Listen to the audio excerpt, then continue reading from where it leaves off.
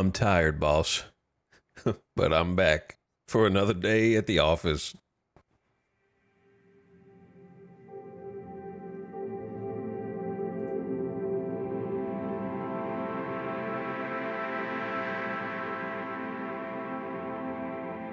Welcome back. We're live. And it's time to start a new colony. Hopefully one that is alive. Welcome, welcome, welcome. Thank you for the beginning of stream subs. What's up, Sparks, for the sub from 4 hours before the stream even began. And Valkyrie also for gifting a sub to Crimson King. Much appreciated.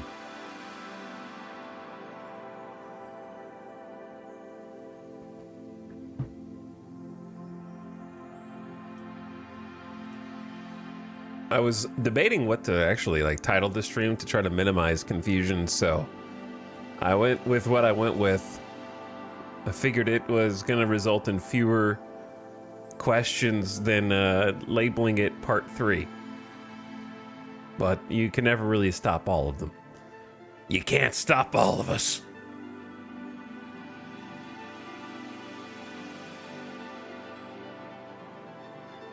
Especially given that I'm planning on starting on the same tile with the same ideology, which would be...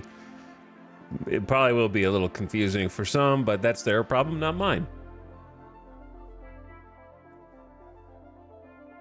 I gotta admit, I am not looking forward to starting a new colony. I am really tired. But I'm here. I'm here. I'm gonna do it. The reason is because... Where's my camera? Camera? Hello?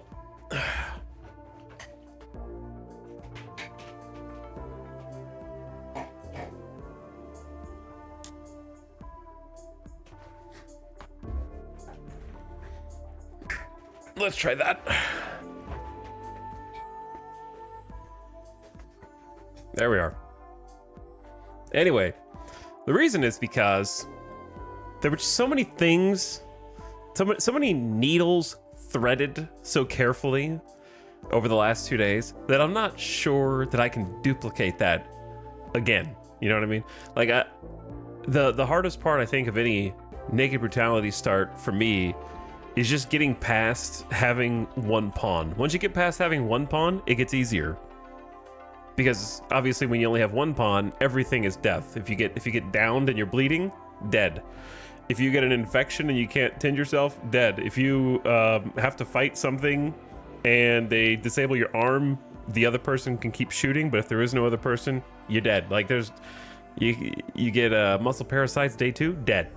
There's so many easy, dumb ways to die when you just have just the first pawn. So navigating that and getting out of it is tough, and I don't want to go back to that part, but I'm going to.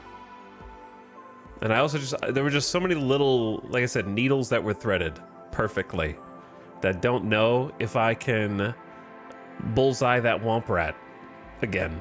You know, I don't know if I can get that proton torpedo with using the force directly into the Death Star's weak tube.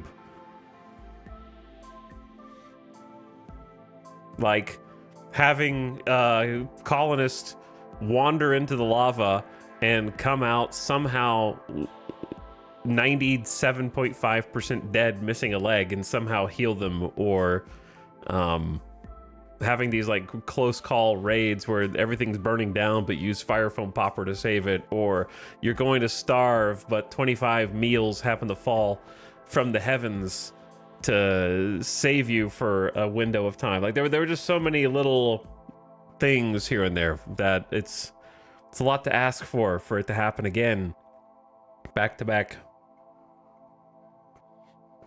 But we'll see what happens. We will see.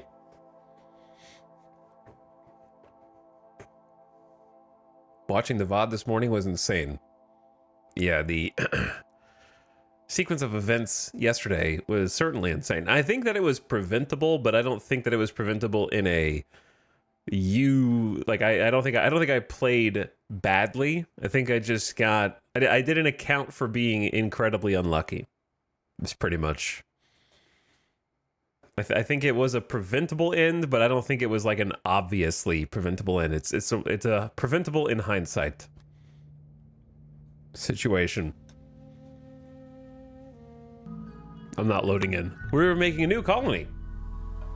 So let's get started. 10 minutes in. I'm gonna stick with the same ideology and stick with the same general theme and see what happens.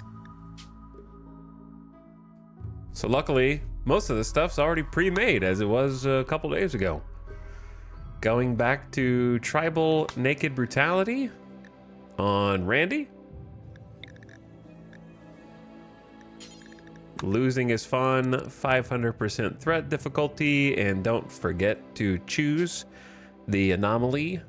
Like, we're gonna go ambient at 8% again.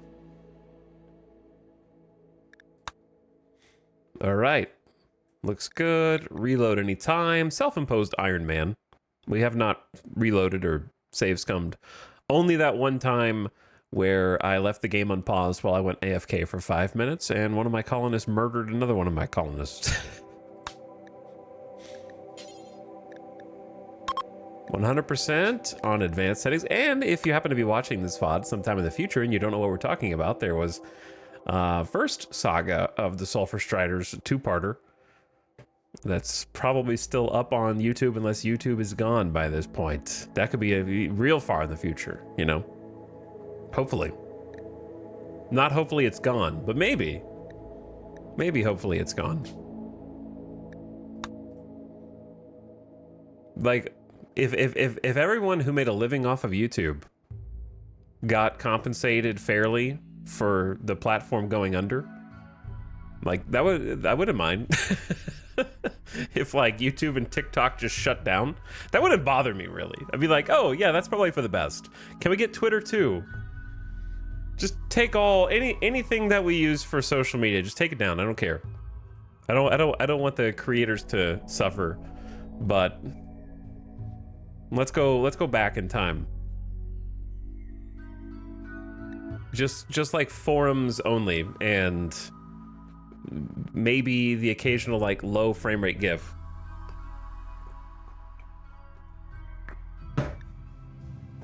I need a quote or obscure name from the Lord of the Rings trilogy movies.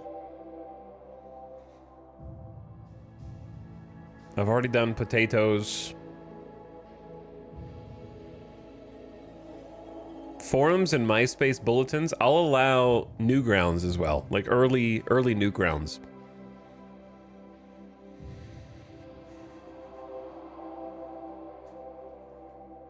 And my ex. That's not okay. Sure. Have we done this seed before? The prancing pony. That'd be a good one too.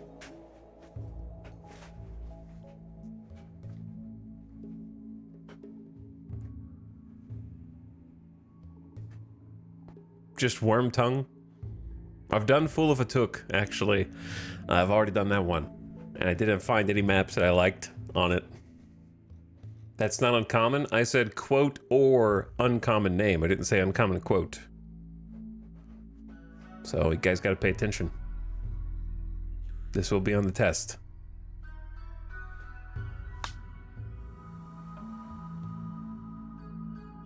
Interesting map, Jen. Big horizontal crossing from the endless busto. Like, I like that the land shapes it fully around it, and the endless busto just leaks out into the Robrai Sacha expanse. With some cool islands. We got Australia down here. Some big lake formations. Pretty cool map, Jen. Probably don't want to settle on Pollution Island, but this is going to be the hard part. Just finding a map tile that fits the specifications here. One specification is it needs to be remote from other settlements, so like not here. That is not a volcano tile. I did enjoy the cold challenge aspect of the previous colony.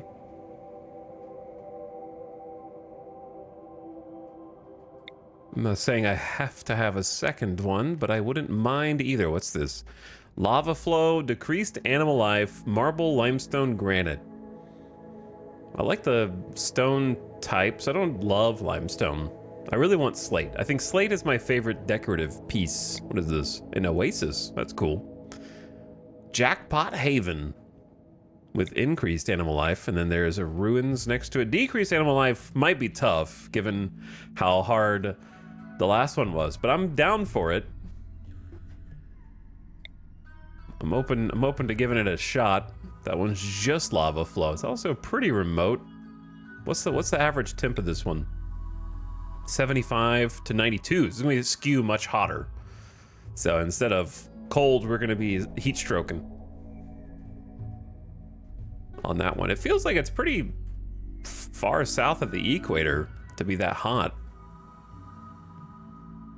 Do different planet gens have different temperature bounds geographically? I guess I've never compared two like planets together. Two different RimWorlds.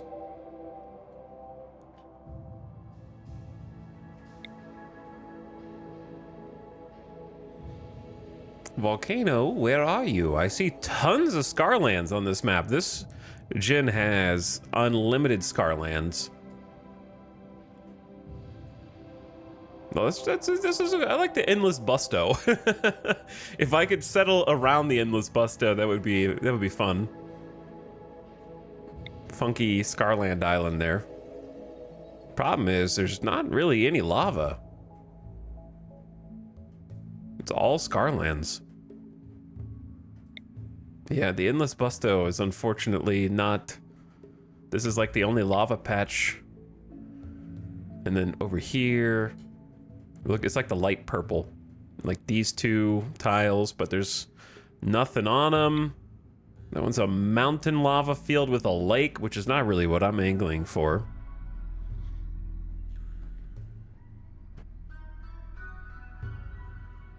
Okay, let's look at the north end though. I think that's heavy pollution. Lava flow, high geothermal activity, decreased animal life, and obsidian deposits. Marble and granite, small hills. It's just too close. Like, we're gonna get all the quests leading us to pollution. That is the only upside about doing a new map. Is the last map we did was like this one, where it's just a ton of this impassable mountain range. And then we would get missions on the other side of the mountain range that were just impossible to complete. So if I could settle one that is a little bit more accessible to the tiles around it, that would be good. So we could do missions, but they seem like mostly to be buddied up next to these impassable mountain ranges. It seems almost like a generation queue. Lava flow and obsidian, slate, marble, sandstone. See, I actually really like that setup. I like the slate, marble, sandstone. Lava flow and obsidian deposits is fun. It's a little too close to the other places, but it's just sandwiched in between two impassable mountains. So we wouldn't be able to ever caravan unless we just went down here to the road, and then you get on a little dirt road. But anything that way would be tragic. You'd have to go like around, well, you'd go around here and then over. I'll think about it. Let's see, where is this? The Crudor Ocean, northeast. Valley caves with drug stockpiles. Mountain caves, lava lake, and compact plasteel rich. Interesting. What's the temp of the one I was just looking at? Very cold. 46 average to 71.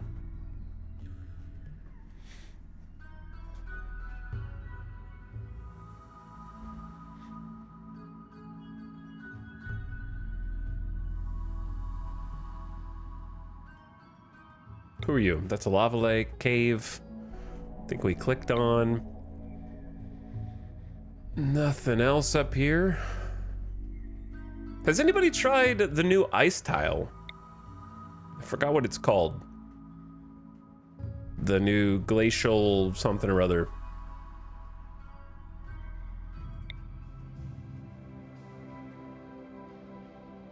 Glacial plains. What is this? Nothing? Sorry if I move the map around very erratically. I've gotten good at finding the specific map tiles I'm looking for.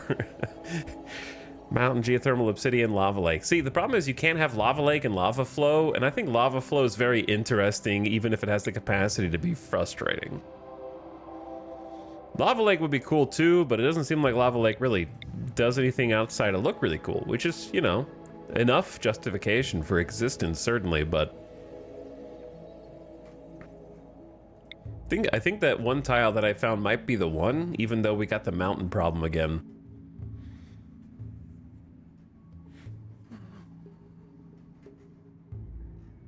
Unless I want to gin other maps, which I don't really want to if I can help it.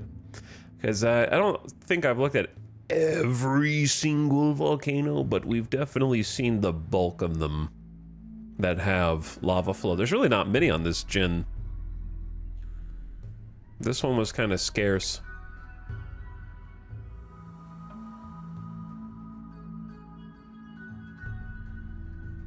That's the pollution one. Okay, so the one that I was looking at, not that one, that's the lake. The one that I was looking at was up here. Yeah, this one. I can't really see too much going on from the preview, but it looks like there is at least a hill in the middle of the map.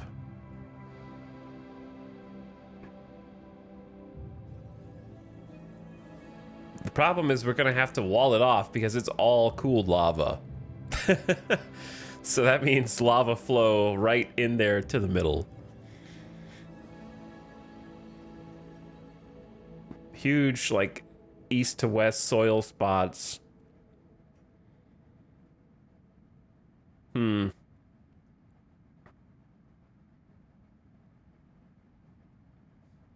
Trying to think if, what is this? Rough sandstone. It's also impossible to see where ruins are with this preview. It's just showing us map terrain stuff. This tile actually has 5 more days of grow season than the previous tile. I'm not sure if the average temps are slightly higher. It has 50% forgeability with agave. Is that less? I think it was wasn't it 100% on the last one? Maybe, I don't remember. Let's just go with this one. Lava flow, obsidian deposits. Red shell, volcanic flow.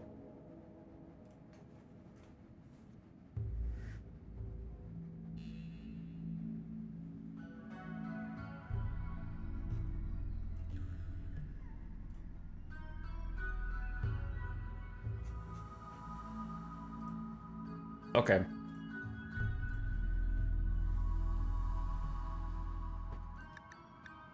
I say it's not an ideal tile, but we're not going to find an ideal.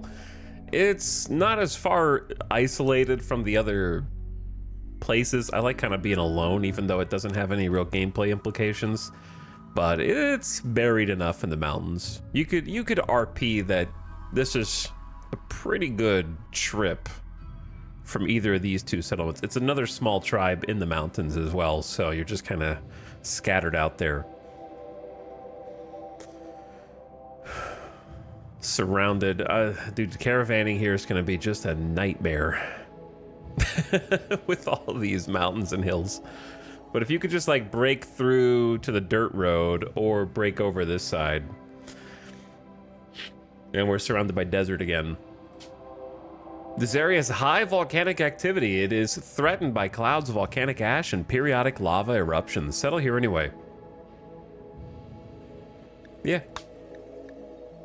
Create custom fluid ideology with Abstract theist. The gods do not have physical the gods do not have physical form, but are everywhere at once. They know all and can do anything. Their will defines the moral structure of the universe. Collectivists. The Sulfurstriders, which we'll give a little recap of since we're starting over. The Sulfurstriders came from long ago. Before the land was shaped, a tribe emerged from the trembling earth where molten fire met churning waters.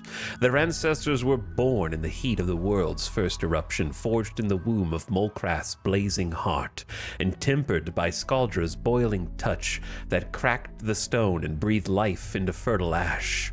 From the swirling mists that rose, the people drew their breath, carrying the wild and shifting spirit of Blorch, the gassy one, whose restless gases gave them voices that echoed like the rumbling earth itself. Bound to the volatile forces that birthed them, these people grew strong and enduring, their identity forever intertwined with the fire, steam, and breath that first gave them life. Organ use is totally abhorrent. Medical-only drug use, child labor encouraged, and then kind of your typical, we got execution respected if guilty, which we actually did take advantage of last time. Abhorrent cannibalism. The work drive bonus, if we should ever get it, from being collectivist, and then everything else is pretty bog standard. Our leader is the Steam Speaker. Our mole guide is the Blorchwind Oracle. We have a funeral rite through the fire and flames, which we didn't get to do last time, though we had an opportunity. The Sizzle Spot Ritual Building, Kneel Pillows, and we seek the Blorch Vault and the Smoke-Wept Tier. We highly regard Neolithic weaponry such as bows, spears, and knives and clubs, and revile the noble weapons. Oh, sorry, the Ultratech weapons. I was thinking noble as in like high society, but Ultratech would make more sense because Neolithic is noble to us is what I mean. We like visage masks. We'll try to make some more of those if we actually can get some proper colonists who have this ideology. But there it is. And now it's time. I forgot what I changed on this besides has Pyromaniac. So one of the things we have to do is roll a Pyromaniac main character, which can take anywhere from a few hundred rolls to tens of thousands, depending on how hard it is to find a Pyromaniac who also has the baseline stats that I require.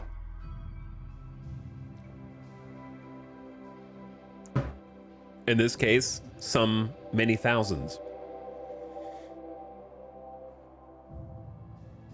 What's up, C. Jacobs? Welcome to the stream. Also, thank you, Raytai, for 31 months. I appreciate the sub. What's up, Raytai? Pure Lizard Milk says, I just dropped out of my PhD program and on the job hunt. Wish me luck. Yo, good luck. Best of luck, and I hope it is a brief one for you. Artery blockage minor. Roll it again. So what you're saying is that you used a Prime subscription. That's okay. If you used a regular subscription, I might have scolded you a bit. This is an interesting kind of OP pawn. Melee, construction, cooking, and plants, but is incapable of social, which is a shame.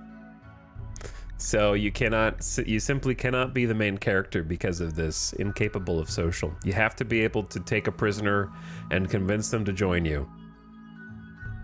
So perhaps we will come across Branya, Orange Branya the Framer in the future.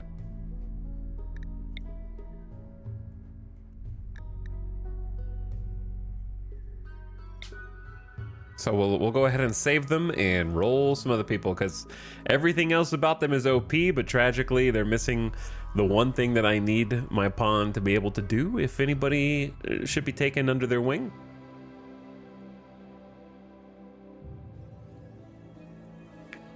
Infinite prison sentence because they'll never be able to say like, hey, you want to join us? We could just bring them food indefinitely and that's it.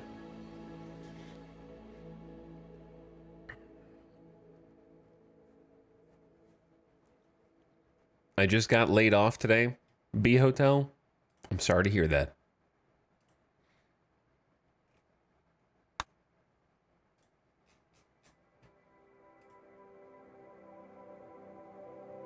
It's no fun. Another incapable of social. Chemical interest and fast learner. For now, you will have to find solace in the Channel Point chat mines. Along with everybody else. It's an okay pawn, but I'm just going to reroll. I'm tired of getting all these incapable of social.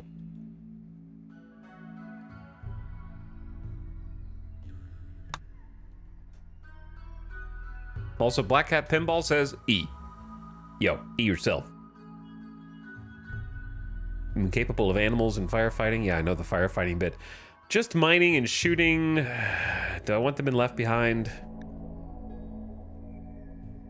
They're okay. It's not anything worth celebrating. 2 pyros in a row. Wow, that's crazy.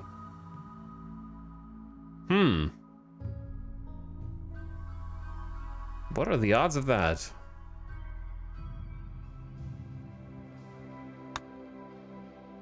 Oh my goodness, a third one. This is a pretty good pawn, but they're 56. Melee, construction, mining, cooking, and medical. They have some similarities to the other pawn.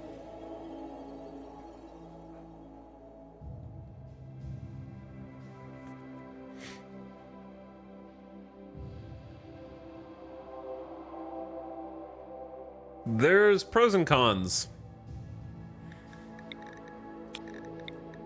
More cons than pros for a main character, but someone to just throw into the pile. I think if we don't have more than 2 shooting skill, we probably lose. Because we won't be able to do any hunting. We're getting a lot of melee though.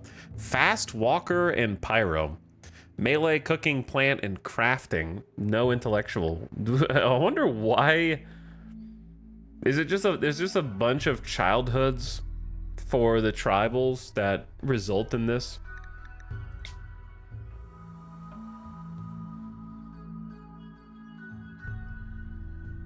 Seems like a backstory thing. So somehow it just keeps procking.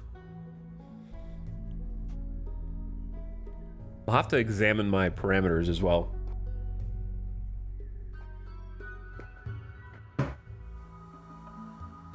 Borshi also, thank you for the 48 months. What up?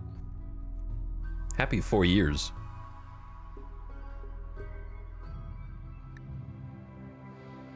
And thanks for subbing again. Another cool pawn, but just not a main character.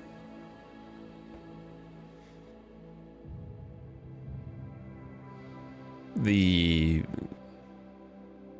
cards are not stacked properly. 60 years old is tough. Missing, like, you don't have to have all of the things, but missing both a medical and a social and a construction in the same pawn is not really main character energy, in my opinion.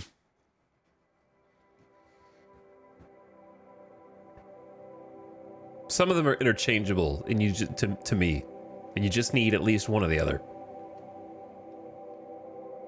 But would love to run into that pawn at random. Like, I feel like I need either like a potential for a high social or high medical, not necessarily both.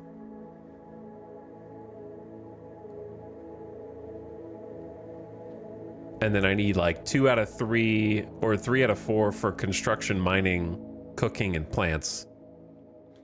Or at least like 2 out of 4.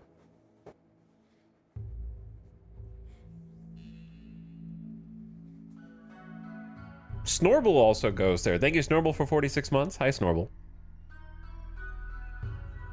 And Yiggity, welcome back. Thanks for sharing the Prime. C. Jacobs, also with the sub, says thank you for years of space-based war crimes. I'm not committing any war crimes, because we're not at war. Just regular crimes.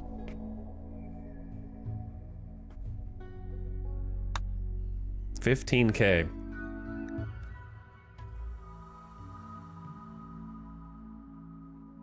Incapable of mining is tough. The high shooting with plants and medical is good. Not for a main character, but like, I'm just gonna chuck him back there.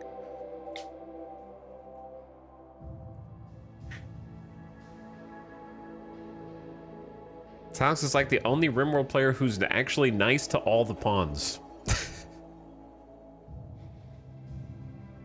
I try to be. Sometimes we have to eat them, but it's not my first choice. Lazy and abrasive? See ya. I only eat them if we have to.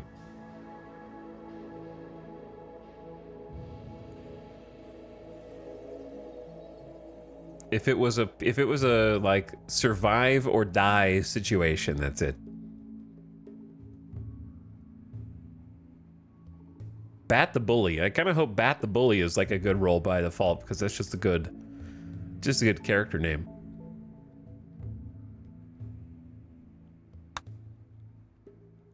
Slow learner and incapable of violence.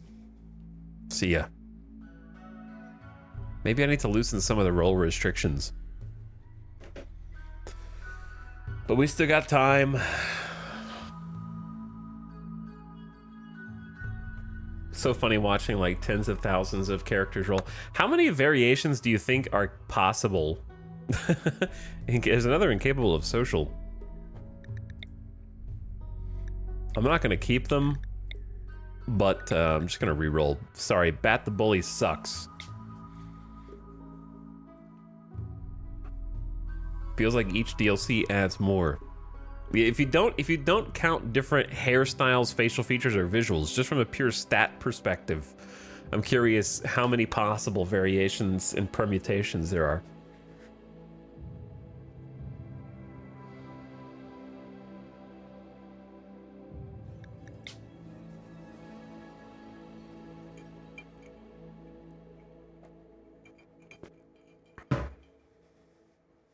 But there's no telling if this run's going to be any different, or if it's... My expectation is that it's going to be shorter. I remember when we first started with the Odyssey DLC and having to like play, get Gutworms on day 2, start over. That's my expectation. If we make it past that, I'll be happy. But first, I need a main character. I'm not sure if my stat choices are the thing that's limiting, or the Pyromaniac combo. Or both. Underground or Pyro. Shooting, 33 years old. Medical. They just don't have that many passions, like nothing for plants or mining. So it's like, it's a decent pawn. But like double fireball passion cooking doesn't carry the colony. And Undergrounder is honestly just going to be a mood debuff.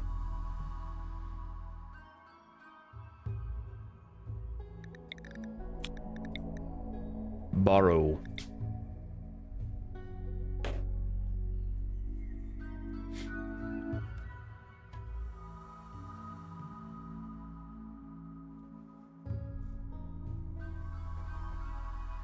I have Prepare Moderately is just a mod that lets me set parameters where it just keeps rolling until it's not creating RimWorld pawns that cannot exist. It's just rolling RimWorld pawns until one does exist that fits whatever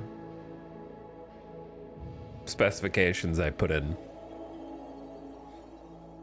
Beautiful Nervous Pyromania. So in this case, I need to change it a little bit.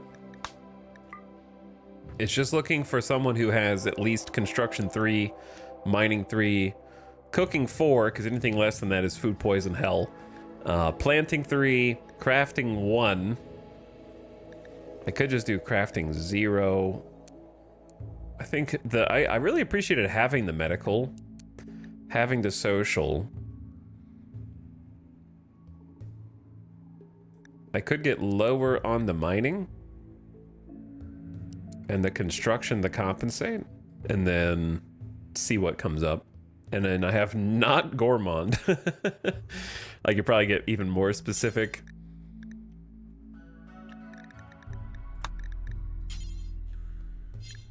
Not slowpoke. Not slow learner.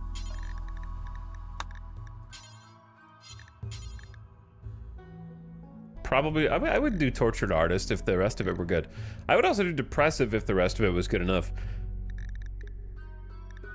Not recluse, for sure.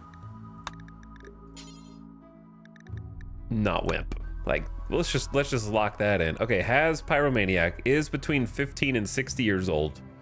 I think that's a pretty big range. And they either have shooting or melee at a 5, but I'm gonna lower that to a 4, so it's a little bit more forgiving.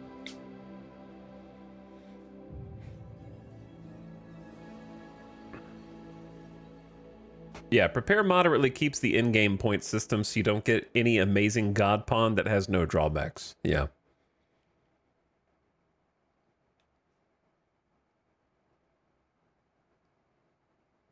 Prepare carefully is the one for when you want to cheat. It's okay to cheat. It's a single player game. You play how you want.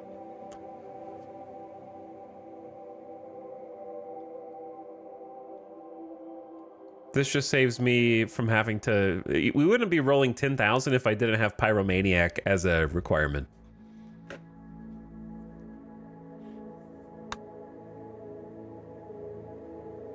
Hard worker, Pyro. The art doesn't do anything. You mean I could start the game with an all 20 stat pawn with recon armor? Prepare carefully would be good if you wanted to do a specific RP start for your characters.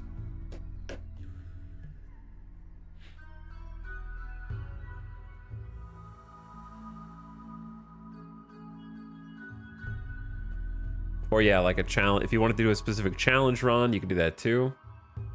Streamer hates artists.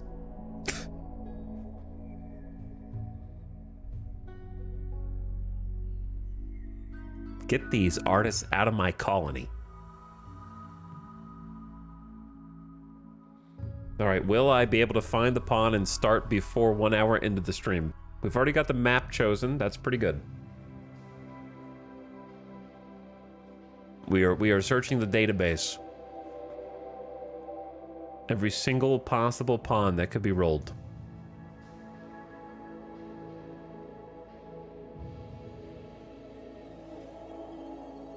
I did Ripley from Alien Crash Landing with her cat.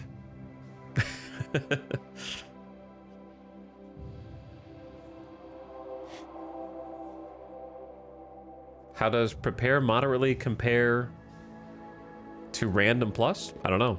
I don't know what random plus is.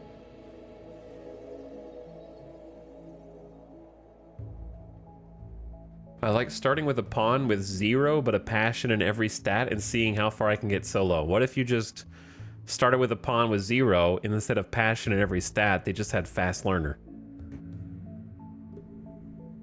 It's almost the same thing. But it'd probably be easier to set up. Yeah, you can do fast learner plus very neurotic. That was the longest roll yet. 50 years old, high melee, no construction, little mining, good cooking, good planting, no animals, good crafting, no art, baseline medical, double fireball social. They've got main character energy, but the construction and the mining is going to be tough. And the no shooting. The 0 shooting is going to be tough.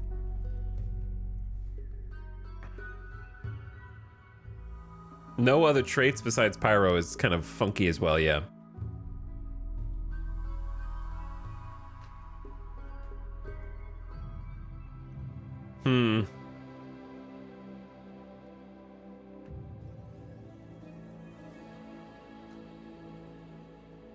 Maybe.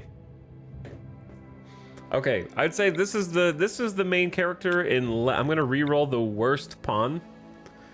This is the best pawn, but they just have no social.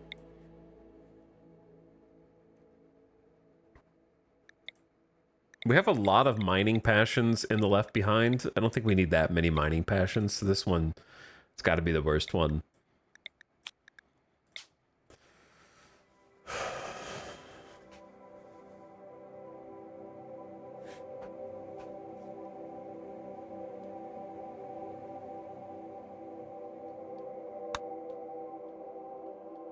I wish it would randomize xenotype. Nah, I don't want random xenotypes. I just want a baseliner. Tortured Artist Pyro. Yeah, I don't... You can do any non-archive, but I don't want to do any. No social. Melee, construction, cooking, crafting, art. This is a good pawn still. I don't know why. How many of these are incapable of social? 1, 2. I don't want more than 2. So one of the other ones that are incapable of social gotta go. Probably the cooking plant guy.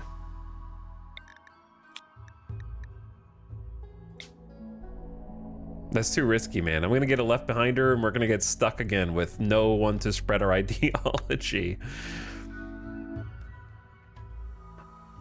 Interesting. Very interesting.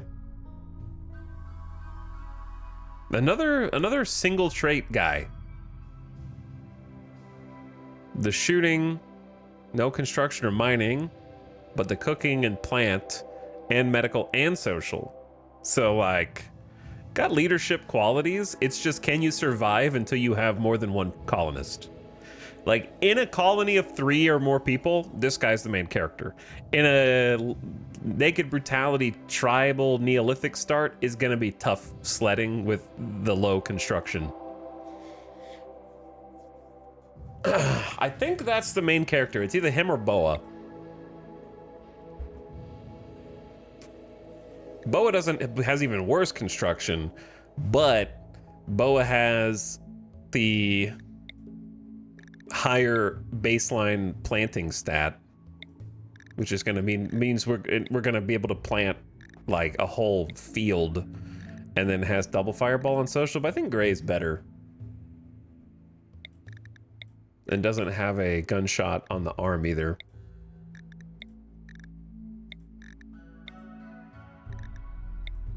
But I don't... They're really similar, actually. I don't know if I should re-roll one or just leave Boa, because he'd be a good moral guide anyway. I think there's a reasonable mix of different types. We got art in there. We got construction. We got mining. We got melee. We got shooting. They're all pyromaniacs. Not really interesting traits, though. It's just pyromaniac. Once again, I wish that somehow, in rare circumstances, they could develop or change traits. I think that would take RimWorld to another level through things that happen in the game. Being able to, like, I think it would frustrate people when they lose a really positive trait or gain a really negative one, but I do think that it would be very, very cool to have the possibility for dynamic traits occasionally. Like, it'd have to be pretty rare.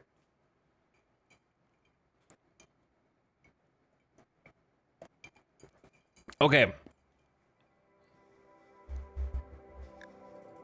Gray, we're gonna go with your last name as your nickname. Colo. Because I don't want to call you Gray for the entire time.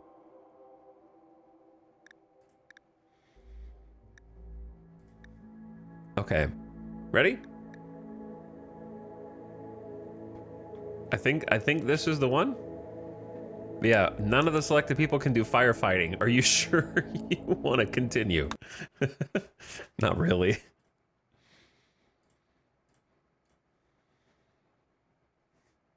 I'm not really sure. but I'm gonna do it anyway.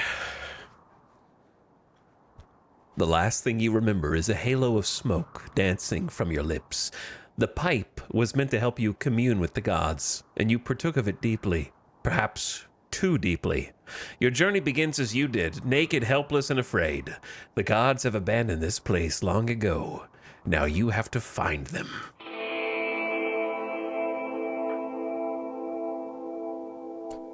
Kolo looking kind of like a Viking guy.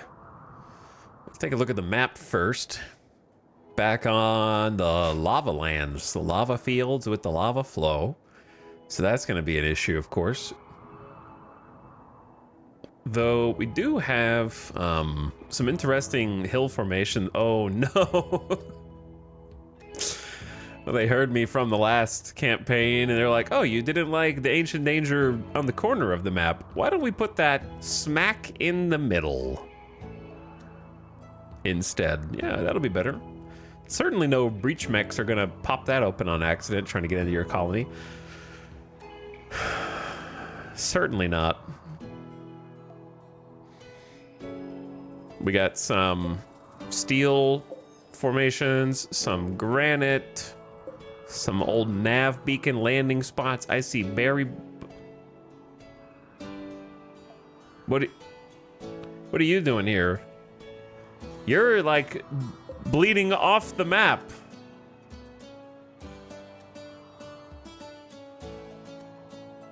You're not supposed to be here, man. I don't want any rare spawns. Pain in the ass. We got granite. I did pick 275, right?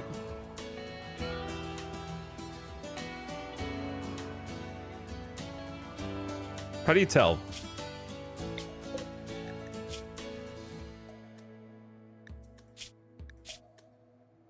Does this say anywhere on info?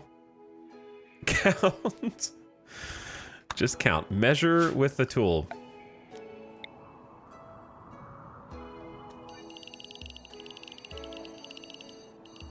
Yeah, that's 275.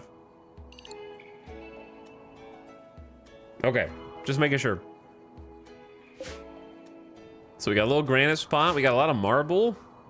Yo, this is huge. We could live here.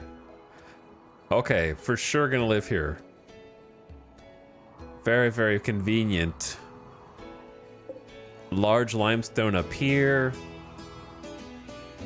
Some little steel buildings that if we don't deconstruct, lava happily will do it for us.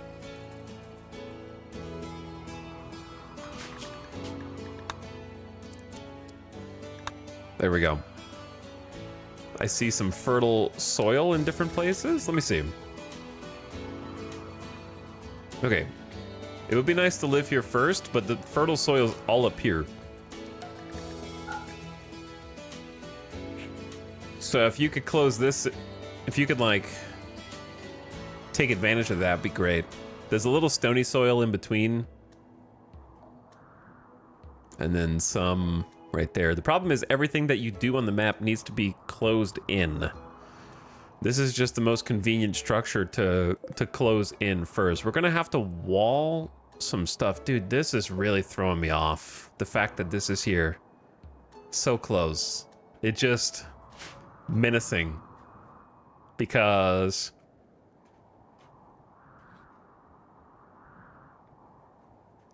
this whole feng shui of the map is kind of messed up. Because it seems like the best place to wall in is kind of like use this as a big wall and kind of box yourself in here. And then farm like here and here. We had really good natural formations last time. It seems even better to have, I don't know, everything that I want to do is too close to one of the edges of the map. We're just going to get attacked from that side.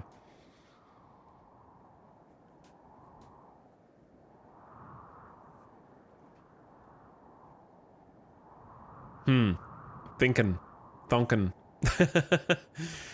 I'm thinking. Because we have another problem, which is we might think that we're settling inside of a nice, oh, we could just plant some crops here. But then if the lava flow comes in and happens to cover that area up, it's going to leave cooled lava behind. And we're not going to be able to plant there anymore. So that could create problems, depending on how the lava flows, unless we block it off. What are ancient dangers? I want you to use context clues to guess. Whatever you think is an ancient danger, that's what it is.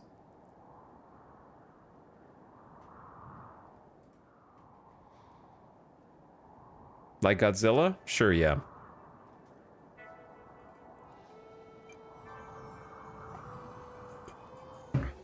Dangers that are ancient. Correct. See, what I'm thinking of now is I'm gonna need to pull up all of this ground right here to be able to plant.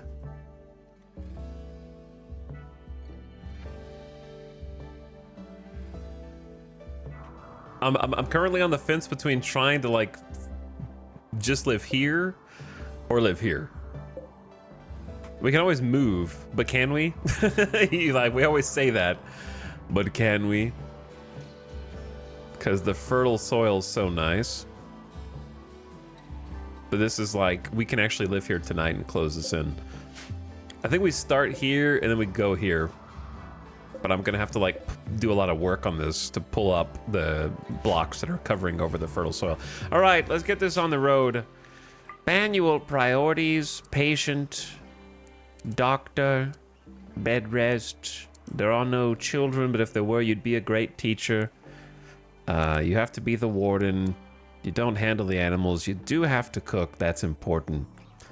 And we have to build, and we have to grow the crops. And you will have to hunt, and you will have to mine. Someone else will have to craft. You will have to haul and clean. Someone else can do research. We're going to start you with a full workload. Day 1 colo. Initial problems are finding food and making sure you have a place to sleep that is safe. There are a lot of animals on this map, but that's going to change as the temperature changes. There's not a long grow period on this map, and it is 37 degrees Fahrenheit on the 7th of spring. So clothing is going to be a problem. Trees and making sure that we have a fire to stay warm is going to be a problem. It's going to be a very, very challenging winter, just like it was before, and I'd like to try to be more prepared this time. So let's check maybe berry bushes. There are like 31 berry bushes on the map. Okay, agave. Currently there's like 55 agave of differing levels of readiness for harvesting. Okay, step 1. This is slate, that's marble, that's limestone. We're gonna have all different kinds of stone materials. And there's a cougar down there. I hope you don't hunt me on day 1, that'd be embarrassing. How hungry is Colo? All right, I'm gonna have to try hard. I'm gonna have to be sweaty this time if I wanna survive. So I will try to be sweaty. Let's start over here. Deconstructing a little bit of granite.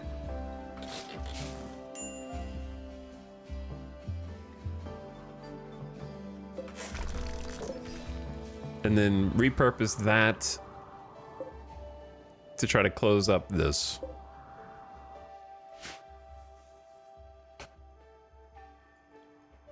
Hey, I unpaused before an hour into the stream. That means it was a fast character creator. And stream intro. That's quick by our standards. But I gotta take this all seriously because I don't want to get stuck in going back to map selection over and over and over and over again.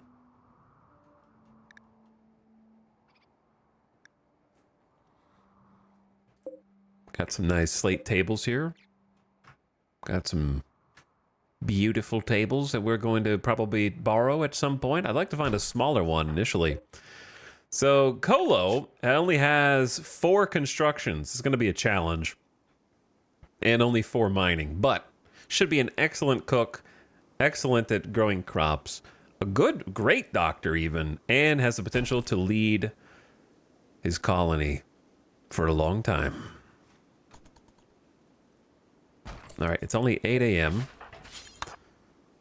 We have 19 blocks. We are going to need to do a few things. Let's claim all that.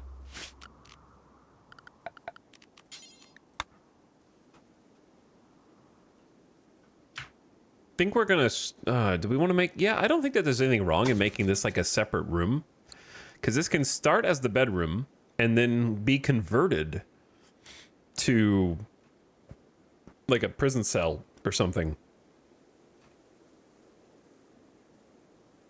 This is gonna be pretty narrow just like it was before, because I think there's too many doors. There are for sure too many doors.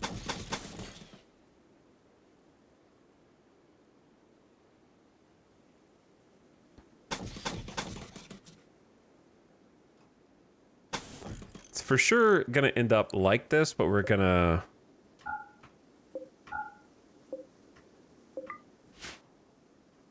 just kind of like get started here slowly, a little bit at a time. How many spaces is that? 1, 2, 3? Yeah, these are all really tiny.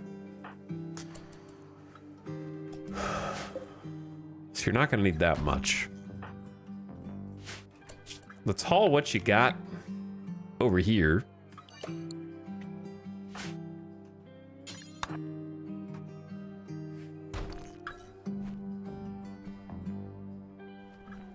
$24, that's enough for almost 5. We got a couple berry bushes right next to us. That'll be breakfast.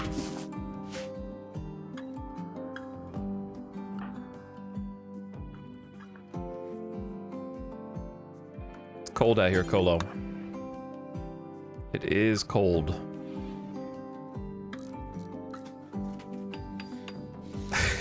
This building is twice as big as the last colony. We could fit at least 12 pawns in here.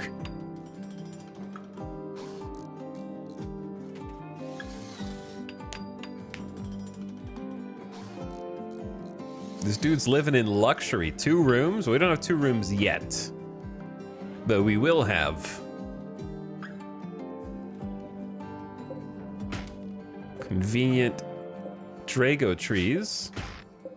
Ready for a little harvest. I'm gonna try and let them grow. And I also don't want animals to eat my berries.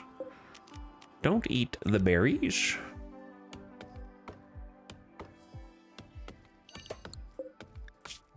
I'm gonna make a stockpile here. Hold on. But I'm gonna block blocks. No blocks allowed. Block steel, plasteel, and raw resources and things like that. Okay, don't let the animals feast on the berries that you fought for. It's not really where I wanted them to go. There you go.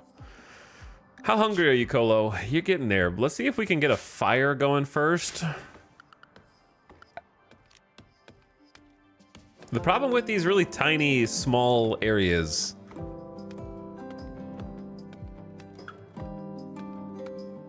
is the heat.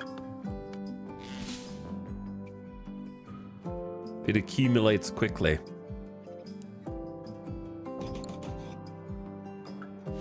Where'd you go? Oh, you're just picking the berries. Okay, do that. Then build us a campfire.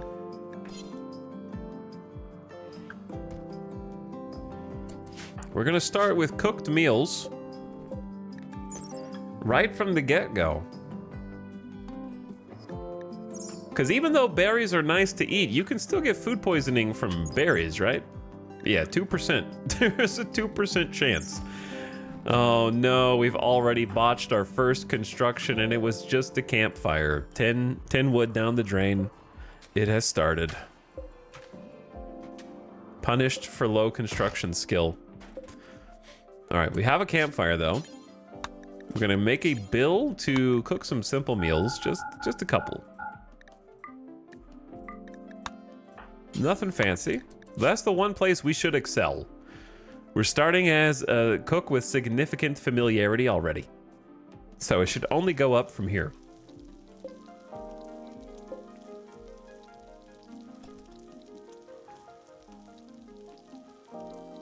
Here's a question that I genuinely don't know the answer to. Does cooking over a campfire consume the fuel faster as does a field stove? I think it should, but I don't actually know.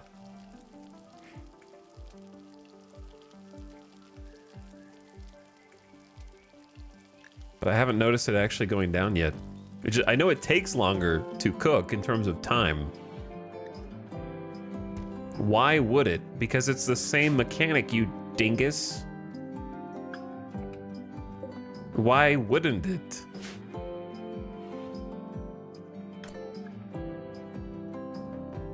Also, the ad is starting. So turn your volume down, ad watchers. It's been 1 hour. Got a little pre-roll. I already snoozed it for 3 minutes to keep or mid-roll to keep the pre-rolls disabled.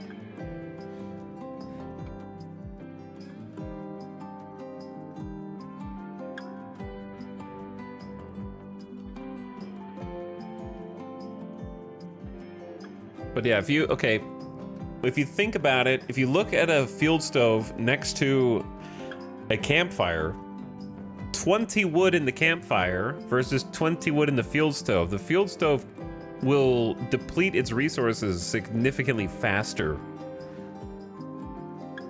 But it is quicker in terms of time. So why does the same amount of wood not last as long in the field stove? You know what I'm saying? When you're cooking the same meal on either place.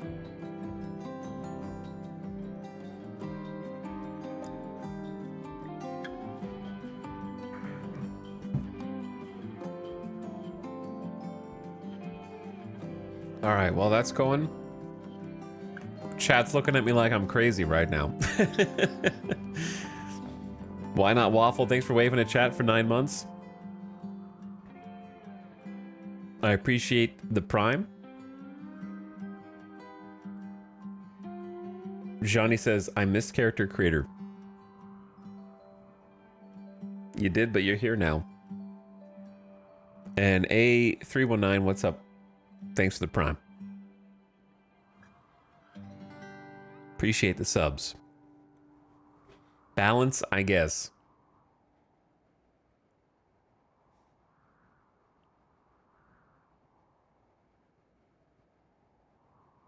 Balance, I guess. I don't know. Let's see.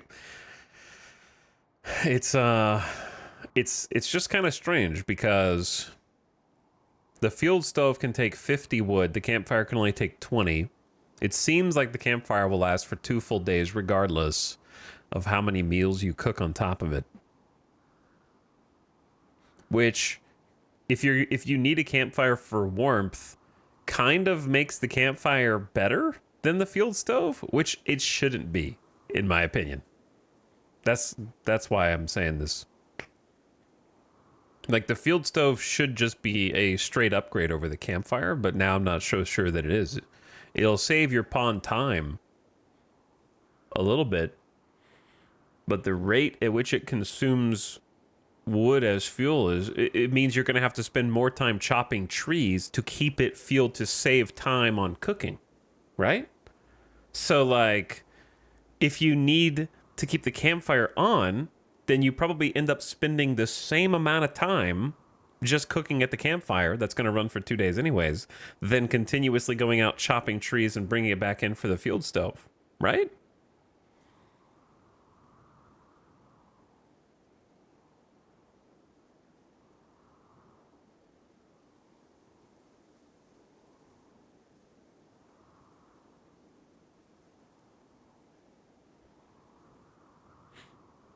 But I think I'm going to experiment with the just not building a field stove.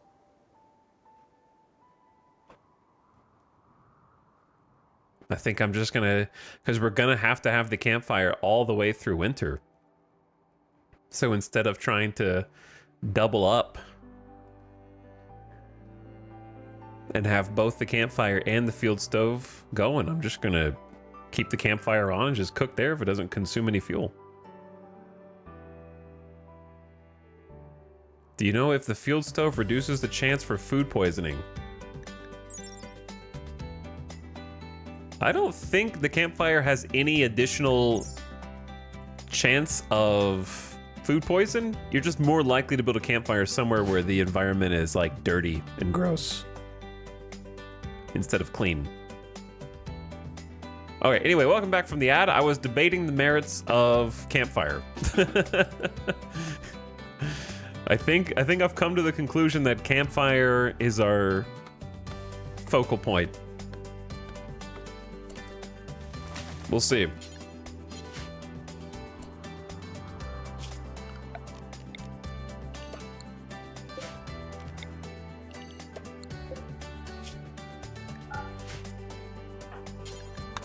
We'll see how it goes.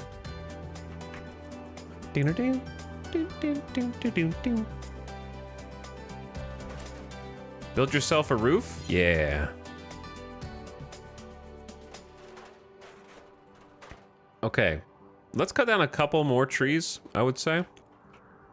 They're gonna go so quickly. We're gonna end up having to go further and further out. That's 93%. That's good enough.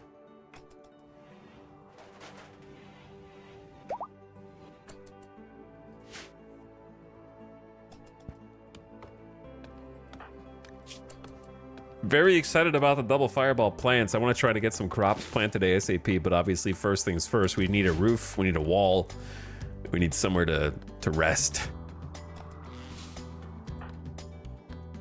And we're going to be able to use wood for a lot of things. Stockpiling it will be a big help as well. Okay, you don't need to repair that right now.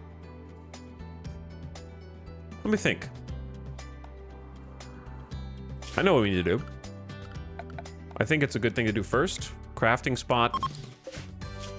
Try and get a little short bow. I don't think you have crafting 5. You got crafting 1. Short bow it is.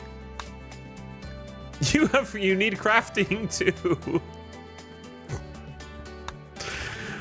Oh yeah, so I did not know you needed crafting 2 to make a short bow.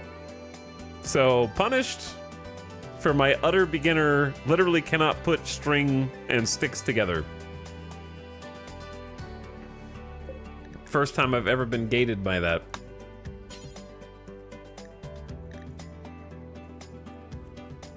I guess club, but I'll need some steel for that.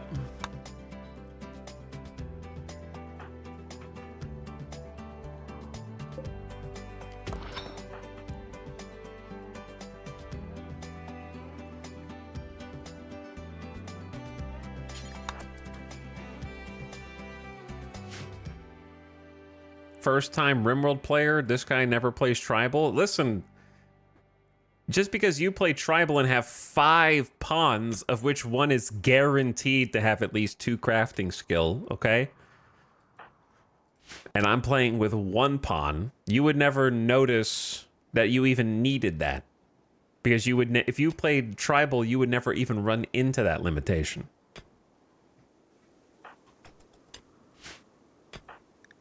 This is the only circumstance in which you would ever even discover it.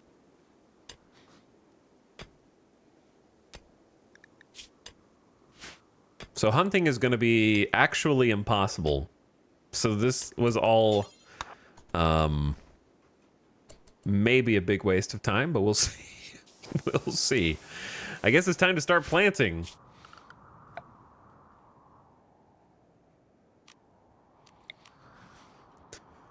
I don't think planting over there is the play.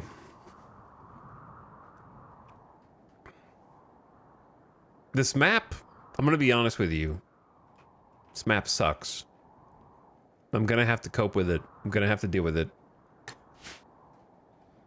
This ancient danger being over here is a huge problem. And then all the grow zones are weighted toward one edge of the map. So that's further east. That's too far north.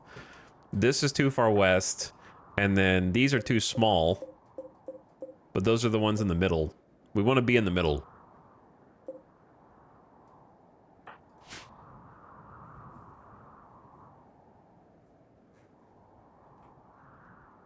And the reason you don't want to be too close to one edge is because if raiders come in and you're 20 feet away from them, surprise, you're dead. You want like a little time for them to go to you. And the middle of our map is all lava land. And then the fertile soil is just like really close to the northern edge. There's a chunk there.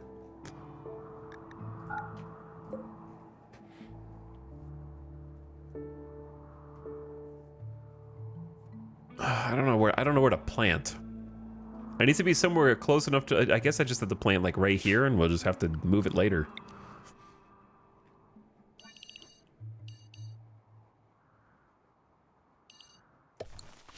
We know they're gonna set fire to it. That's kind of the issue.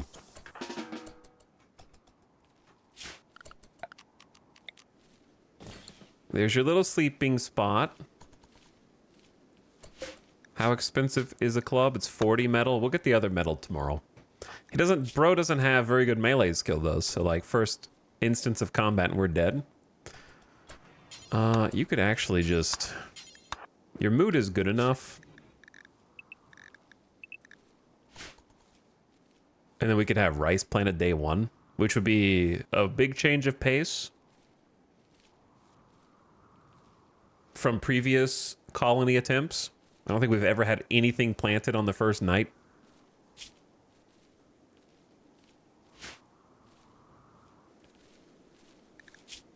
The other thing that Kolo's going to have access to that the other people don't is the ability to plant heal root soon.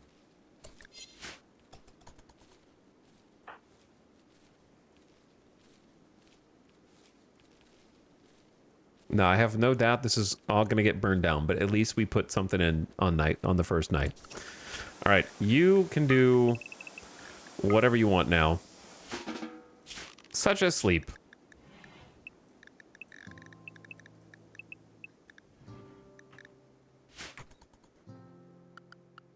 Do I have you waking up at 5 a.m.? Yeah, sure, why not? All right, Kolo. I know it's chilly in here. It's 42 Fahrenheit. The fire's outside, which is not really helping you at all, is it? We can give you a torch, though. Nope, not repair. If you give yourself a light, these will produce a little bit of heat as well. That little bit of heat in such a small area could be helpful. I'll take it at this point. Slept on the ground like an animal. -4. Recreation deprived. I'll get you something. We'll get you a nice hoopstone.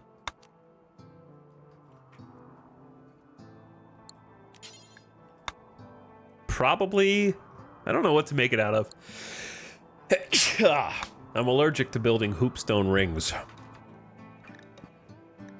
Supposedly there's 214 trees, but not all of those are going to be harvestable. And they'll go faster than you think.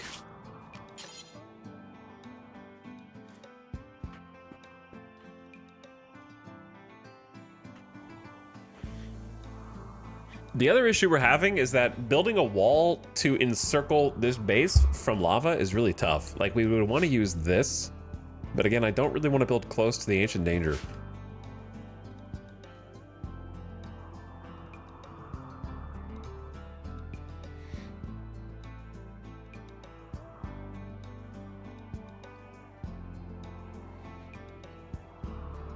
So I don't know.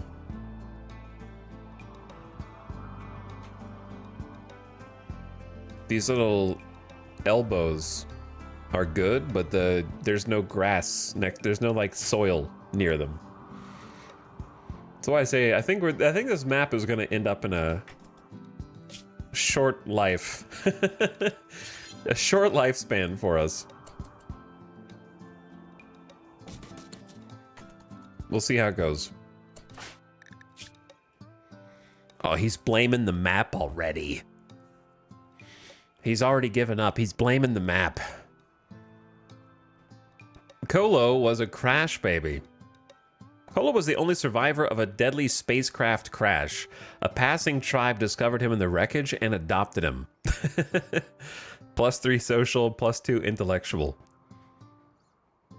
And in adulthood, another healer. After his tribe's elder healer was killed in a raid, Kolo took on the role. Wow, copycat. He spent his days scrounging up herbs and mineral compounds from the nearby area to use in surprisingly effective remedies. Apparently, the Sulfurstriders took all of their village healers and sent them to the volcanoes of the land in order to heal the people around it and the land they live, to be tamed. Much like Lob.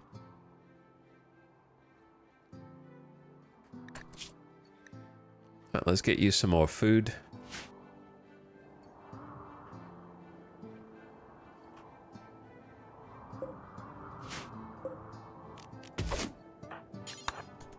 Since you are hungry, what if I told you you need to haul that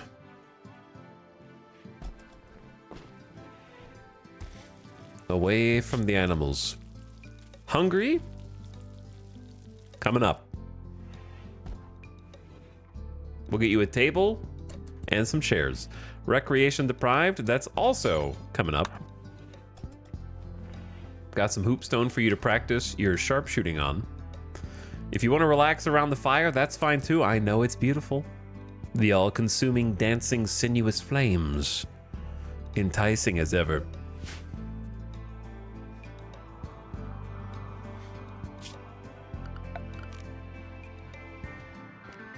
Next plan, I think, is maybe just get as much of this granite as we can. Or the limestone. Either one's fine. Granite would be better for a perimeter wall. If we could save the granite.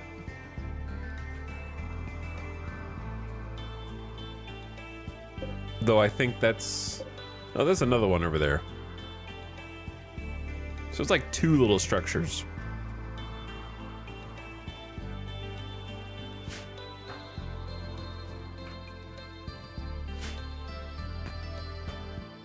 Dang, thought ODYSSEY was a free DLC. Now I'm debating.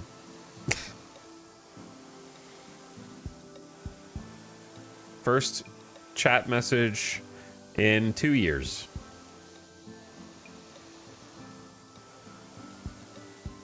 Account created 2012.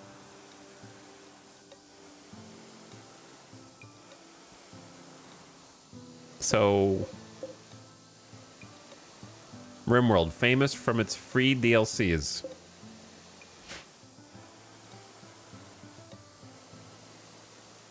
Was the last one from a RimWorld stream too? Yeah, their first chat message ever was in a RimWorld stream, yeah. It's the rare RimWorld only chatter who doesn't know anything about RimWorld. Very rare.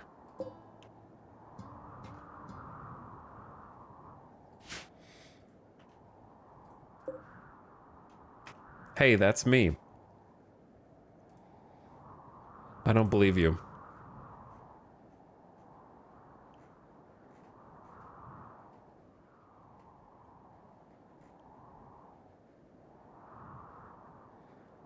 Oofta, I can see you right here chatting during the F1 streams. So don't come in here and lie.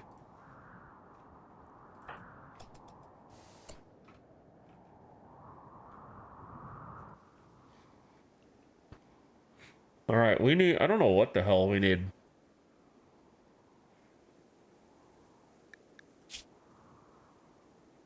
More plants, table, walls. All those things. Let's start with these grand steels. Well, actually, I don't want to make it out of marble.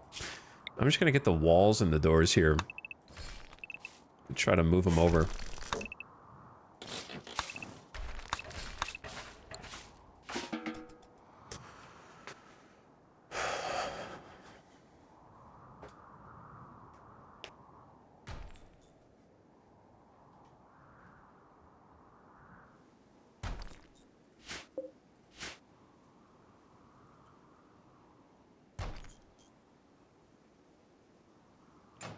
Where's my general interest chatter gang?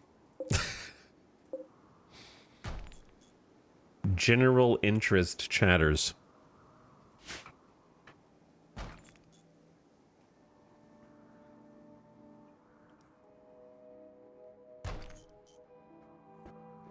I don't know about that.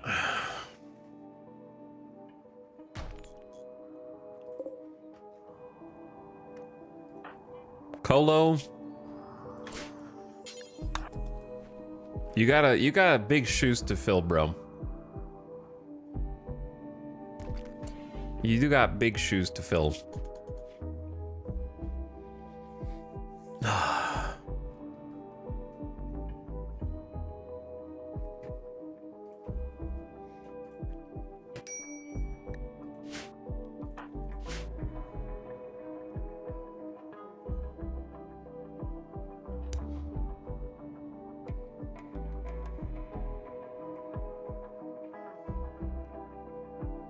I don't know if Colo's got what it takes here. I got my reservations. But I'm gonna try and help you live and see what happens.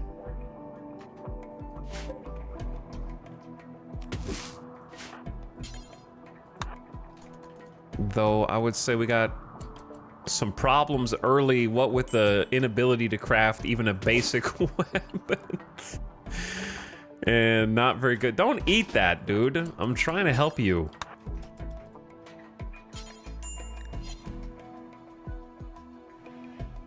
Don't touch those.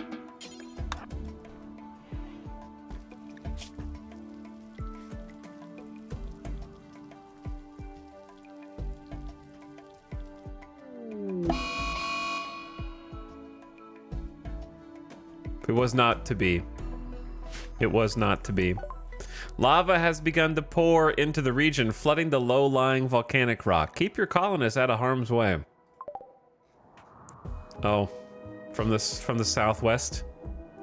Okay, at least it's not the hard west. But I don't know how much I can do. I'm pretty sure it's the second day. Days passed since your arrival, too. Yeah. I see your mistake. You planted rice. That I did.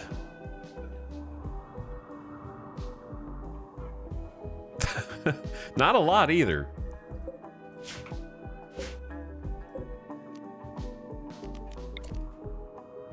There's no shot I can wall this in before like lava gets up here. Oh. I don't know for certain that it's gonna get up here, but it looks pretty certain that it's gonna get up here.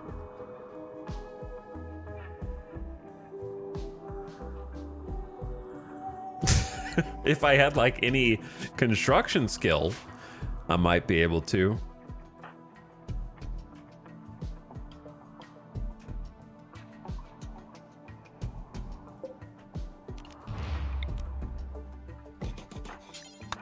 I want to save that table. There's only the three marbles and one slate. Okay.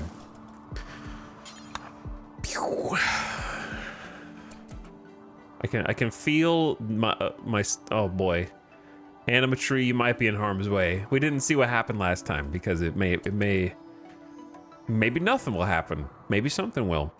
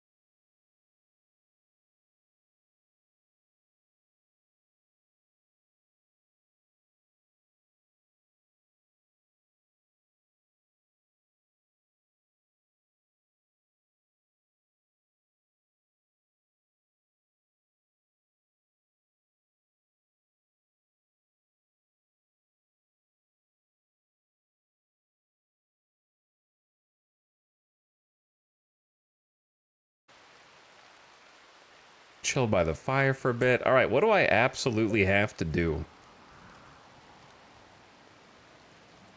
So many things. I'm scared to plant more crops because I feel like the lava's about to just roll up and take them all out.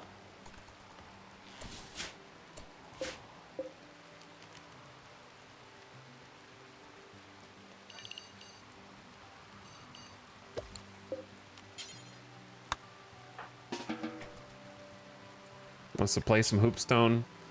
Keep your spirits up a little bit, but we do have to work. Maybe I set an actual work assignment.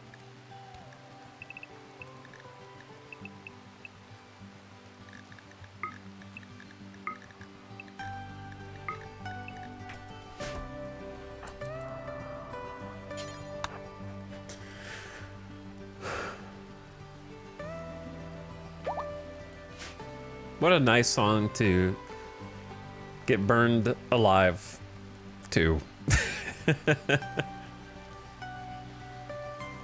Dynamic Boost, thank you for 53 months of sub. Welcome back, appreciate it.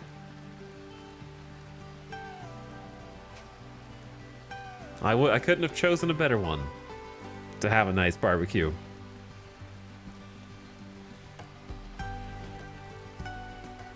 I like how Randy's like, yeah, for my first event, I will flood the map with lava.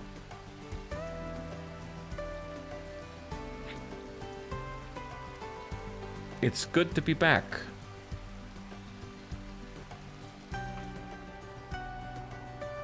Honestly, it could even stop way short of us. I don't know. We'll see pretty soon. It's definitely over halfway. It's like 55% to us.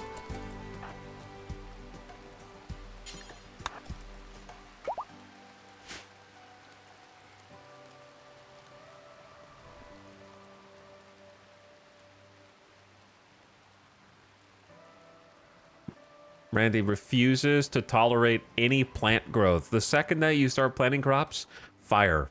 Maybe that's a sign from the gods.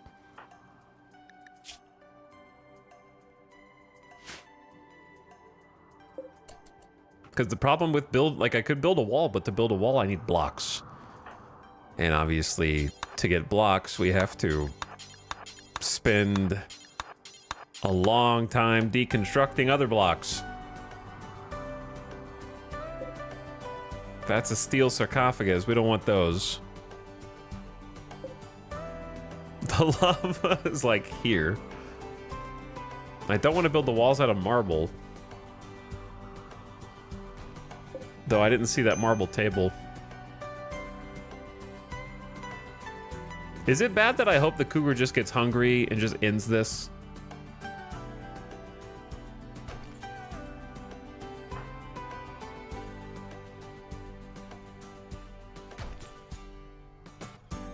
Already? Yes? Well...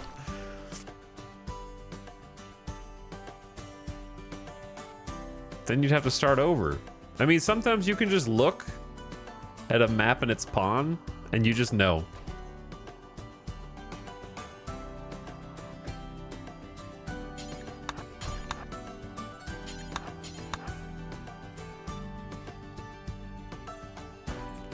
Sometimes you can just see the code.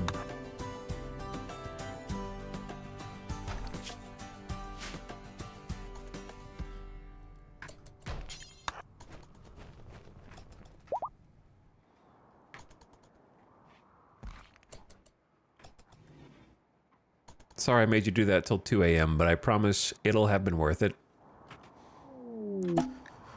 A cave explorer named Vance is crashing in a transport pod nearby. If she survives the impact, she'll be badly wounded. Vance is not affiliated with any faction. You can rescue her and hope she joins freely or capture her for recruitment or slavery purposes. Dead in 8 hours. Stab, stab, crack.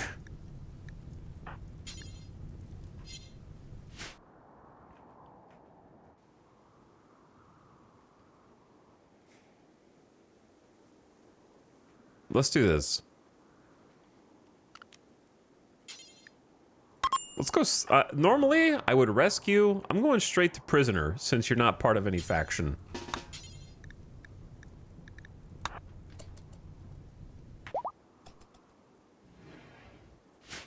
That way I can try to convert someone to my ideology straight away.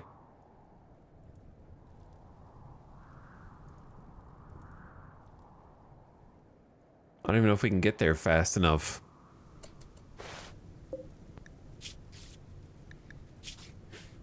Vance is also a pyromaniac. Holy, that's their entire childhood. Blessed. But they're... oh no, it's another waster. Oh, they're already Sulfurstrider. Wait, no, wait, what? We did not have a waster left behind. This is not a left behinder. We had only baseliners. So another pyromaniac turned cave explorer just fell at random?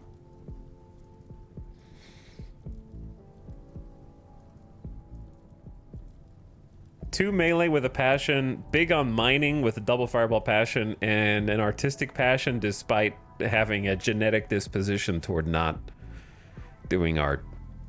And then, of course, Psychite dependency. They will die in 60 days if they don't receive Psychite. Okay, well, here we go again.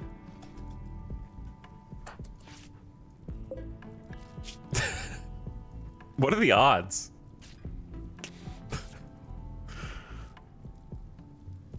What are the odds of all these things? If they don't join me, that would be so weird, right?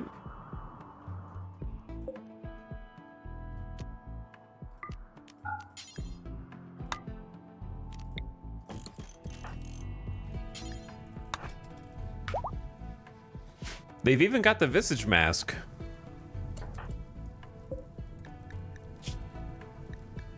And then just a t-shirt and some pants. To be honest with you, just a god-awful pawn. But the mining makes up for it. A little bit. And at least has a combat passion that would have to be trained.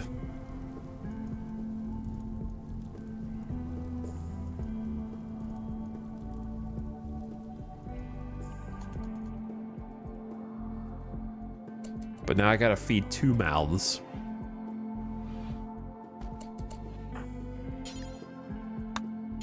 What do you mean consume? Hold on. Cook.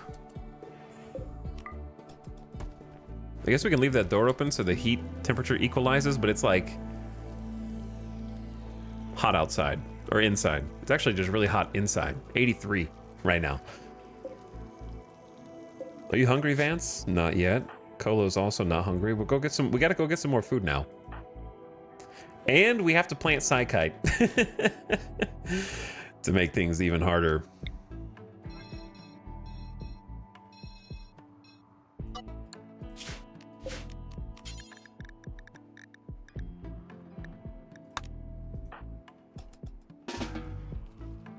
I'm planting Psychite immediately.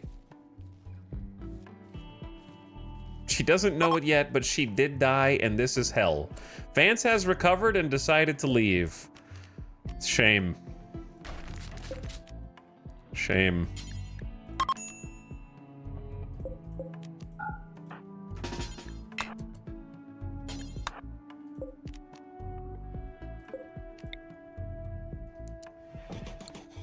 I can't let you do that.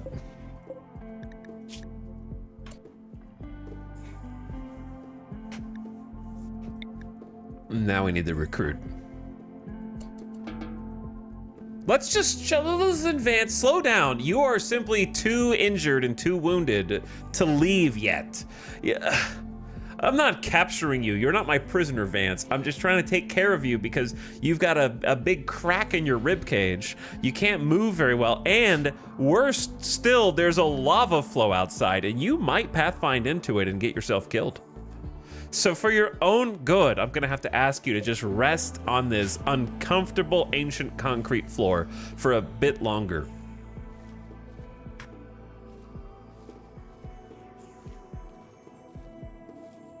Now, while I have your attention, have you thought about starting our own Sulfurstrider community? You see,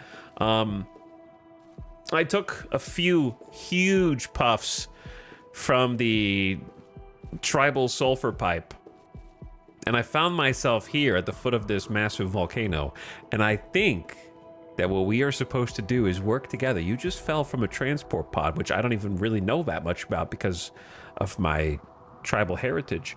But I think that this is, we have the same belief structure, and it can't be anything but serendipity that you found yourself here where I could save you.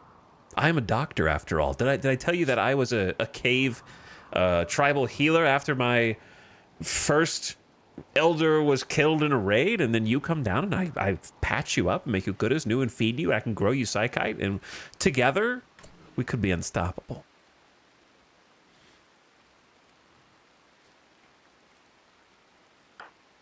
He's just outside saying all that by himself. No, that's the conversation they were just having about describing the community and love.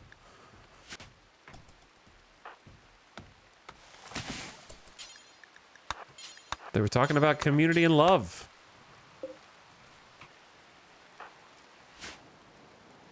All right, I don't know if this is still going or if it stopped. If it stopped, then it stopped. Oh, it went from over here too. It kind of just goes from random directions. We might be fine.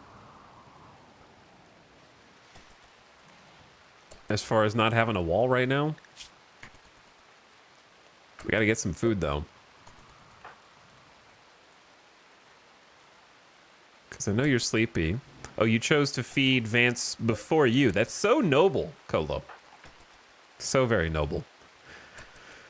See, like, I can help. I can take care of you. Colo described meeting new people to Vance. And an opportunity for Vance to rethink her loyalties. Colo described health to Vance. Yeah, you can't leave yet. You're still very under the weather. Colo asked Vance to join and got down 0.5. Colo actually does have some social skill with a passion, so that's actually going to be really good long term.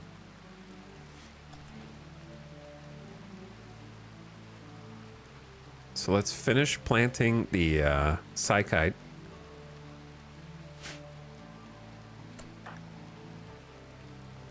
And then we need to get food.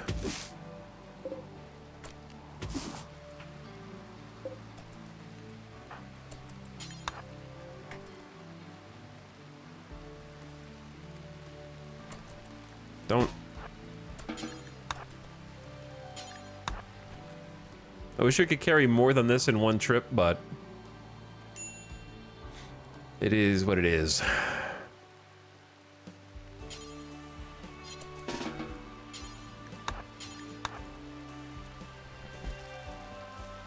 We're doing our best. Now we got another mouth to feed and someone to convert prisoner on day 3. It's now day 4, I guess. Is tough, but at least Colo's a doctor. Oh, that's technically gonna reserve it. Yeah. You can just eat that.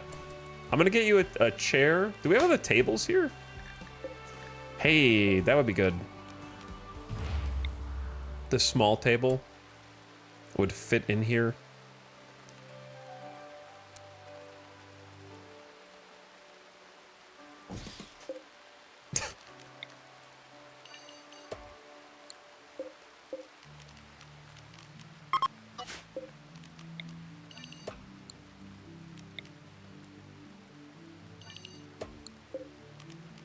Trying to get the stuff that doesn't deteriorate, like blocks, steel, outside.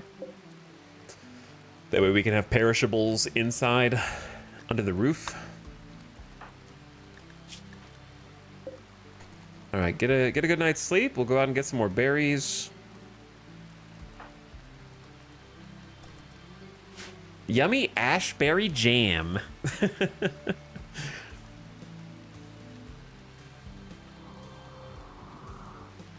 I don't think Vance makes the colony suddenly work. 2 pyromaniacs are scarier than 1.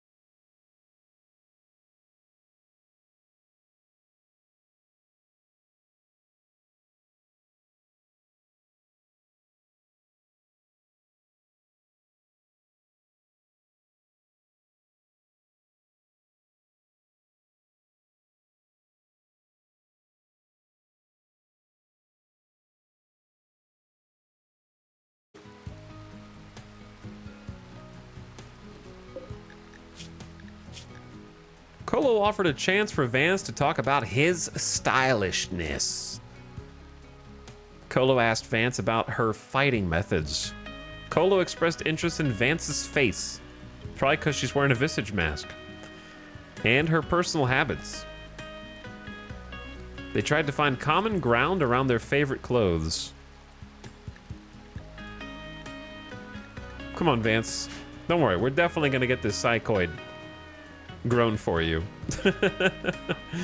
No problem. Get some potatoes now that we got a second mouth to feed.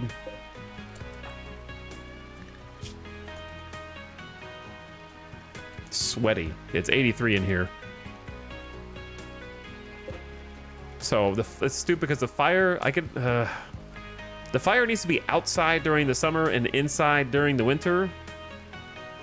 This is going to be a cold tile in general.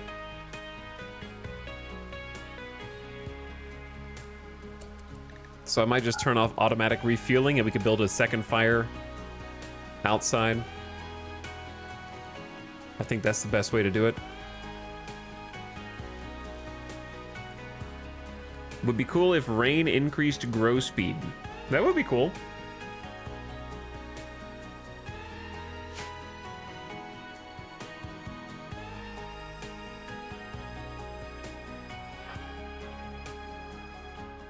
But I think if you had any kind of water dynamics like that, then you're opening another whole can of worms.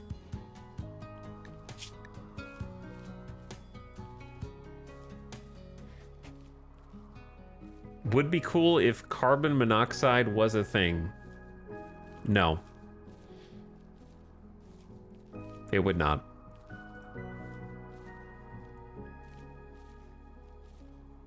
Completely disagree.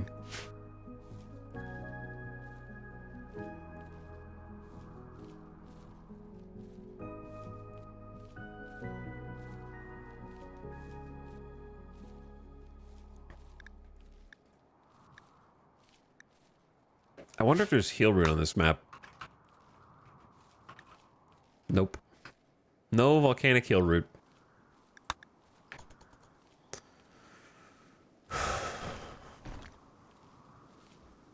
Alright, we gotta get some food.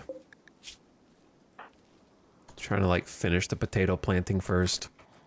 There is a berry bush here, but it's only 70%.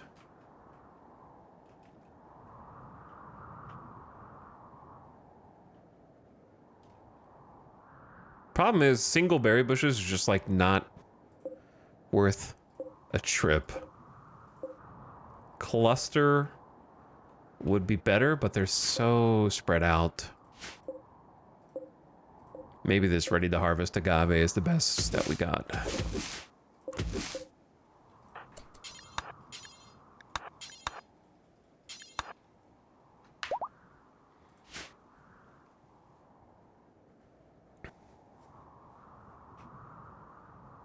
There are no chimneys or anything, so it'd be a bit silly. Yeah, I think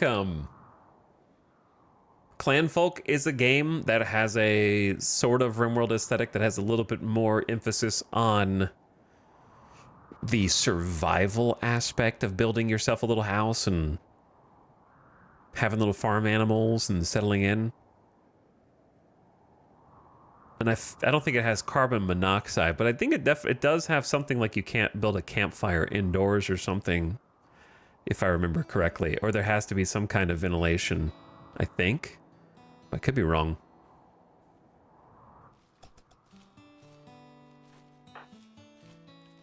But if you're more interested in the survival crafting as opposed to the combat of RimWorld, Clanfolk is definitely a game worth checking out.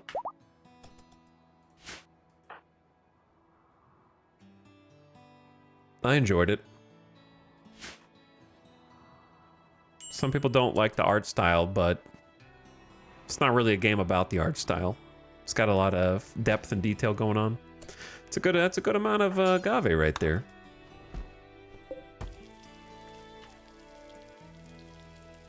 I heard something just catch fire and break. Saw the map shake. All right, we need to feed Vance, or they're gonna think we can't take care of him.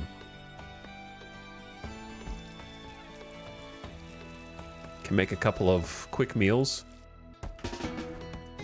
Did you just steal that one for yourself? Feed the prisoner!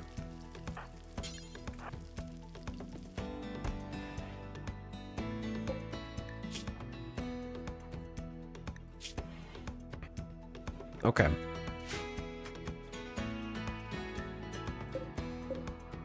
Maybe we just plant rice and harvest it before Randy has time to send a raid to burn it down. I don't know if that's going to be possible. What the hell? Oh, the cougar killed this emu. Must have. I need to start building like a perimeter wall, but I need at least one more spike trap first. So let's go with sleep into mining, into spike trap, into deconstructing for walls.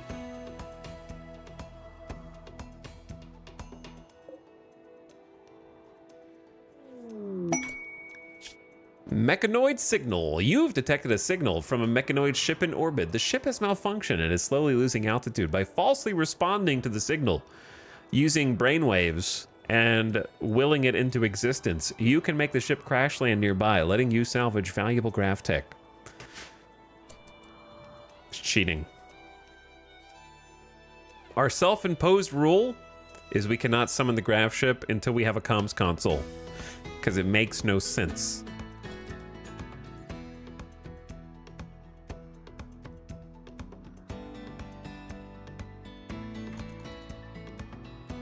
So we're going to put a little boundary on it for our own personal fun having.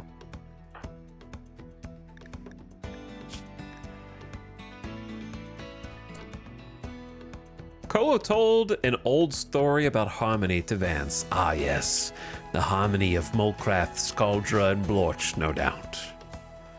And encouraged Vance to ask about his generosity. Kolo's like, I am so generous. I'm healing you.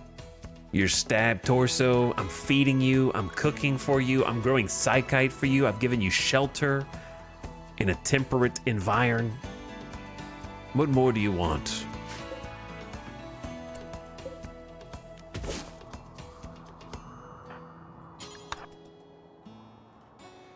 I wonder if I yoink this emu, how much meat we're gonna get, considering it's already been bitten. I need a dumping stockpile. Just a small one. Honestly, if it's corpses, it needs to be inside. Corpses need to be inside. Otherwise, the other animals will just simply come and feed on them.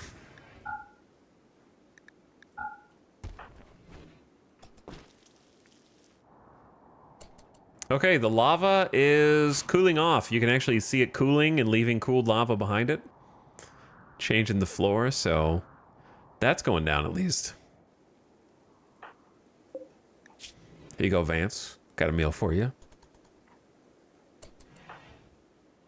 Okay, they're both fed. Let's go haul that emu, and then I don't have the resources to make an actual butcher table yet, so we're just gonna go old-fashioned. Just rip it up with your hands. Really tempting fate here next to the cougar.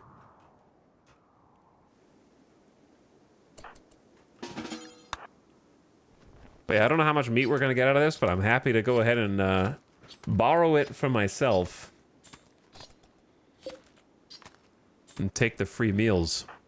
18. Yeah, most of it had already been eaten, but hey, that's still not bad.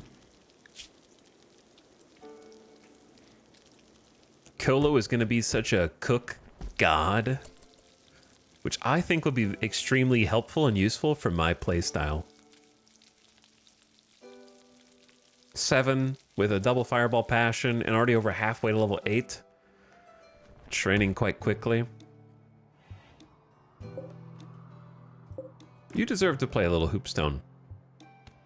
Have some fun. get some recreation time. Okay, and then when you have had a bit of fun, let's go get the steel. Get a little spike trap for some extra plan and prep.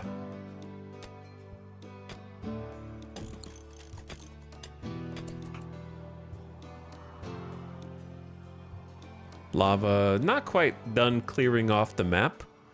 Burned down a bunch of steel wall over here, looks like.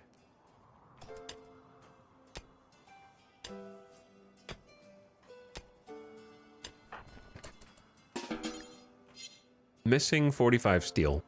You're carrying 29. Oh, you don't even have enough.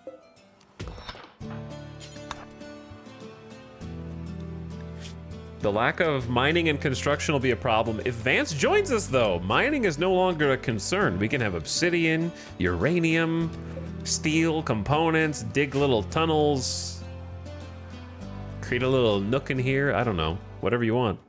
There's not a lot to mine on this map, I guess, but it's still nice to have someone who can do it and maximize the amount of resources you get out of it.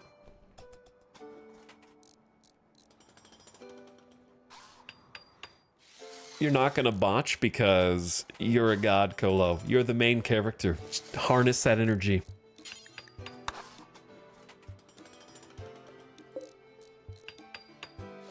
Easy. First try. No problem. Kolo encouraged Vance to find common ground around joining the colony, offering a chance to talk about training oysters and discussing friendship. Also mentioned an anecdote about reconsidering her ideas. Kolo told Vance about letting go. Vance is like, no, I have a family. No, I don't. You don't have a family. Yeah, Vance, what do you want to leave for? Where are you gonna go? You don't even have any family or friends. Actually likes Kolo. Kolo, not too fond of Vance. Physically unsightly -20. Oh. Well, I mean, they're wearing a mask, so I feel like that shouldn't impact. Like, just like people without eyes can't be put off by corpses and such, people wearing masks should shield their ugliness. Right? I think it's just because wasters are genetically exaggerated facial features with poor skin that is considered ugly.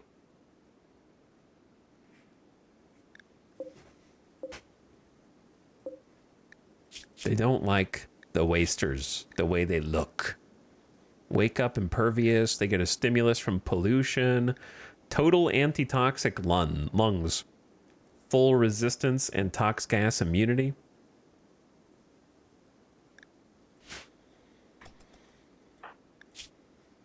Okay, you're gonna need to eat again. The rice is 91% grown, knock on wood. That means a raid is coming soon, right? I think that's what that means. Can't be allowed to harvest rice. I'm pretty sure. Also, one singular agave there. I was hoping for more. What about these guys? 75, 95, we'll get that one. Man, this sucks.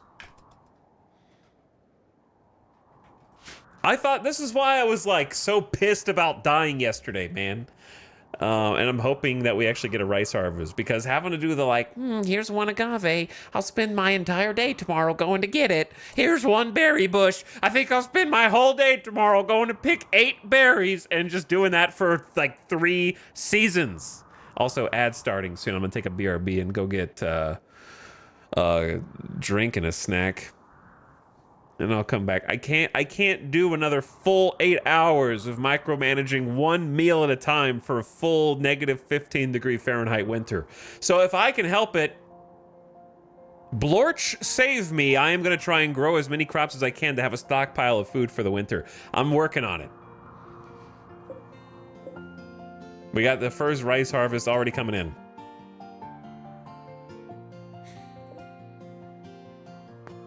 And then I wouldn't mind making another grow zone and then like just building that outside the wall because I don't want the wall to be too big. So anyway, ads about to start. Turn your volume down if you get ads. No song. Banned. You get this instead. And then I'll be right back after this quick mid-roll break. But then again, if we put a bunch of food in... I'll be right back.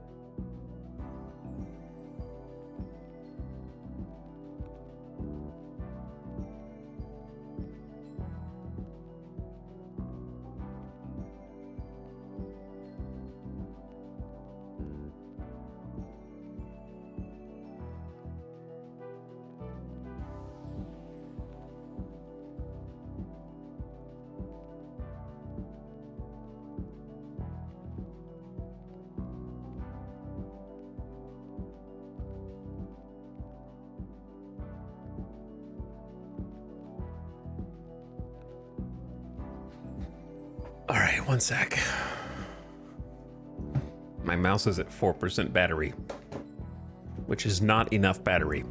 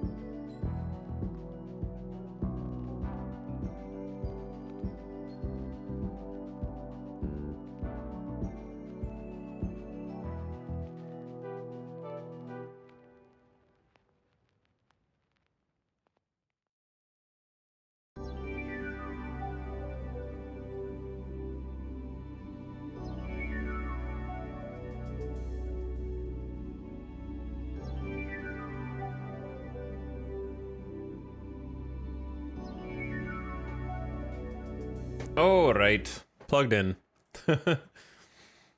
Let's get back.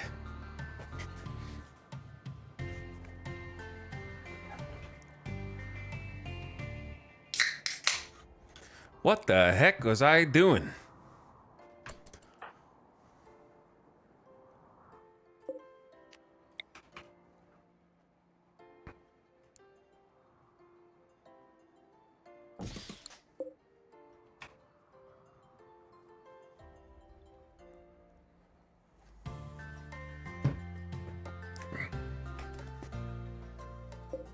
What was I doing?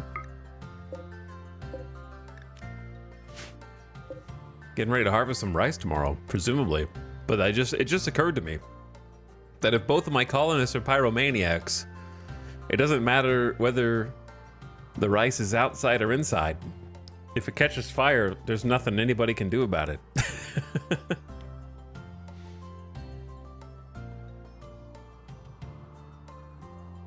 So, like, now I'm questioning whether there's ways to counteract that. Like, what if I had... Is it correct to have, like, individual stockpile squares? Where it's like, one stack of rice is kept here, one is kept there, one is kept there, one is kept there, but inside your base, so that if they catch fire, they don't all burn? So stupid. I might have to do something like that. A group from Esor are visiting the colony. They seem to have a few items to trade. Town Councilman of Esor, Mara the Hunter. There's a dirt mole and someone wearing a gas mask among them. I hope they don't mind that Colo here doesn't have any clothes.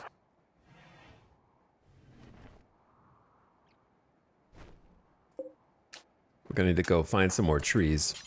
Let's go say hi. I don't think we have anything to trade, nor do we have any silver. And I just need to check if they have any psychite. Mastodon leather ladies hat.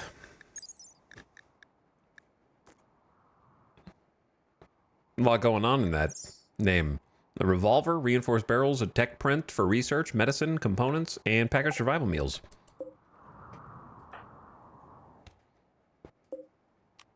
Why did I think that my colonists could hit my own traps? I mean, technically they can.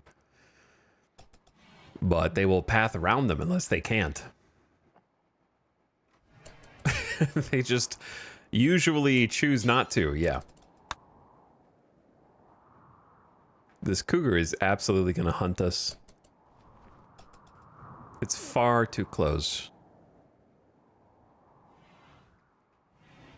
No, don't do that. Don't do that. Look what you did, Colo. That's for cooking, brother. Not for feeding.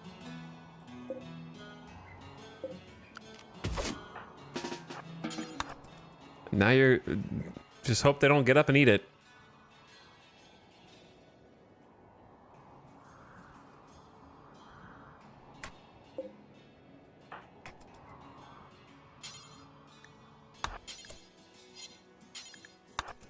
It's reserved for prisoners now. So the only way to unreserve it for prisoners is to make it not a prison cell. Then haul it? No. No. Look what you did, Colo. Look what you're making me do, Colo. Now I gotta go find more food so you can cook. This is what I'm talking about. I need the rice. I need the rice to be grown because I'm gonna lose my shit if I have to do this again for another 8-hour day. I already did my time yesterday.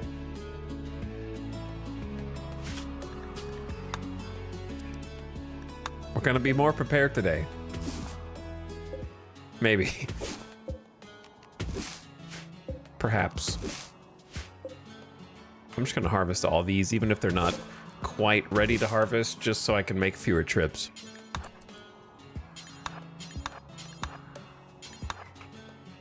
"12 hours of agave harvesting. Let's go!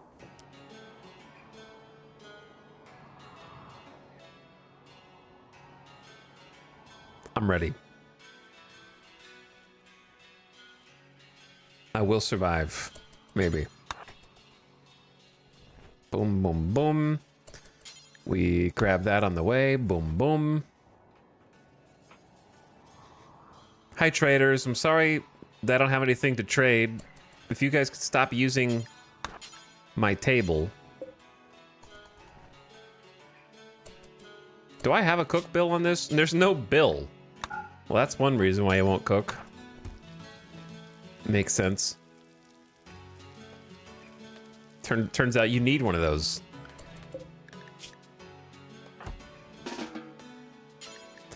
Let's feed and chat, then cook.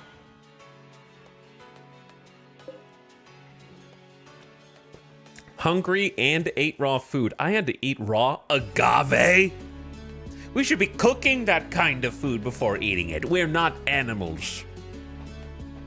I had to eat a raw orange. Filthy. Living like a caveman. Colo offered a chance to have a discussion about training clams. This is the second time you guys have talked about clams. He wants to be a clam whisperer at some point. They talked about... Colo asked Vance about her body. I'm gonna assume that means how are you feeling? Has your body healed from the stabs and the cracks? Don't ask about the cracks. Just you can ask about the stabs though.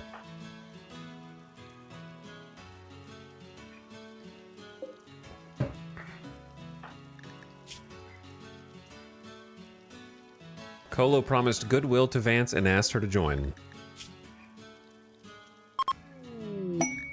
A gift from eSword. They gave you 2 components. Oh, thank you. I don't know what that is. Colo has no idea what that is, for sure. Like, oh yes, some scrap. Thank you. Yep. That's not really where we want that to go.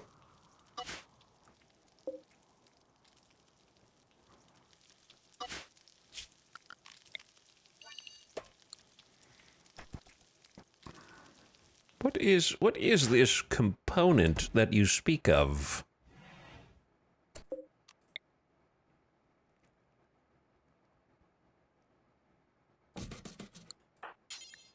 Put a little wall torch in here. Let's go get some more trees cut down.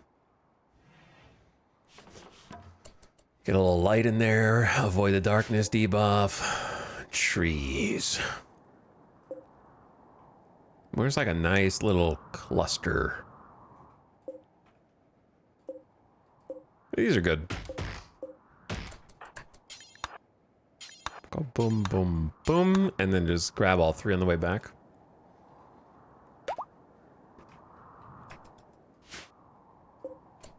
All right, what about the rice? Oh my god, the rice is ready to harvest.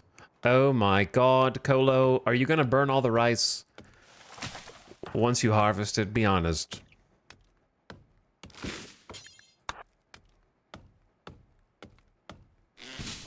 I don't know how to stop you. Wish there was a more efficient way to do this, but that's okay. As long as it's close enough to use.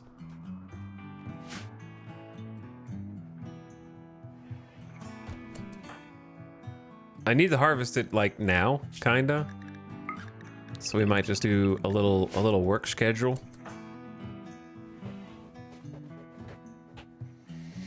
Are you playing with mods? Yep. I am. War of the Worlds, thank you for gifting a sub to Big Boy Borston. Appreciate the gift sub. And Commander Cornflakes says, are you kidnapping someone? I don't think I'm kidnapping anyone. If somebody falls from the heavens and you heal them and shelter them from the lava flow and the elements, are you kidnapping them? You're rescuing. I'm rescuing them.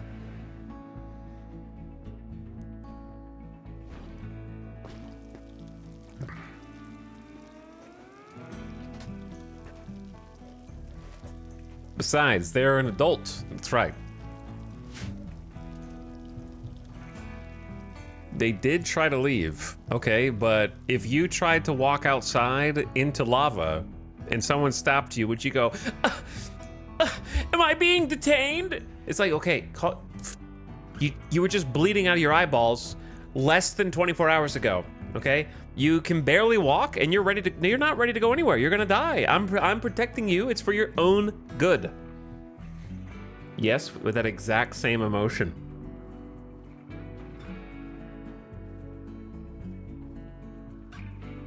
Also, we gotta see eye to eye here. Vance is already a Sulfurstrider, okay? So we have some connection already. From an early age, Vance had an unhealthy fascination with fire. She would set refuse heaps ablaze and become so entranced by the flame, she would absent-mindedly burn herself. One day, while playing with matches, she carelessly burned down her home. -2 cooking, +3 artistic, and -3 social, firefighting, disabled, and is a pyromaniac, just like Colo. Vance loves fire, so does Colo, and will never extinguish fire. They'll occasionally go on random fire-starting sprees. They'll be happier around flames and happier wielding an incendiary weapon. Vance was meant to join us and help get this colony off the ground. In adulthood, Vance became a cave explorer and made a living mapping out dark tunnels and near inaccessible crevices in search of valuable minerals. Her work was very dangerous, but the pay was good.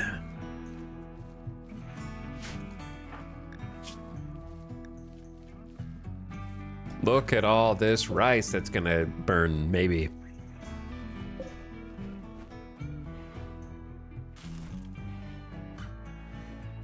There's a meal for you. All right, Colo's gonna be sleepy, so let's just go ahead and...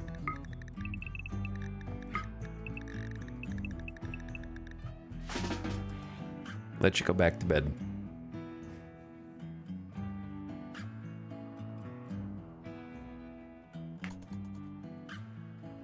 Wow, 107 rice. That's 10 meals.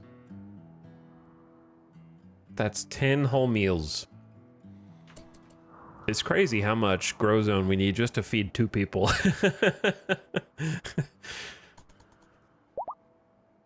Vance is fully healed.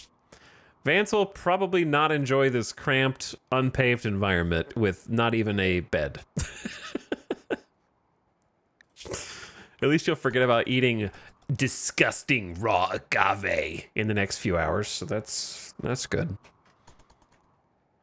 8 without table. I can help you with that. Hold on.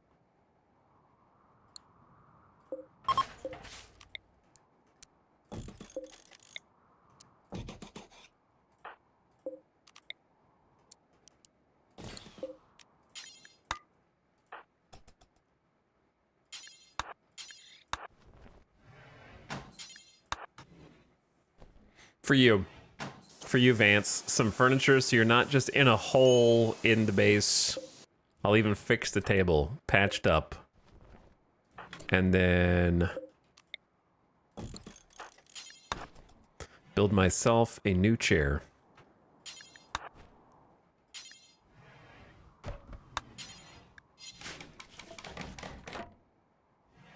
I don't know why. It's outside because I can't fit this 2x2 table. So we'll just have a little, like, porch patio.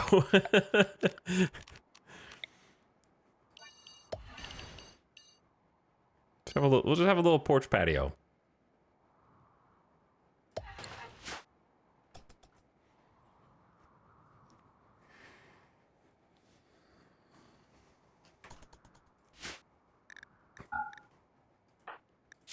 All right.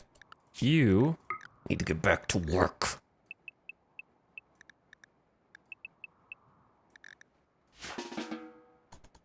Well, we just keep feeding. Why do humans eat so much? Why do humans have to eat so much? This is why it took us so many eons to get to where we are now, because we spent all day every day just trying to procure the next meal, man. Think about that, right? RimWorld is like an evolutionary simulation. We spent all day every day just trying to, like, get berries on the table, get some meat on the table. And when we finally had time to think about something else, boom, we created social media. The second that we had the opportunity to think about anything besides just eating day to day.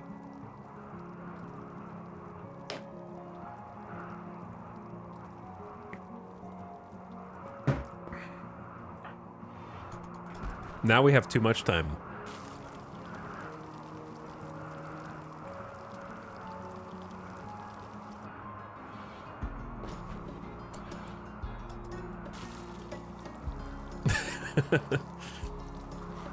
I love the I forgot what ancient script it's written in, but one of my favorite historical relics is the one of that tablet that's inscribed in, like, ancient Sumerian or something that's, like, bitching about a transaction. I forgot specifically what it is. Is it the copper one? Yeah. The cheap copper. So funny. Hey, Nasir.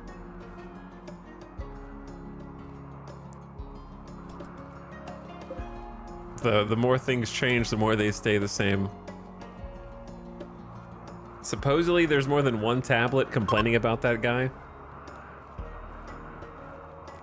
Think about how much more work you had to put in to inscribe it into a tablet, though, so that other people could see it.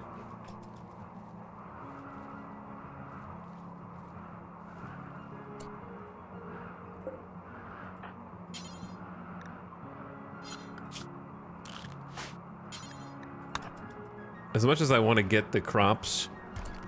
Wait. Oh, you made it out of limestone? You dingus! That's my bad. I take responsibility. I allowed this.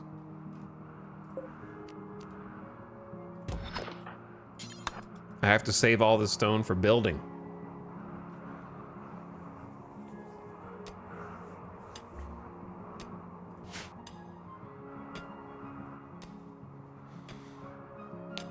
Spending a week to write a 1-star Yelp review.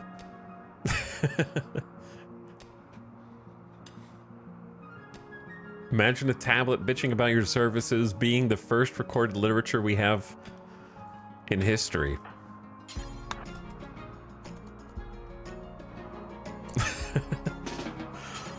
That's so funny.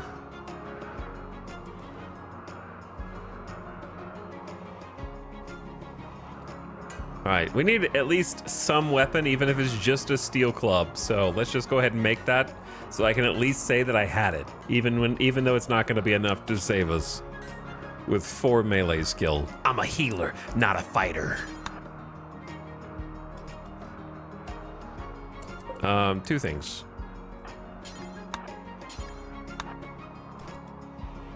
Get some more light in here. Sorry about that, Vance. Apologies.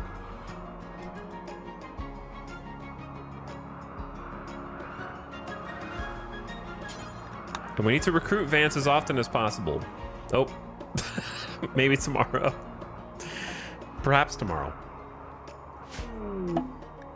Summer has begun already, but winter is coming. Your food crops won't grow in the winter cold. Be sure to store enough food to survive. Yeah. Build a walk-in fridge to prevent food from spoiling. It's easy. Prepare for winter by buying, stealing, or making some parkas, or else you're gonna freeze. Yeah, there's not really an in-between there. Honestly, there's not much I can do about it. We don't even have a perimeter wall. We're lacking some skill sets that would really benefit winter survival. And Vance is honestly not that close to joining us, but we're about a third of the way through their resistance. Kolo's got some convincing social skills. All right, we need to feed some food for you.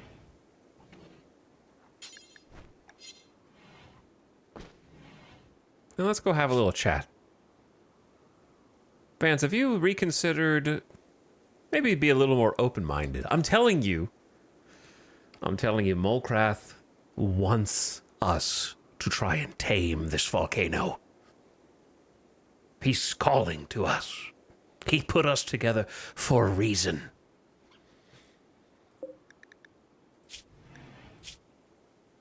Vance actually really likes Kolo. Kolo's not sold yet. Look, we've upgraded your meals to cooked rice. That's pretty good, right?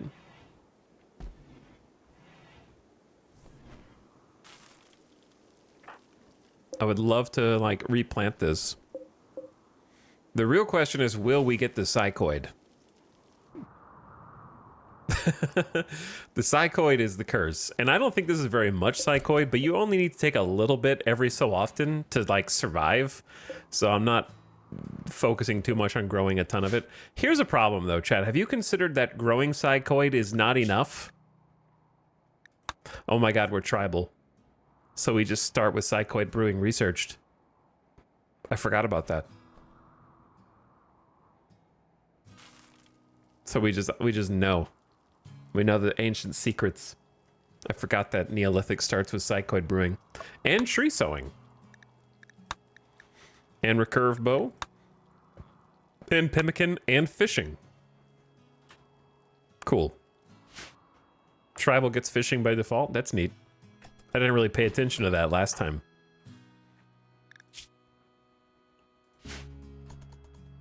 So I appreciate that you want to relax, but what if I told you this rice has been ready to harvest for like 2 days? Dude, lava fishing! Let's go! No matter what happens to this rice, I will simply be happy that we were able to harvest it successfully. And I think we have to appreciate the little things. Kolo told a childhood story about joining the colony at Vance, and a story about his ambitions. Kolo is ambitious. Kolo answers the call, accepts the challenge. Isn't gonna just roll over and die. But yeah, I say we go for just another rice. That's about 20 meals worth of rice, which is pretty good for us. We got some potatoes growing here over to the side. I want to plant more, but like we just have so many other things to do. Because obviously food during winter is going to be a big problem, but so is just having a wall. So I think replant the rice and then focus on perimeter support, which is much harder in this map because we don't have like a wall to build into unless I go over here. So I don't really know where to like try and cover.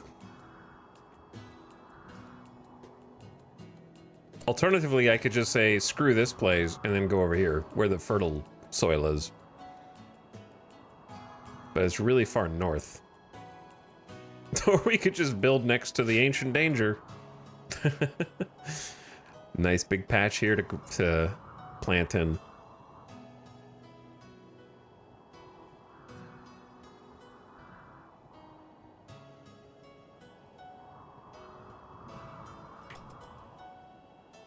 I don't really know where we should be living on a permanent basis. The grow zones on this map are a little sketchier than the other one. Colo has reached level 8 in plants, already dinged up to employable professional. Excellent work.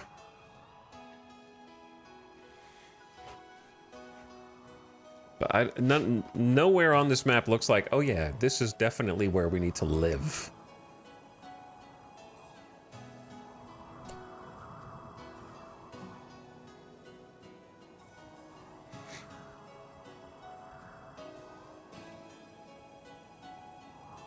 The reason that I'm living here is because this was a prefab ruin that we just closed off to create a little chamber for ourselves, conveniently with a prison cell built in.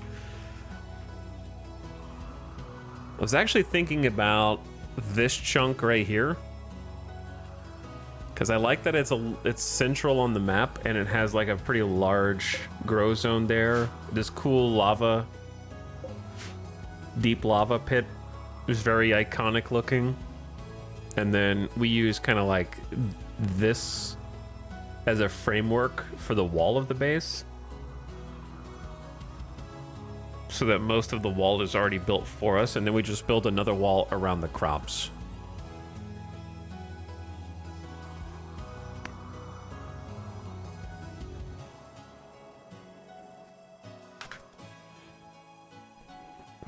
Because if I stay here, I'm gonna have to build a wall that's like around this area, which is doable, but I kind of...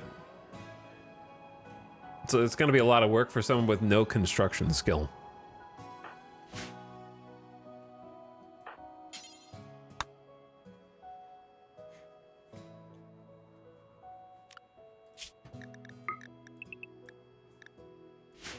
Good job on replanting most of the rice already.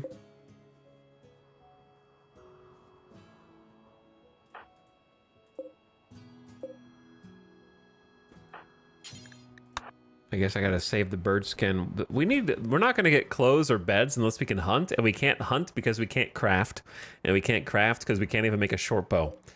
Vance does have 2 crafting, so she alone knows the secret of the short bow.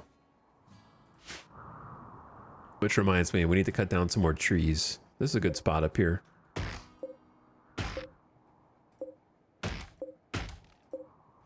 I think I'm just going to cut these regardless of how grown they are, because the lava is going to end up destroying them anyway.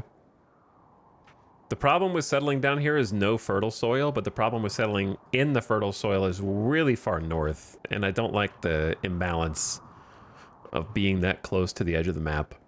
Edges of the map scare me.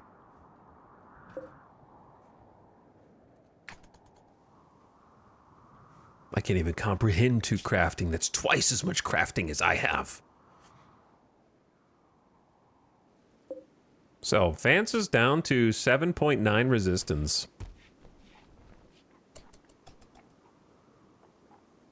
And that means that we can expect Vance... Oh. I've been seeing it dip anywhere from 0.5 to 1. Colo told a story about his opinions to Vance. Colo offered a chance for Vance to talk about vacations. See, that was like a 7.9 down to 7.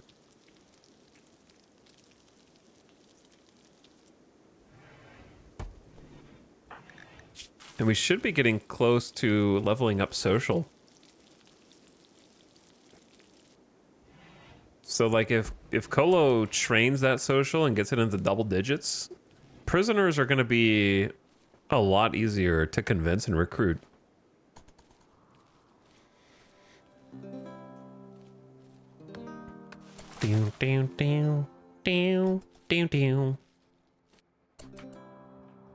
Okay, let's go get the trees.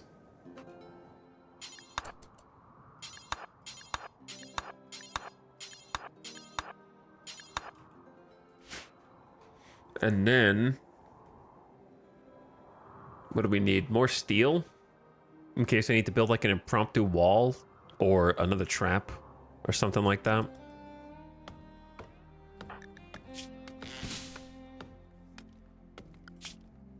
Look at how much wildlife there is. I want you to compare this screen to when we hit winter.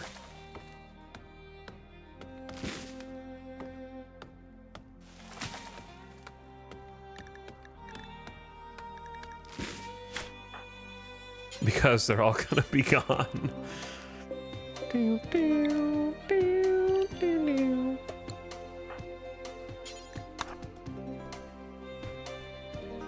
Alright, that's as much as we can carry.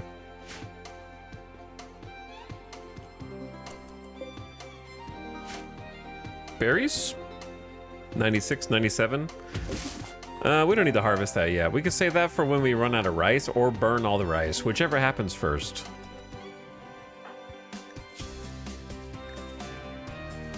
Colo expressed interest in Vance's face.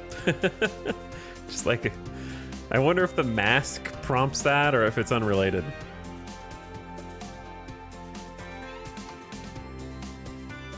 Colo told a story about buffaloes. Well, getting like 0.9, I think it's because they're friends. Maybe? Or at least Vance is friends with Colo. Perhaps they're slightly more comfortable with the table. Maybe?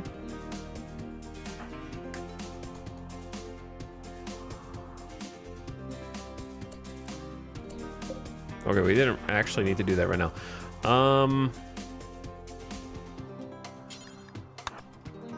Let's go get the rest of these blocks.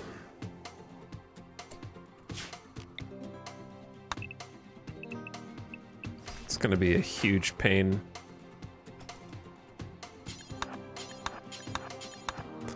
The steels have the most bang for your buck in terms of raw materials, but I don't really want to build the walls out of marble. Unless I can help it.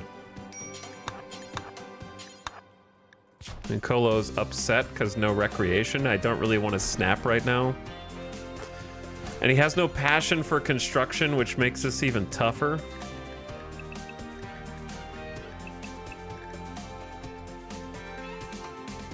So I'm gonna let you just wind down, relax.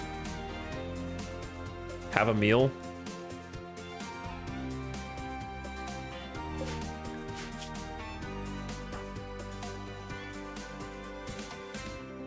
Really, he really appreciates wielding a steel club, though. Such a noble weapon. And the fire is so beautiful. I like the look of the visage mask. Me too. That's why I made it kind of a relaxed suggestion. They appreciate wearing it just a little bit. It's good to be wearing this visage mask in accordance with my belief. A combat supplier from Esor is approaching.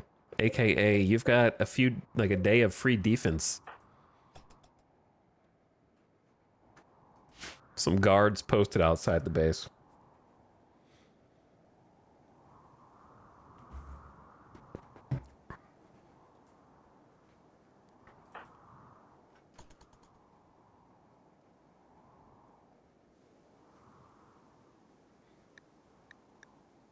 You have no medicine. Nor will I. I don't think we really have much to sell. You guys want 2 components? Yeah, I'll take the Prestige Recon Armor, and EMP Grenades, and the Zeus Hammer. I'll just borrow all of those. Thanks, guys. Real question, chat. Should I just give them the... I think I should just sell the components. Even though it's only 30 silver, like, there's no reason to keep them right now. For, like, a long time. 33 silver is better than the components. Always sell components, the famous phrase. Everyone says that you should always be selling components.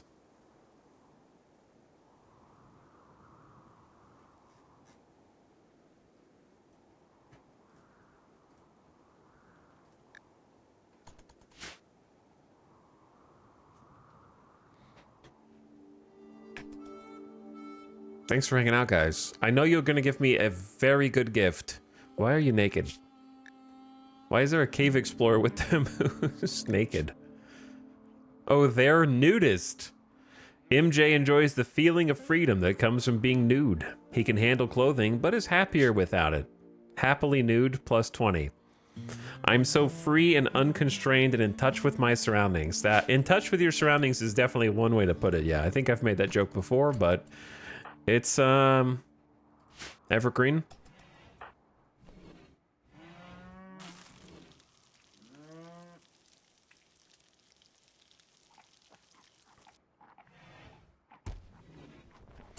Can't wait to become an enemy of the Empire for a third time. Well, 3 times in 2,500 hours is not many times.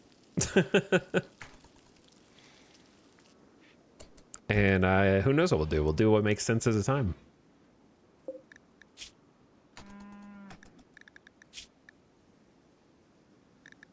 Colo told Vance about practicing craps and trying to find common ground around hostile gunsmiths.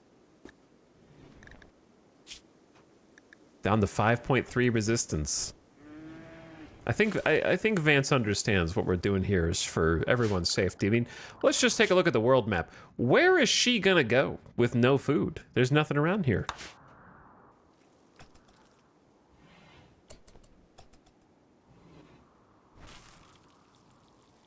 Definitely want to hoard some more wood for the campfires.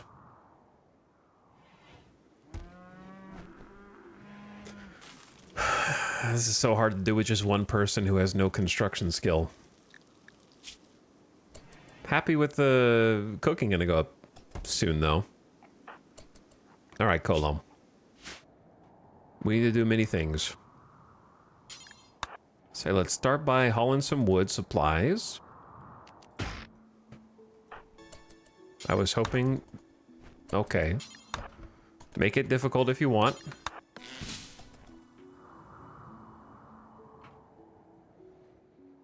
Second, we need a little bit more steel just to have. And then third, we need materials to try to build a perimeter wall.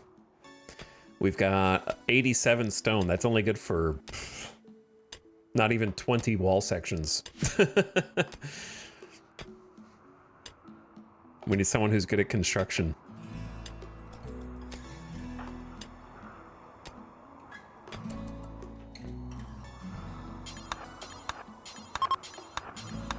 Goodbye, trade caravan. Thank you.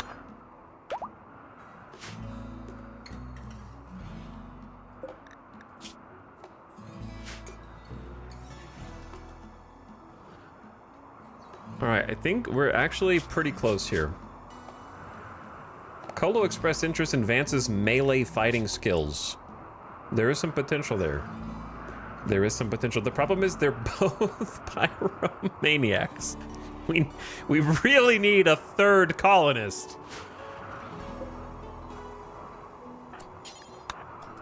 I need to repair this door. I didn't realize how low it was.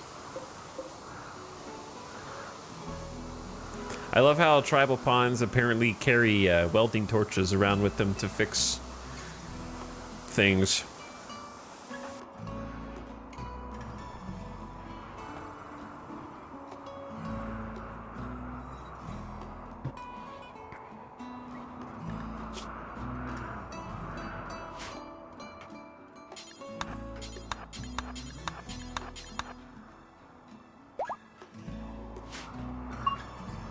Ding. Well, brute force level 5 construction, that's fine by me. 5 construction is almost respectable.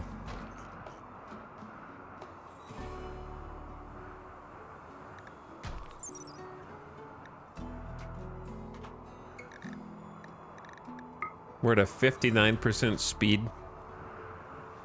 If we could get to like 8. Why is your global work speed 80%? Darkness? I guess darkness. So we're having to painstakingly try and repurpose these walls into our own walls.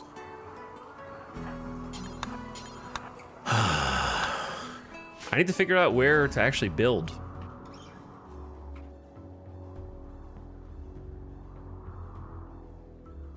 I'm thinking of settling in here, like I said,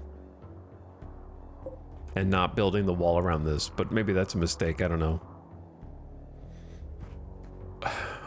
What would you do, chat? In my position, another group from Esor is visiting the colony. The last Esor visitors did not leave me any gift.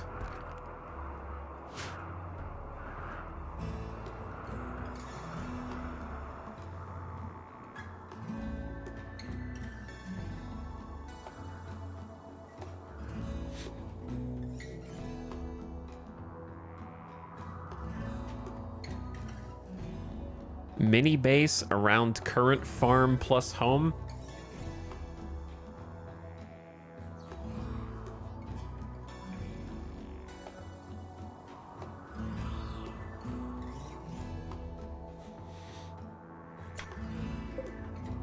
The problem is, this is how many resources it's going to take. If I did the absolute minimum,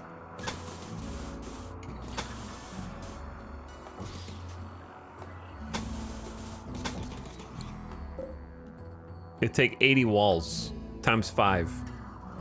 That's 400 stone blocks. I need 4 times the amount that I currently have. Now, the absolute minimum would be using your own base as part of the wall. But the reason I don't like doing that is because then raiders just come and break in and they're inside your base. I like having the gaps so that you have kind of a little defense in depth. So when they break through the outer, you still can be in here while they're in there. But 400 is kind of a lot. And this is, and what I'm saying is, like, if I didn't do that and I built like over here, I could create sort of a pocket home and then live in this weird diagonal and and then farm out here, but then my farm's always going to get burned down. So I'm going to have to circle the farm no matter what to be able to grow crops.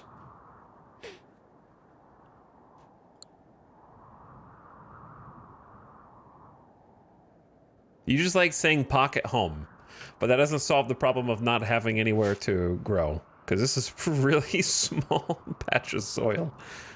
How big is this? Well, it's not. How much is this? 160?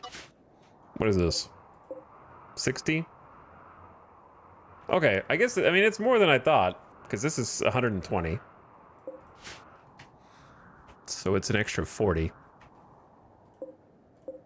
Which is, so it's like this size plus one more of these small things. That's not bad. I would just have to, like, extend. Obviously, this is just a sketch, not the actual. I wouldn't actually do it like that, but something like that.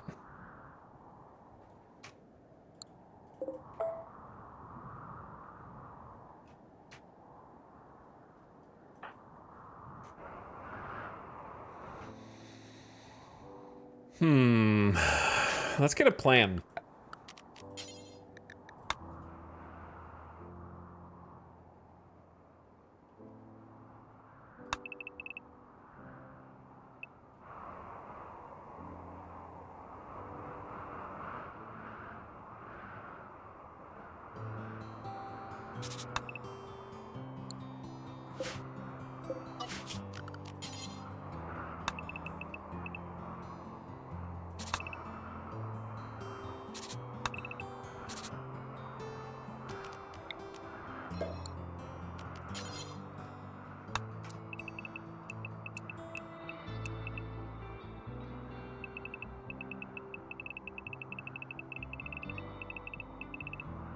I wish there was a way to gauge what degree angle.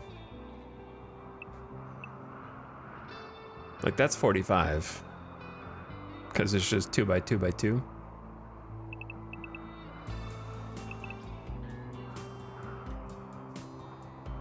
Which actually like works quite nicely.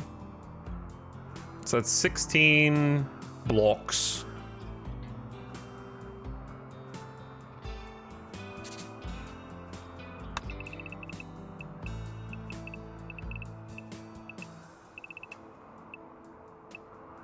I guess okay, it does kind of have it built in because there's 3 numbers. You have the when both of the 8, like for example, if I do 8 and 8, that means it's symmetrical 45-degree, right? And then 15 is the length of that line. So if I go down here, then the top number changes to 7, 6, 5. So it kind of does.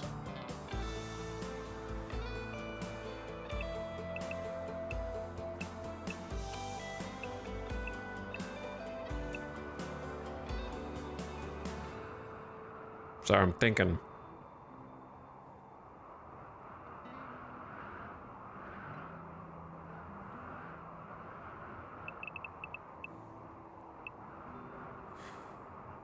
I'm thonking.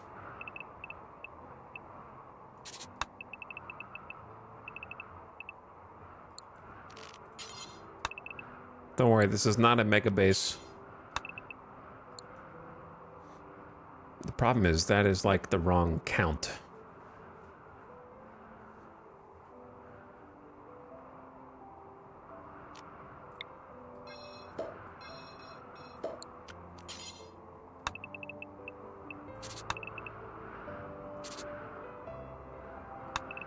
Okay, now it's 11 by 11.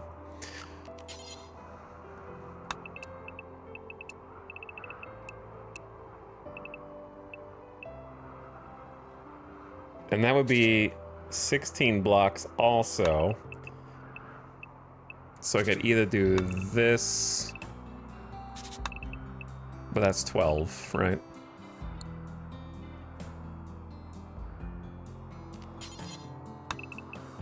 And that's, okay, one of those is 12. Which makes this more confusing. Is he making Nevada? This is Nevada? Open the schools. Open the schools.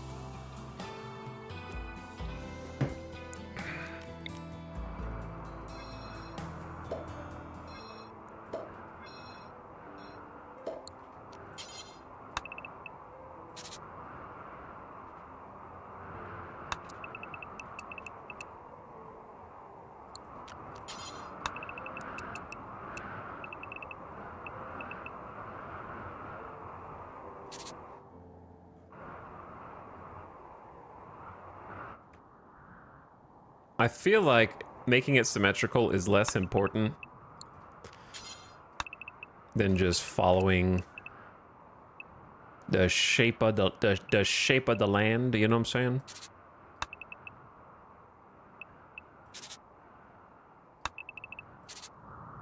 But if it's asymmetrical, it's gonna look so janky.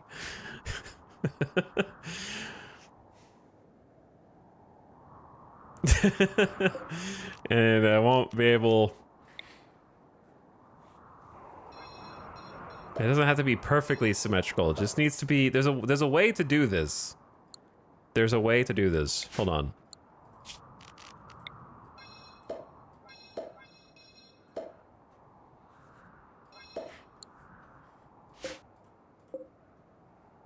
Yeah, I wish you could move, like, the more planning tools still hasn't been fully eclipsed, because not being able to move existing plans hurts.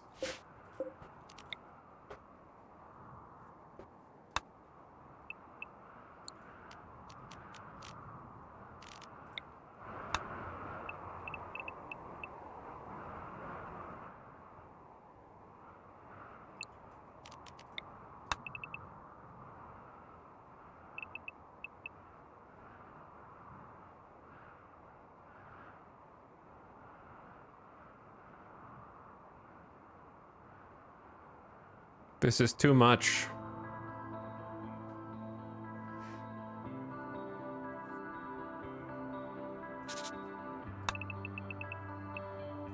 It's too much. That doesn't even look the same, but it is? Yeah, that's 15. Why does it look taller than wider? Is that an optical illusion? It's 15 blocks, both sides.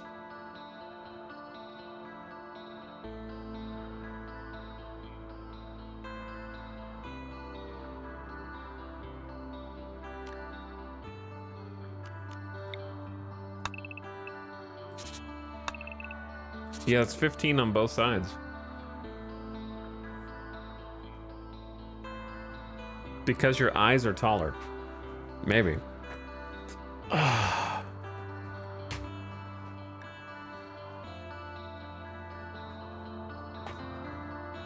Okay, basically I don't know what to do.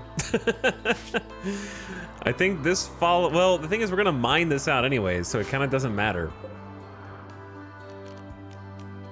We're just gonna have to rebuild it anyway. Delete this.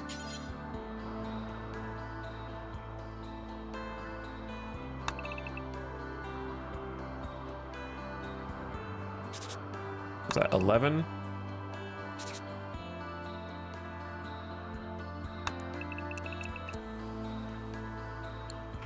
Flame cool. That's true. Flame is cool.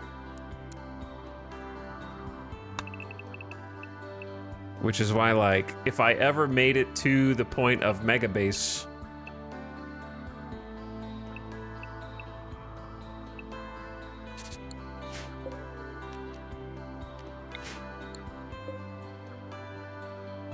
is there not a paste?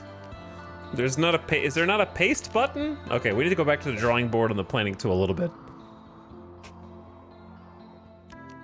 Because you can copy it, but you can't remove the old one. There's no cut. There's no cut option and there's no paste option. No paste, only copy. It's true though.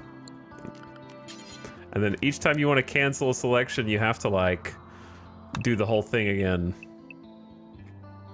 It'd probably be like this. 17 by 17. Obviously the lava is not fully...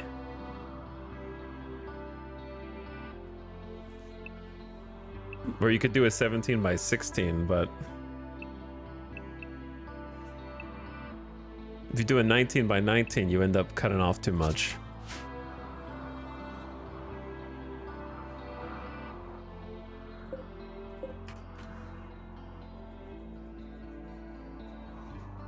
Okay, something like that.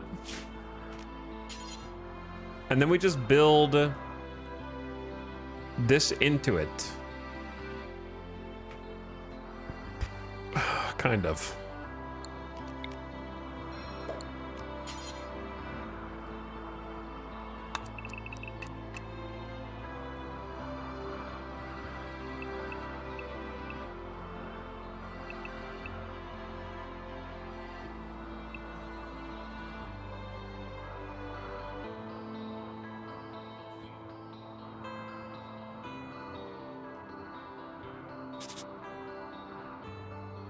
Have a little hallway.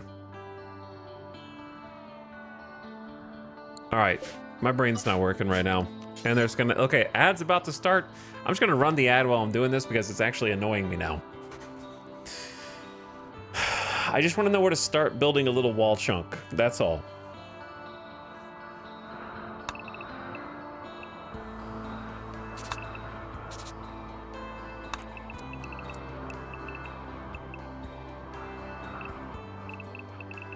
Because I can't afford to cut off any of the soil, because we need to be able to grow on all of it, right?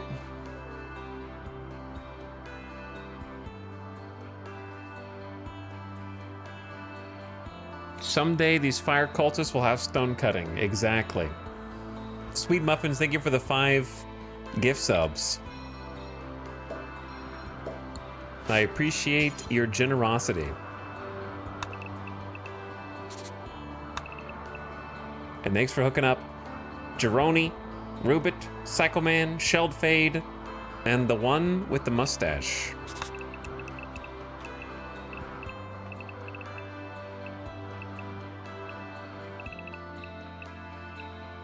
Among others. 332.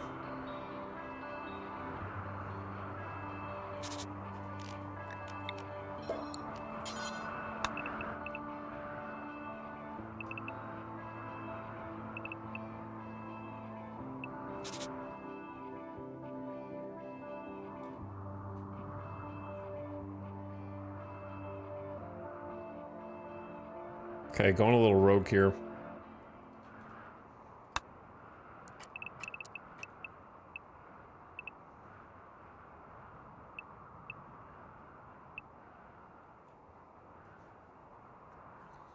Seven by 13, 19 total blocks.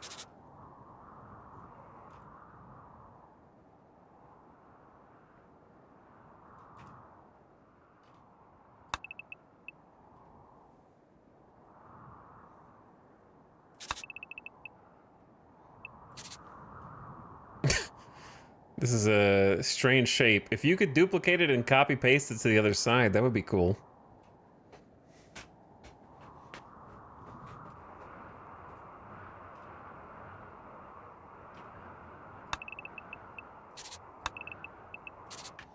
And then that would be double walled, but then it's not symmetrical because this is an odd number, which is kind of a pain. But you don't want to triple wall it. That would be ridiculous.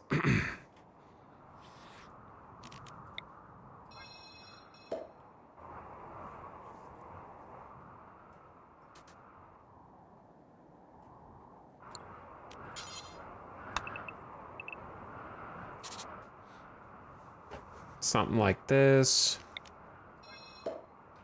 This one doesn't matter. Like, I'm just making sure I don't build a wall over this chunk. This part doesn't matter. We're never going to actually build a wall around that. So maybe...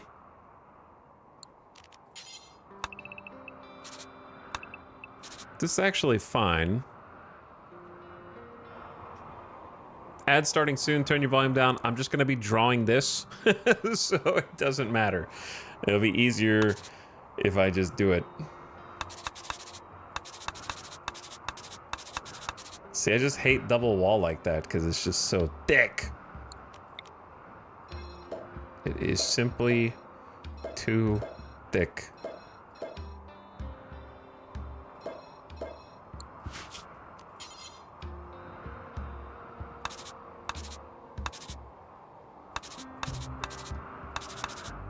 That's probably cleaner.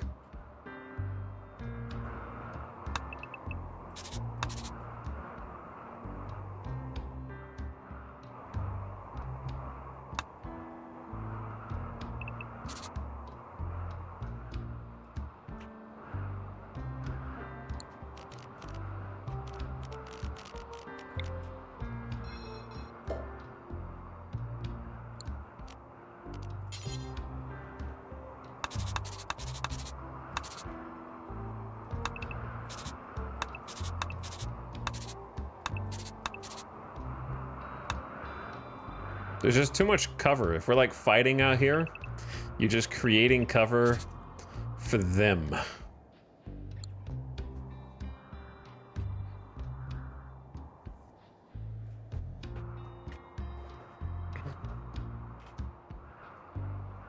Or you can use it as cover, I guess, but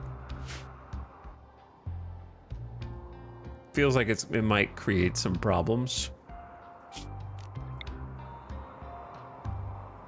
We could technically remove some of these plans and it would still work just fine.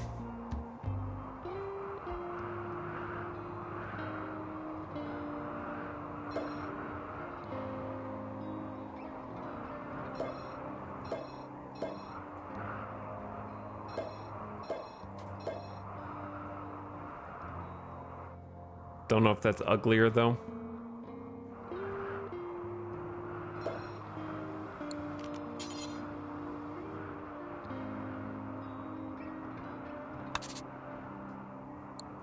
Wait, is that a different plan? Oh.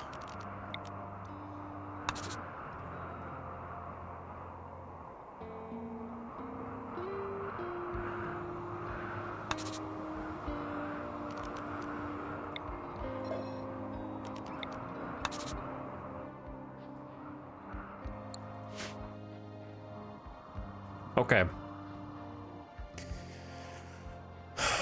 Something like this.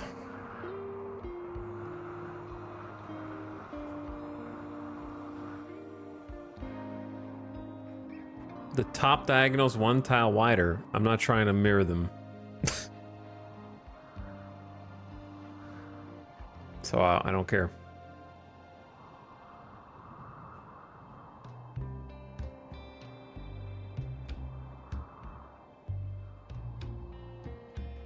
Okay. Anyway.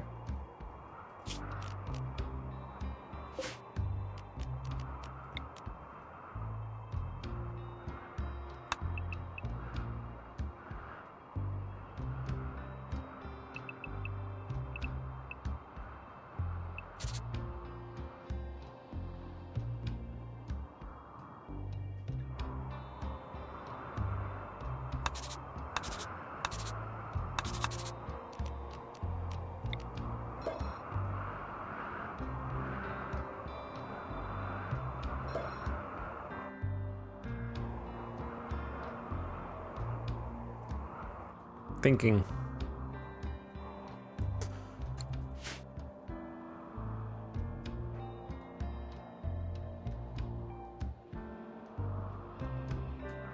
All right, now I don't know if that part's necessary.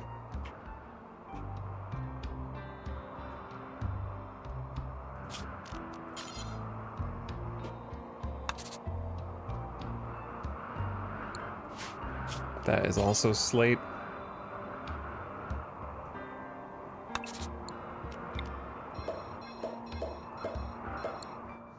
Let's just keep it at that.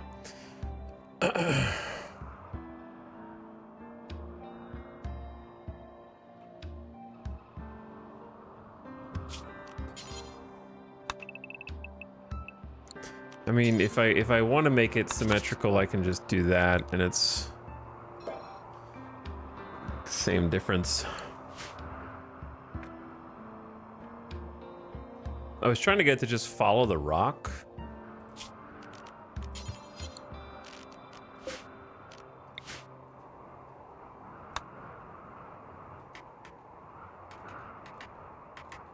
Yeah, I need to be able to mirror. I do need to be able to mirror. That would be very helpful.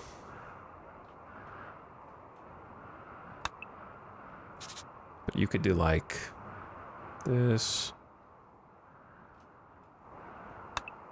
that. It is almost the same already. That one's messed up. 1, 2, 3, 4, 5. 1, 2, 3, 4, 5. Okay, so at the end of that one, it should just... Oh, they're like off by one, kinda. Oh, I see.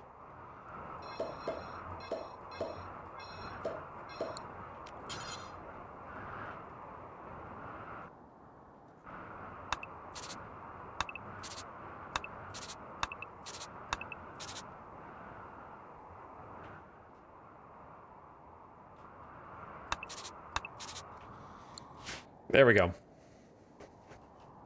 Something like that. In which case you could argue, why not just have this swing all the way around to the bottom like it is on the top, but it's fine. I just need a baseline. I need something.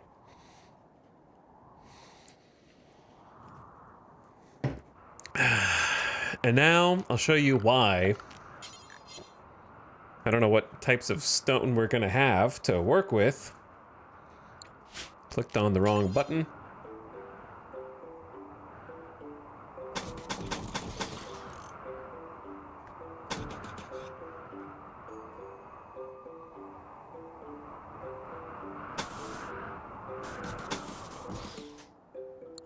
How do you hide? Okay. Now I know where the things go. It's weird that you can still click it while it's hidden, though. That's gonna throw me off.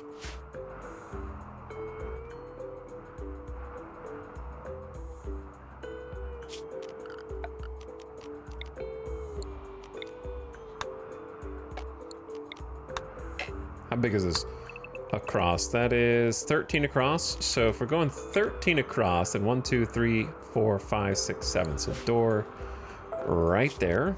Probably steel. Though a steel door will burn for now. And we're also gonna have to probably create an exit up here.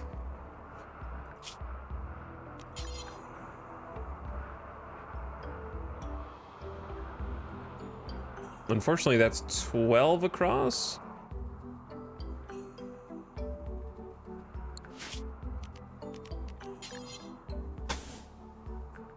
I mean, that's technically like 16 across.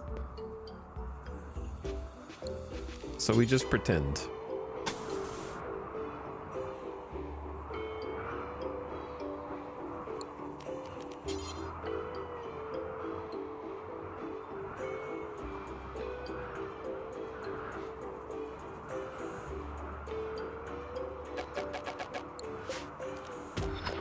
So go like right there. Okay, sorry, gamers. I think we're good.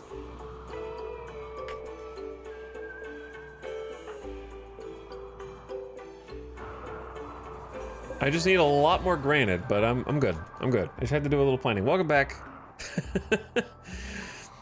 We're gonna try and move over here. It's not too far away from where we are right now, so it shouldn't be that hard.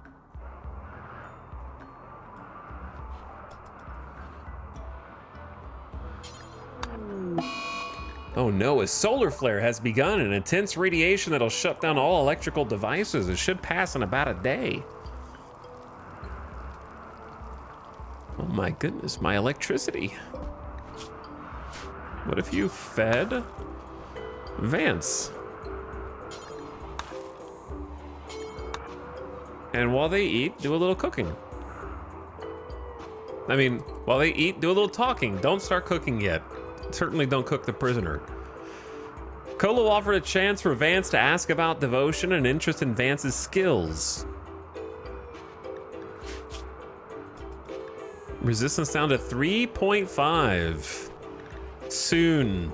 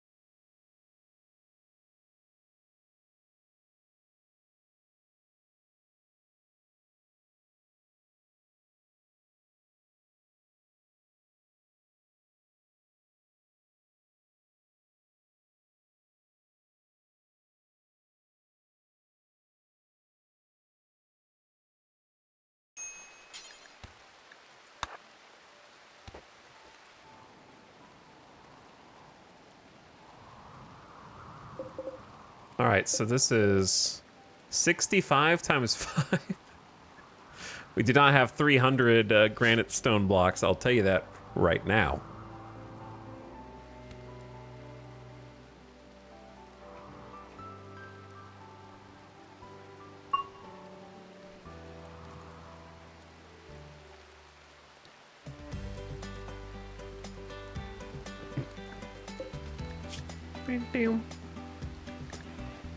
Colo asked Vance about kindness and goodwill and expressed interest in her family's background. Resistance down to 2.5.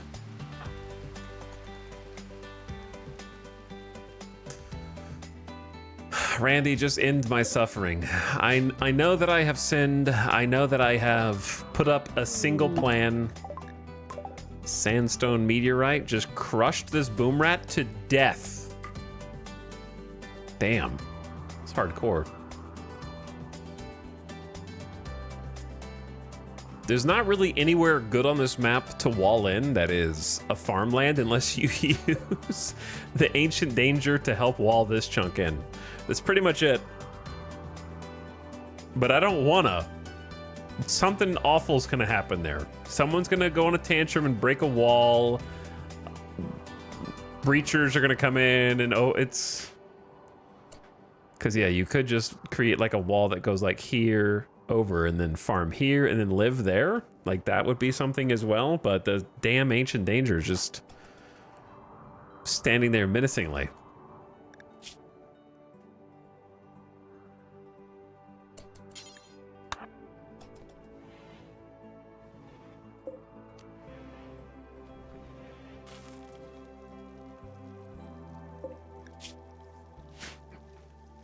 Potatoes 57. The rice is really helping us right now because we can focus on other things, but look how fast we're eating it. You think this is enough food for winter? It's barely enough food for now. 51% on the rice. Psychoid 45. It's already the 5th of summer, dude.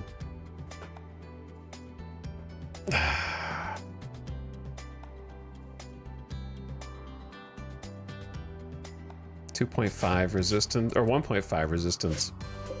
Ding, ding, ding, ding, ding. Maybe it's more important to go ahead and just like plant a bunch of rice there, even if they burn it.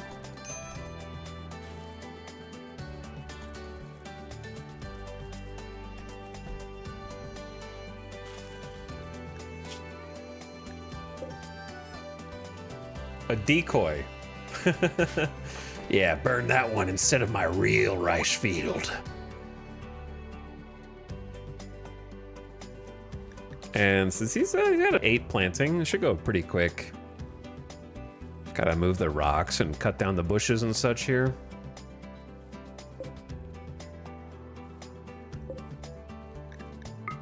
Part of this is stony soil, which makes it kind of worse. Small fertile chunk there that you could use for heal root or something.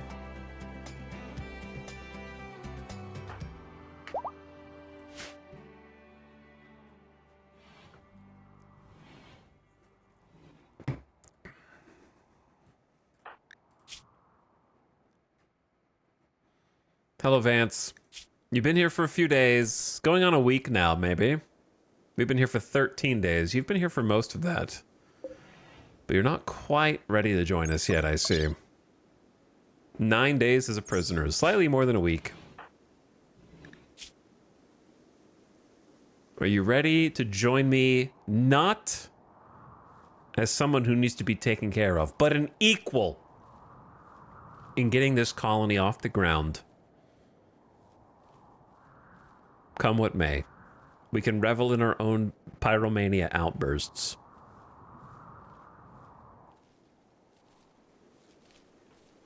Okay, so this is a pretty big potential field of rice here. So why don't we say that's good. Let's go get the granite and start putting some walls up before the sun goes fully down.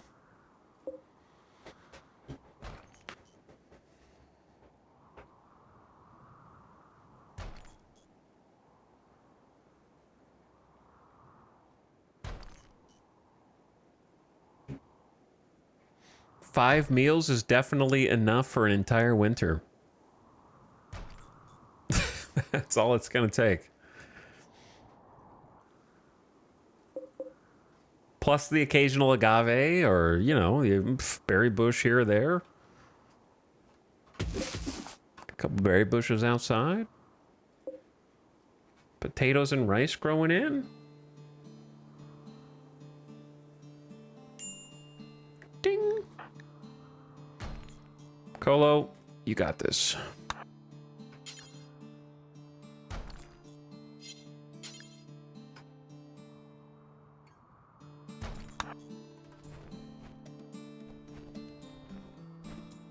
Perfect. Perfection. Perfection.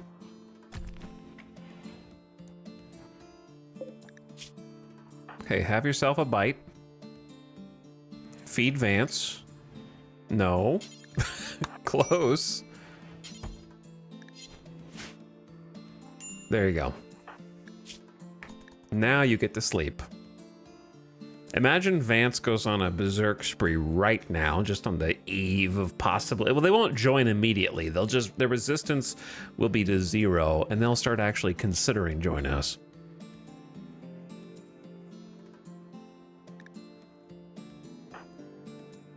What would you think if RimWorld hid how much prisoner resistance there was, but you started to learn how stubborn they were by talking to them and having conversations with them? Like every single prisoner at the beginning seemed the same, but by interacting with them, you learn how likely they are to want to join you.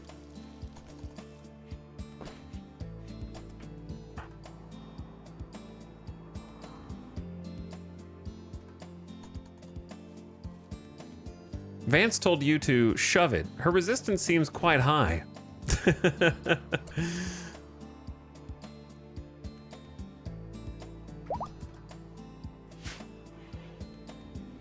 Vance said, "Let me go. I will never join your stupid colony, you naked old man."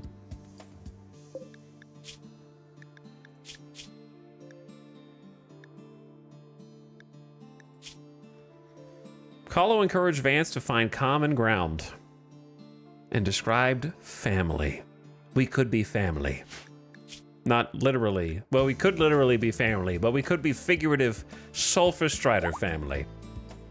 Vance's resistance has been broken by Colo recruitment attempts will now begin. Colo has asked Vance to join. They're thinking about it. I have, to be fair to Vance, I gave Vance a table and a chair, and Vance has not starved even once inside this colony.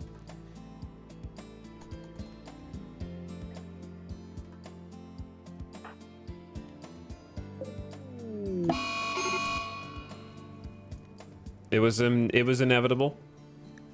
Colo is on a fire starting spree and will wander around for a while, randomly starting fires.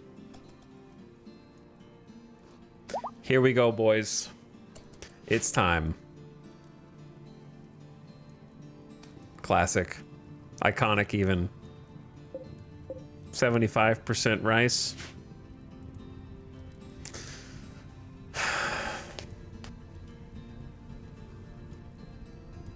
How do we... This is what I was saying at the beginning of stream, why I was scared of a new colony, because we ducked and dodged so many low percent chances in the first colony.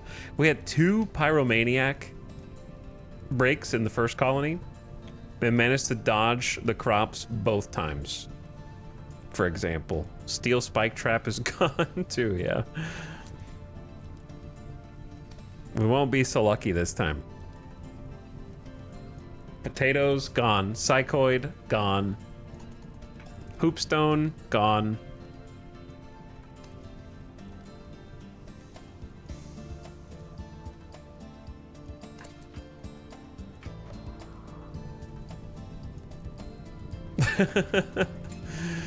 No one can put it out, not even Vance. At least Vance isn't burning yet, so that's good. Both of them are incapable of firefighting as pyromaniacs, so we have literally nothing we can do. Except, like, even if we emergency harvest, it's like...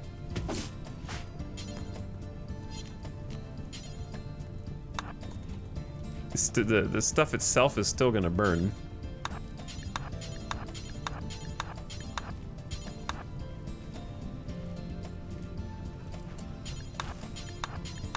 This is something, though.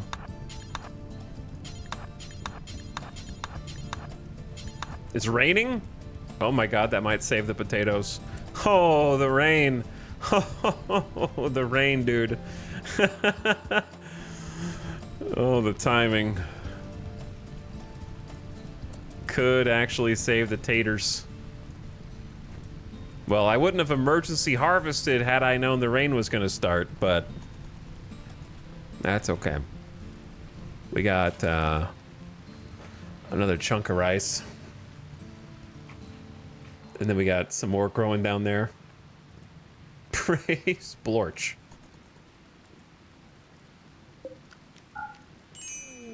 Oops, I didn't mean to fast forward that much, but Colo promised elegance to Vance and asked her to join. Vance has accepted and joined Colo's community after they discussed food and togetherness and to think about letting go. Welcome, newest colonist, Vance. Double fireball passion in mining, single in melee, has that 2 crafting skill that we need to make a short bow,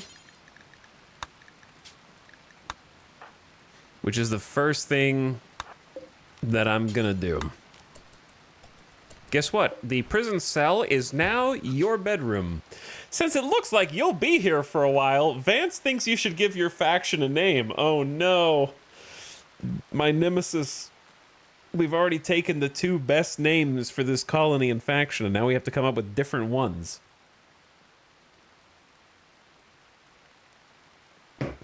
Smoking section was just so good. Now we have to beat that.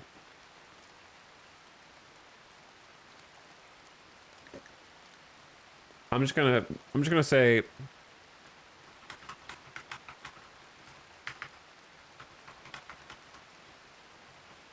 I'm just gonna skip chat this time. It's gonna take you guys a while to really get in the groove.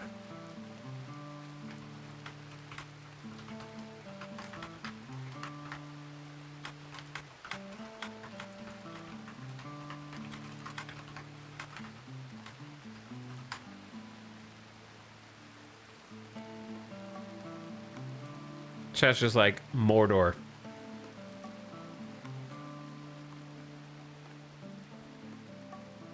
Good job.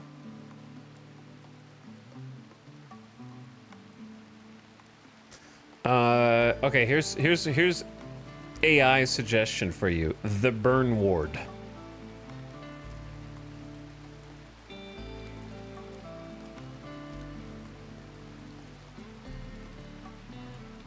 Eh? Okay, KJ, you said eh? Let's see what you said. Colo's Cauldron. That's what you said.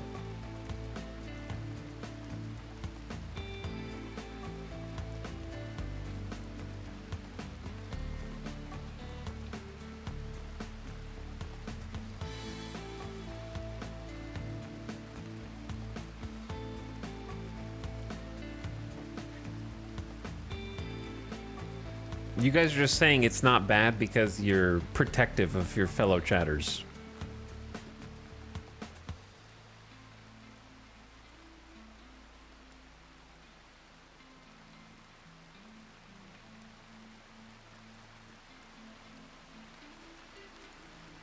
Robots will never replace humans. You said better than Burn Ward and didn't even make a suggestion. So you've got literally nothing.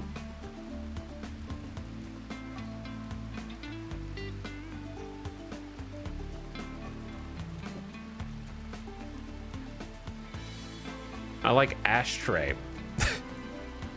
Okay. Maybe.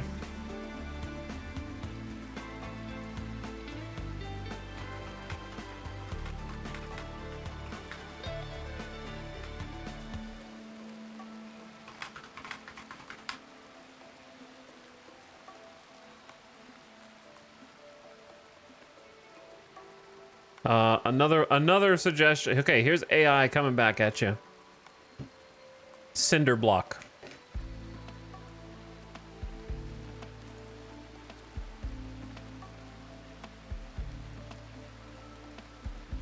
Wait, Ace Tech said +1 cinder block simultaneously. Did you hear me instantaneously, Ace Tech, or did you use AI also?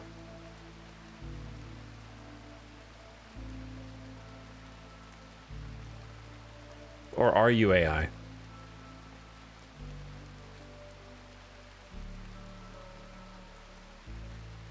GPT stole from chat. I think you guys are just using AI on the side too.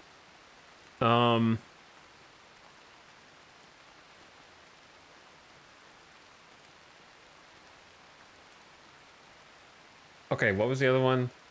Can you convert ashtray into something that sounds more like a faction name? Because Cinderblock is really good, I think, for a settlement name.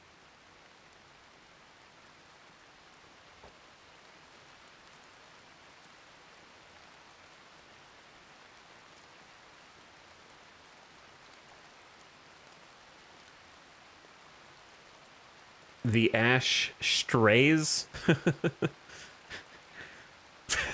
Okay, I feel like that's hard to say, but it's in the right place.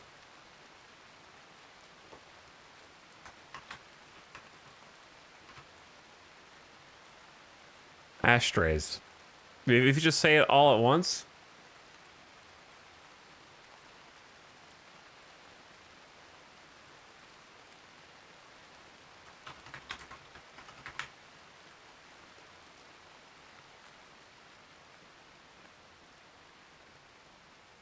Okay, we good? We got a little from column A, a little from column B. Chat says Cinderblock. We'll just pretend it was your idea. I hope I typed it in the right place. Yeah, I think I did. All right. A new name for a new saga. Vance, welcome aboard.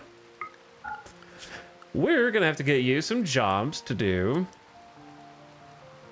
such as flip switches, and you do mining, and you do crafting, and you do hauling. Actually, you can do cleaning a little bit more.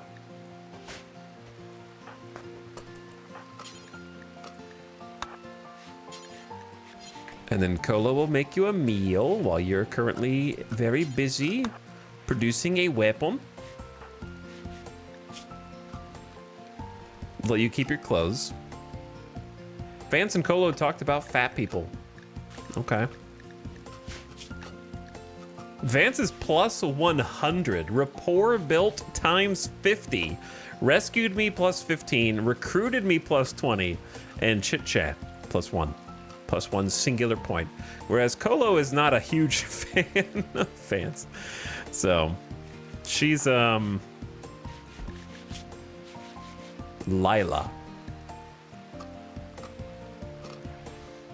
Lila, pyromaniac turned cave explorer.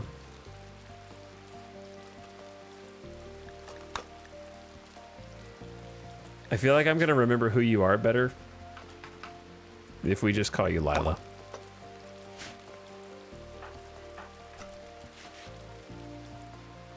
Convince her to join and already hates her. No, he doesn't hate her. Don't overreact.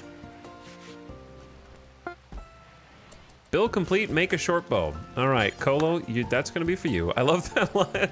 Just goes right back into the cell from which she was recruited. That wasn't just a prison cell, it doubles as a bedroom. Trying to be efficient here. Whoops, you don't have to clean. Well, you can clean, but...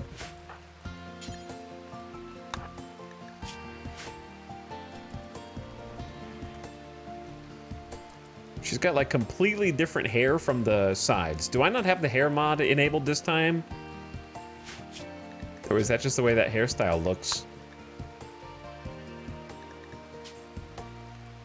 This should be fine. Show hair under hats. It must just be that hairstyle in particular.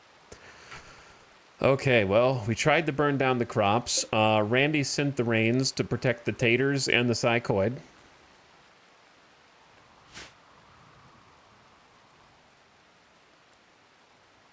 which is very impressive. I'm grateful.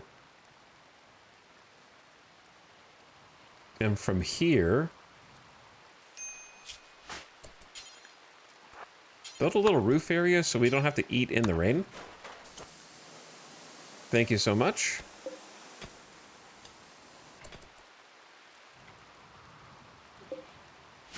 Let's make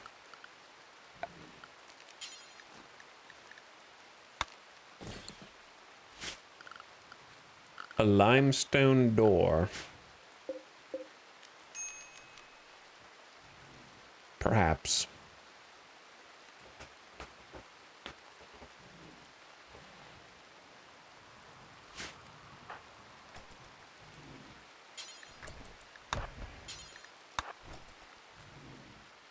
How are we always running out? We need to go get some more trees chopped already. It goes so fast. I guess the good news is she might be able to haul. I have her on cleaning right now. Ding, ding, ding, ding.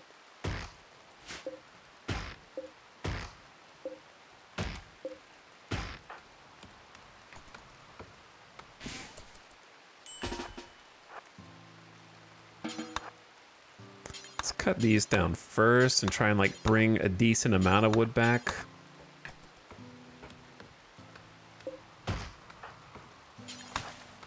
At least have some available. Well, our dirt base is going to be tidy. I guess she can haul first. Cleaning ash. Yeah, we're going to be doing that a lot here. Quite a lot.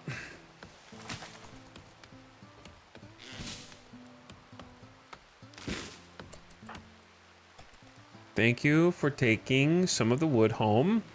You can also, so we have 3 separate piles of steel. And indeed, you can mine some more if you'd like. We'll definitely be able to use it. All right, I want you to start putting this up. Like, we need to get a wall around this potential farm area.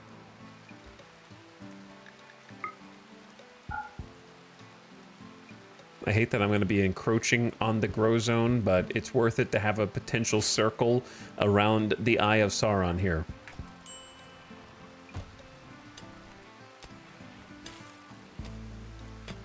Wow, a second pawn who can help us burn down the base. That's so good. No, I'm actually really excited about the mining. Starting at an 11 with double Fireball Passion could be amazing for us over time. It's going to be a little front-loaded in its utility, though, because we don't need infinite steel, infinite components, and obsidian right now. So I don't really know long-term what she's going to do, but, I mean, medium-term. Long-term, if we ever survive that long, she could do deep drill stuff, which would still be worth. Only for the bow, it was totally worth it. That's true. I do need to, like, hunt some animals just for skin. I can't afford to build this whole thing out of granite.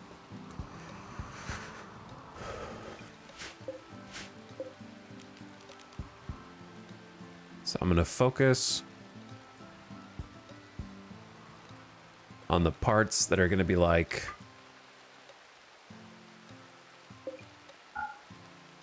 the most exposed to raiders.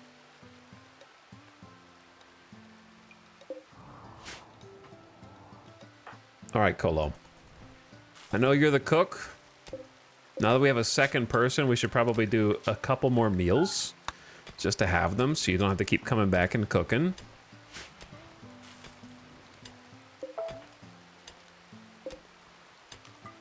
I wouldn't mind you planting some more rice out there.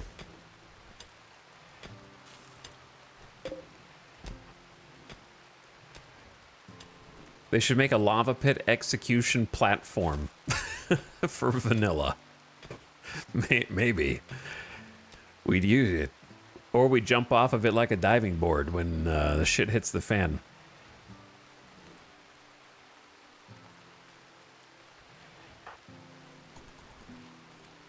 There's just always so many jobs to do. Every time you get another colonist, it doesn't feel like anything goes faster. Colo needs to eat, apparently.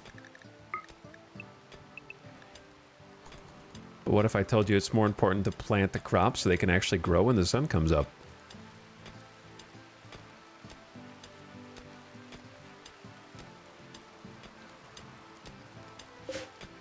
Oh, we need to build another spike trap as well.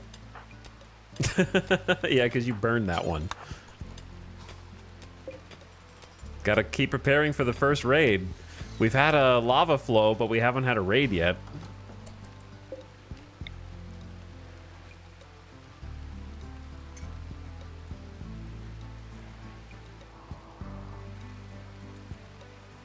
Scared to put a trap there.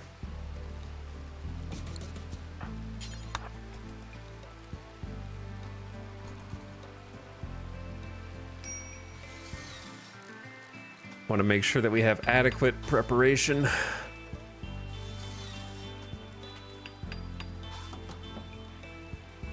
All right, now you can sleep.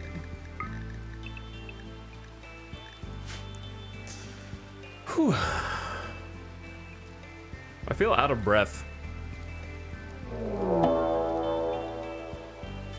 I had a premonition.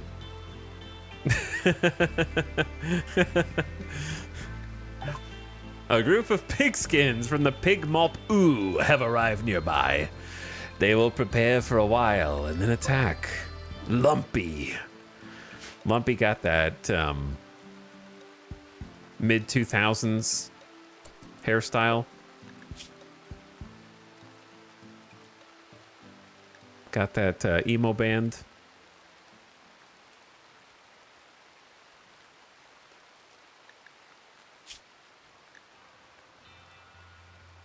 Lumpy Well-Popog. Misogynist with bloodlust. Belongs to the Supreme Army. Uh-oh. In an old universe of strife, Christlord whipped up great fire that swept away the last age and brought forth a new one. Looking upon mankind, Christlord found them as children and declared his dominion over them. The faithful fought the unbelievers, and Christlord said, "Fight them everywhere in my name until I am worshipped throughout the universe and the true peace may finally reign." Creator of everything. They are Astro Mormons, apparently. Supremacists. Leader is Christ Ruler, Supreme Pastor, the Moral Guide, the Crusher, Melee Specialist, and the Shoot Hand, Shooting Specialist. They have the Supreme Party for Christmas and the Jubilee of War for the Sky Lantern Festival. The Foremost Memento Relic, and they find ranged light weapons noble and despise ranged heavy weapons. Venerate the Rat. Huh. Coming in here with a machine pistol for the first raid?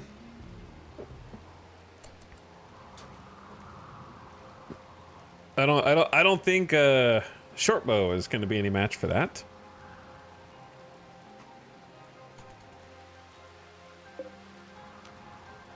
Even though they have 0 shooting skill. Would I like this pawn? Yeah. Yeah, I would. Bloodlust isn't my favorite because of the social fights. Misogynist just means you're going to have some trouble. But, like with liking individual colonists. But yes, they can both put out fires, melee fight, be a crafter, another doctor, backup planter, good things. He's a literal misogynistic pig.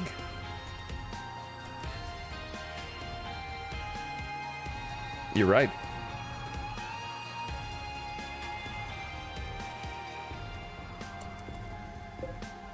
Ding, ding.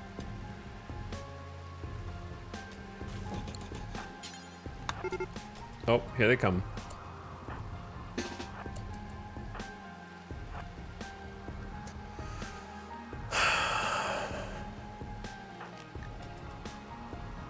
All right, I'm gonna hide Lila inside.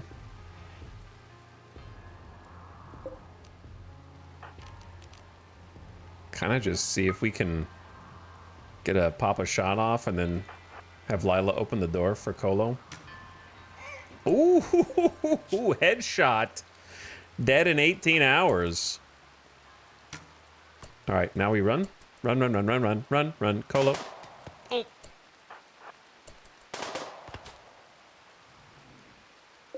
Nice headshot off the short bow. Let Lumpy reposition, see where he goes. Don't really want to... Okay, well... If you're not going to step it... Do you go outside and fight this? It's risky.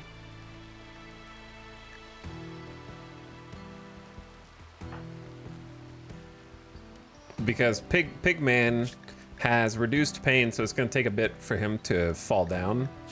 And he's got 4 melee. And he might get... The problem is he might get some shots off on us while we're going out.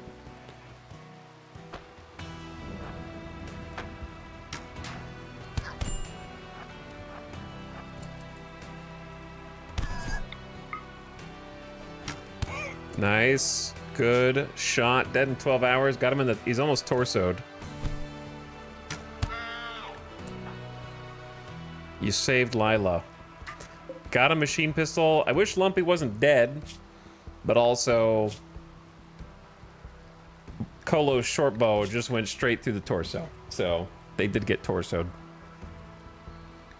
It's difficult to make pigskins collapse for that reduced pain. But hey, we got a machine pistol out of it. We're probably gonna have to save the parka.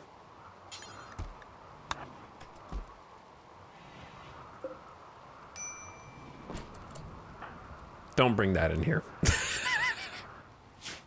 We'll dig you a grave somewhere over here. Do not bring that inside. Whoops. Misclick.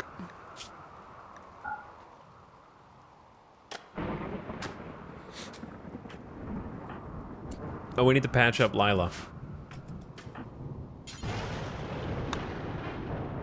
You left the food outside, man.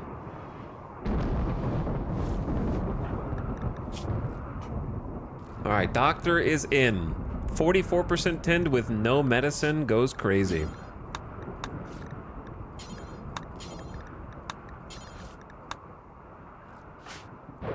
So you should be feeling back to normal in no time, hopefully.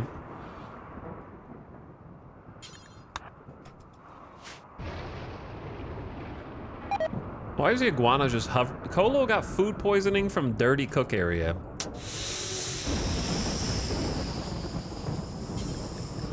Too bad.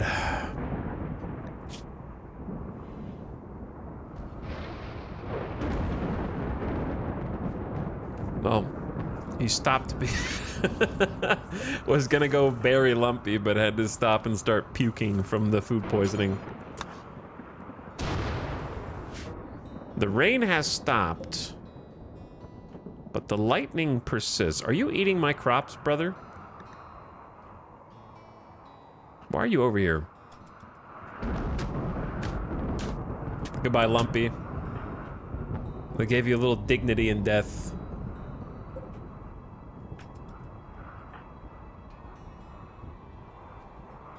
We can't cook with food poison. I mean, we can cook. Who's gonna cook? We gotta eat something. I mean, for now, I think just go chill inside for a bit. Yeah, you just puking your guts out everywhere. If you want to build roof or repair walls, that's fine.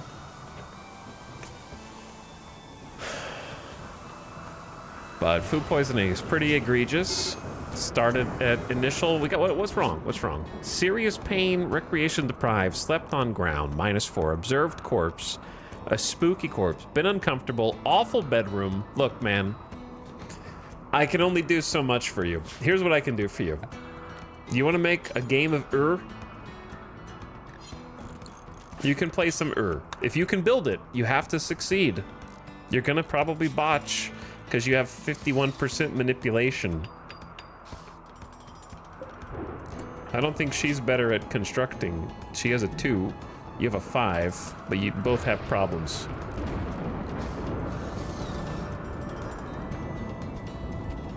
This takes longer to build than I thought. There's no way you're gonna succeed, honestly.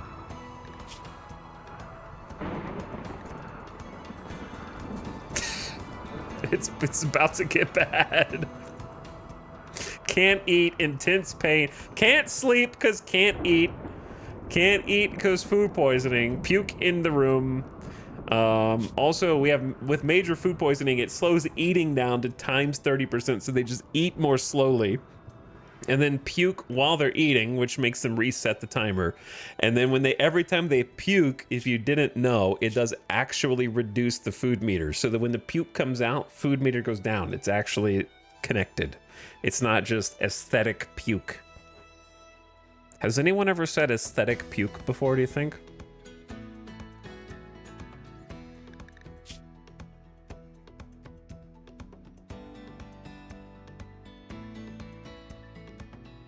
Times 50% movement, times 50% consciousness. So that's like a double stack, because consciousness already reduces your movement. So it's both. That was my high school band name.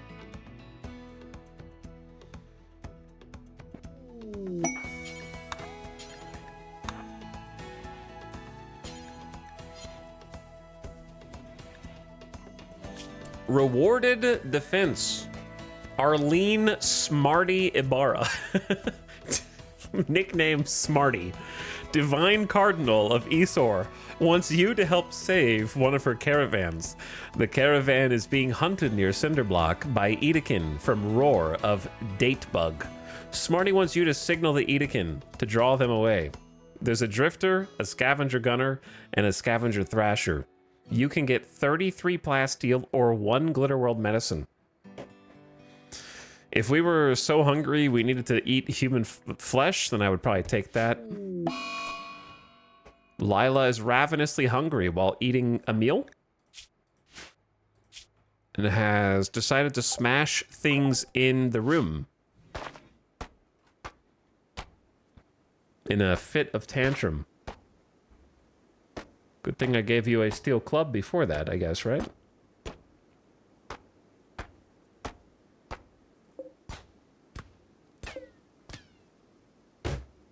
The brand new machine pistol. Why don't we just go ahead and bonk that down to 22% HP? Luckily, HP doesn't affect how well the guns shoot, but it does make it easier to accidentally lose it in the future if you drop it outside. That machine pistol is valuable. Our only gun. All right, Lila. No longer having a tantrum. Got a second meal. Back to bed. I guess I'm just gonna keep them in there for now.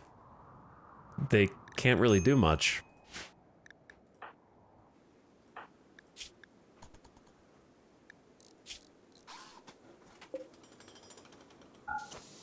Yeah, just repair. Just fix the walls. Just gotta sit here until food poisoning goes away because it has such a bad impact on manipulation and movement and stuff. I don't want them to get stuck outside, and I don't want them to do all their jobs, but worse. So we're moving into a state of recovery. This can be caused by eating rotten food, incompetent cooks, accidentally poisoning meals, or eating unsafe wild sources. You'll vomit and feel sick for some time. There's bleh, bzz, bleh. Just like back and forth. Oh, you're welcome, Lila. You're welcome. Really sprucing the place up in here.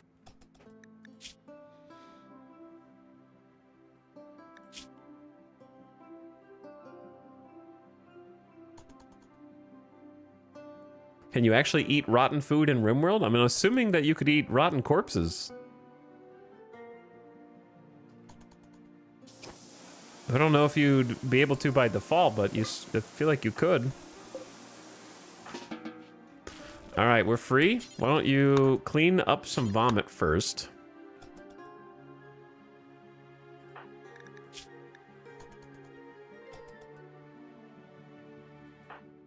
There you go. And now do some cooking. Nope. Out of wood. And now do some cooking.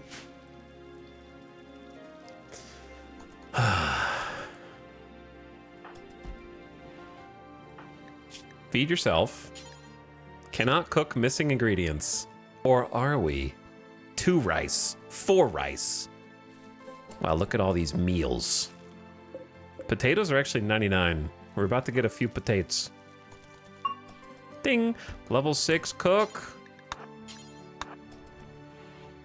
I will feed my patient. Clean up my vomit. I'm sorry. Slightly lower chance of food poisoning now?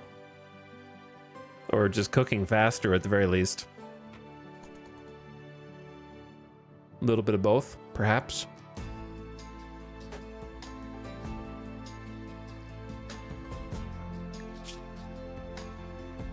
Have you guys not slept enough? We need to get actual beds.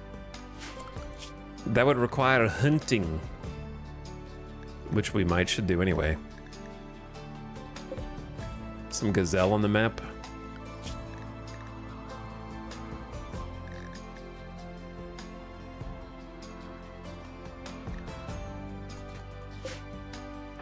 So many things to do, dude. We don't even have the wall put up yet. It's gonna take so long to do.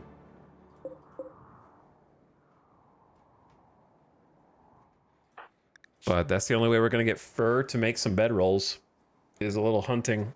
Hunting is nice anyways because it'll save some of our rice and potatoes. So like if we could have a different food source, that'd be great.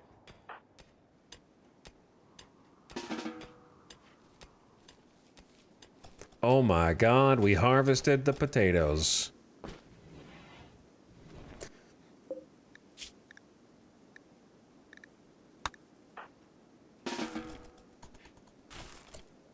Okay, hold on. Here's the thing, Colo.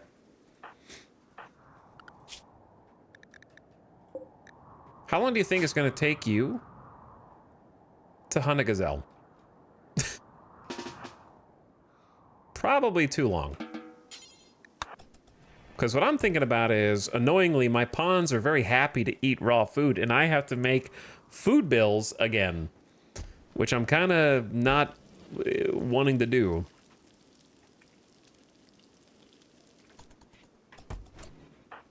All right, you've got a couple meals. Now you have a snack. And now we go hunt a gazelle.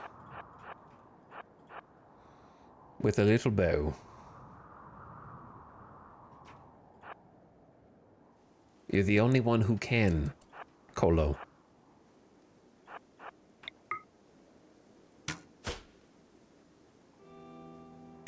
Time to learn how to use that short bow.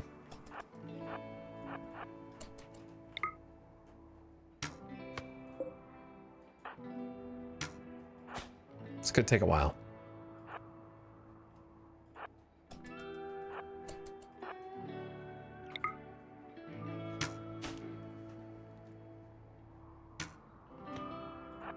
This could take a little bit.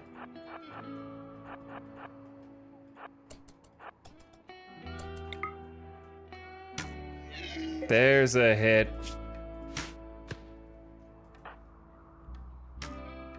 There's a hit.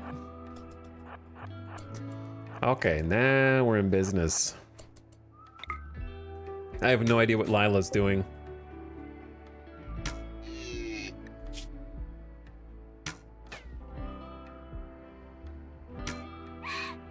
Good job. Train some shooting skill.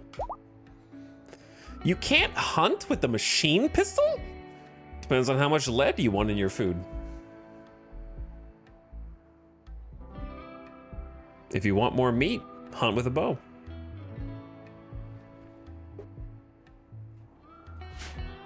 If you're okay with getting less meat, destroy its body parts with bullets. I want more meat. You could hunt with your hands if you wanted to. Why don't you just hunt with your hands?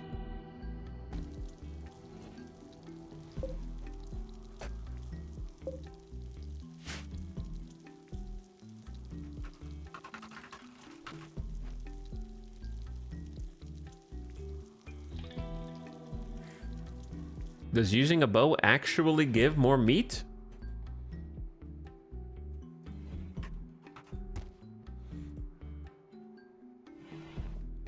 Destroying the body part does.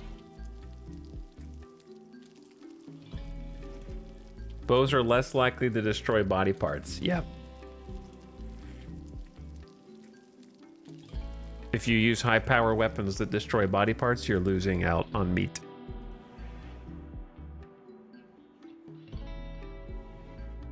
Also, the ad is starting already. It's already been another hour. Bolt action rifle is good to hunt with as well, I think. The machine pistol is just especially bad. Short range, high rate of fire, low damage, not good. Bows also have higher hunting stealth, but I don't think that matters most of the time.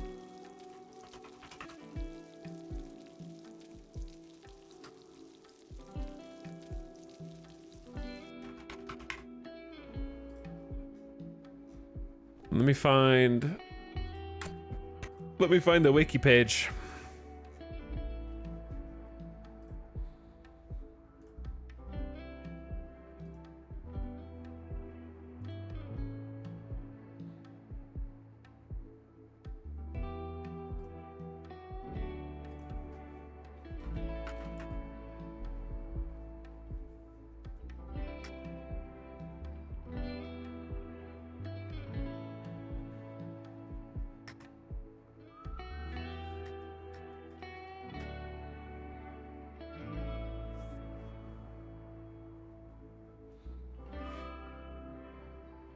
All right, I'll have to look for it in a bit. The ad just started. I need to take a bathroom break.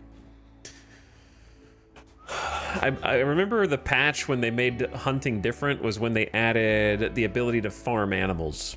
And the optimal way to get the most amount of meat is to have your own animals that are just killed in-house. And they changed how damage to animal corpses worked during that period. All right. I will be right back. Yeah, slaughtering an animal is the best way to get the most meat. For example. All right, I will be right back in a few minutes.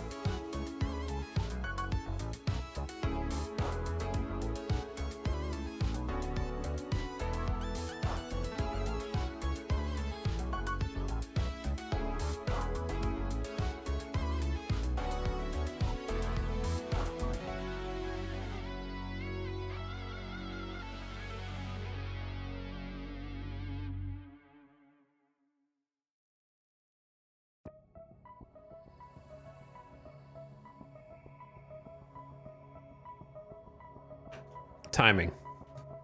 Bro.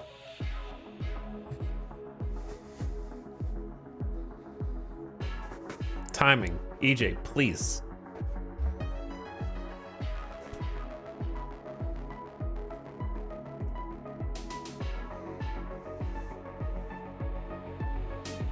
How long have you been here?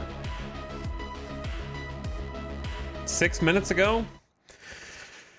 Okay, well, you're not allowed to raid streamers while they're pooping. I'm just kidding, I wasn't pooping, but I'm back now. What's up, Raiders? Chair mode. EJ, how are you, dude? How are you, brother? What's up, gamers? Never mind. I'm back.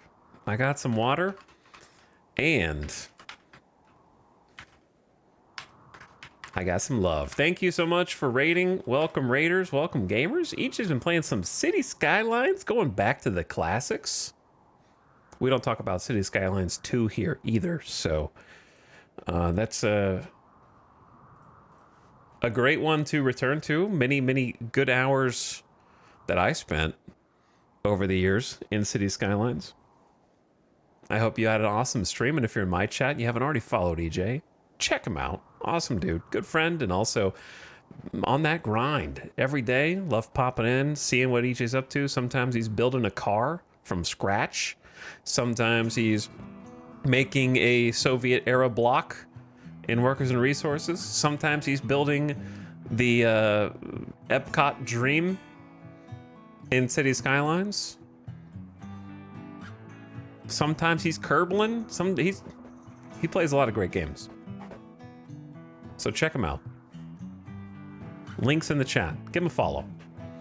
Talix, dude, I got stranded in Vegas 2 weeks ago because of that nutty windstorm. There was a crazy amount of wind. They cancel your flight and make you stay longer than you wanted? Wait, is that why I had 9 text messages on my phone? EJ was like, bro, my plane got canceled, man. I need somewhere to crash on the couch for the night.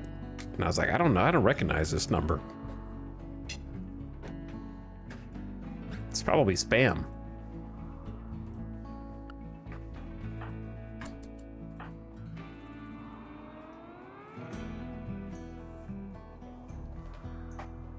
But yeah, that's I'm sorry that you got stuck in Vegas. The upside of getting stuck in Vegas is that there are 100 hotels that you can stay at.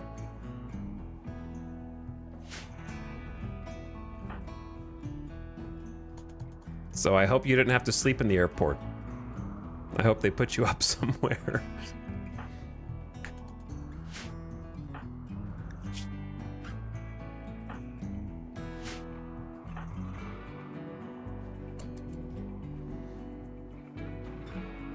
Were you in Vegas for business or pleasure? Also, if you got other stuff to do, other people to see, feel free to take off, and thanks for sending your people over. Appreciate the raid. Have a great rest of your evening. EJ says we got a suite at the Cosmo on JetBlue's dime. So we got, okay, that's pretty good actually, because the Cosmo is where I would recommend people stay anyways, just because it's centrally located, generally nice hotel that's not in the like super expensive price range. Very strip accessible. So that was a good choice. They could have put you up in Circus instead. So I feel like JetBlue is also just a really good choice of airline. Raiders, welcome to our humble colony. We just started it today. I'll give you a quick little rundown of what's going on. So we started on this because I died and I started over. And we're playing a tribal naked brutality campaign. So Colo's our original pawn. And my starting pawn is normally naked brutality gives you an industrial tech level pawn, but this is a Neolithic tech level pawn. So we're even one step harder than naked brutality. And we got the difficulty on Randy Random, starting with like a losing is fun baseline and then cranking the threat factor up to 500%. So my playstyle and skill level's not quite there, but I'm doing my best anyways. So we're on like effectively the max difficulty without pumping the other sliders all the way up to stupid levels. And we're playing on this cool lava-filled tiles. So new DLC added a bunch of neat biomes. We got lava fields, there's glacial plains now. We haven't even seen that one yet. There's glow forest, which we haven't seen. Scarlands, which was our first colony attempt run. Got a bunch of stuff in the Scarlands. That's like a war-torn post weapon of mass destruction cityscape with ruins and all sorts of little abandoned city structures to try to hole up in. It's pretty cool. And then grasslands somewhere. I don't know where the grasslands are, but they're somewhere that are a little bit more calm, a little bit more peaceful, a little bit more susceptible to burning. Big fire risks. So on our particular lava tile, we actually have a feature. I don't know if you'd call it a feature, but they have features and landmarks now as part of the DLC that kind of distinguish with interesting POIs, different map tiles. So you can have things like, I've got the filter on that shows, oop, wrong one. Wrong one. There we go. Landmarks for these like orange pips. So you've got different things like this one has caves and valleys. We have new map gen types. This one has ruins. This one is a cavern. This is a mod that kind of just shows what the map kind of looks like. This is a dry lake with like a lake bed in it. And the one that we're settled on is lava flow. So that's a specific special one for some lava fields. So occasionally lava will randomly kind of flow into the map and it tends to stick to this cooled lava section. These are the lowlands. There's no Z levels per se, but the lava tends to stick here, but it can kind of make its own flow. So there's more dynamic kind of fluid this time. It's not like Beaver Game, but it is still a bit more dynamic than it was before, right? So we actually have to watch out for lava randomly flowing in from either side, and it can kind of wash over crops and burn things, and people will pathfind into it, and it's hilarious. And then on top of that, there's some obsidian deposits here. View orbit? View orbit. We have space now in RimWorld. Odyssey added grav ships, which are effectively spaceships that cannot go out of the orbit of this gravity well. So you can use them to explore satellites, asteroids, there's docks. We haven't even touched that content yet. And there's a new grav ship start to the game where you sort of build your little ship and it can kind of fly across different chunks of the map to explore different quests, different threats, and you can build that up and use it to travel. It's really cool. Talix, Vegas pizza? Chat told me to ask. Vegas pizza is by and large really bad. Yeah. By and large. What was the context of chat asking?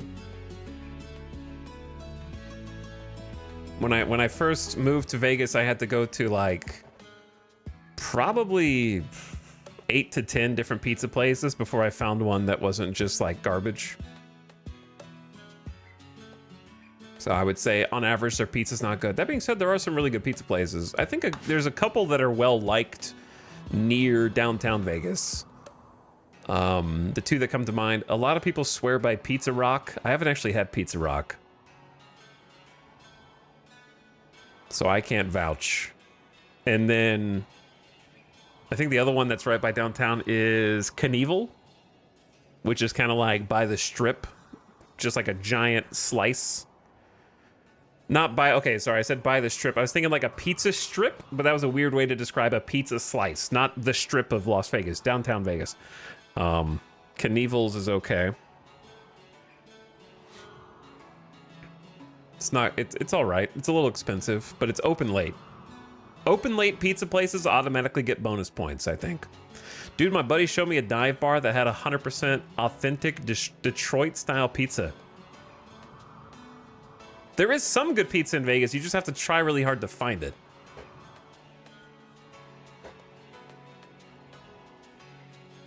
Okay, a dive bar that had Detroit-style pizza, because there's a Detroit-style chain, but I don't think you went there if you went to a dive bar. Chat, what's the name of the Detroit-style pizza chain?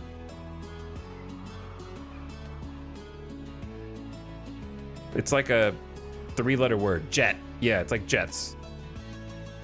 Jets is pretty solid. I've had it before somewhere. I don't think it was in Vegas. Maybe it was. If I have, I've only had it one time. Jets was pretty good.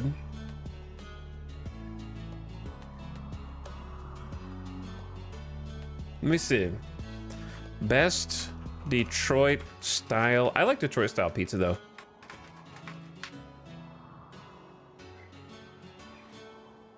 Let's see. Okay, this is from Reddit. Your favorite Detroit style pizza. The top comment is Red Dwarf and Naked City.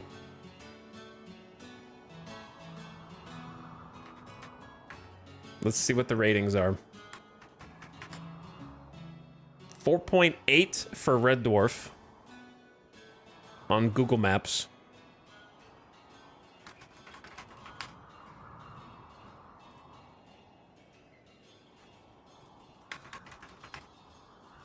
And then Naked City Pizza's at a 4.3. So if we're just going by numerical ratings, it was Red Dwarf. Okay, wow. EJ, I think I found your friend's Reddit account. No, I'm just kidding.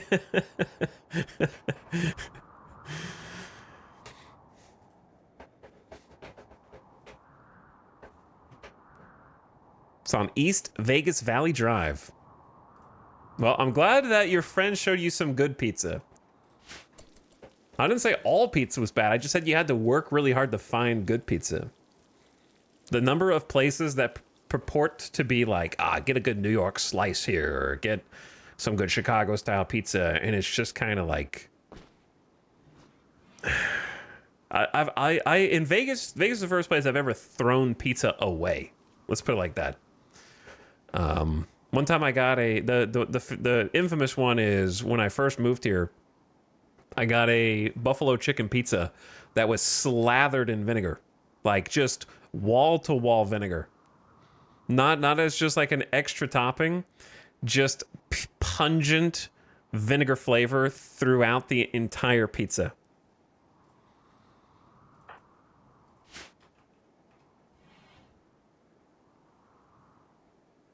And I had to toss it.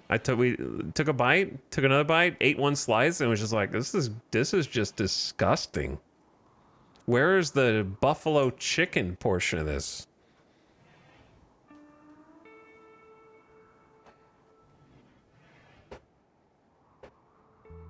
Secret Pizza in Vegas was pretty good. Secret Pizza is kind of a meme.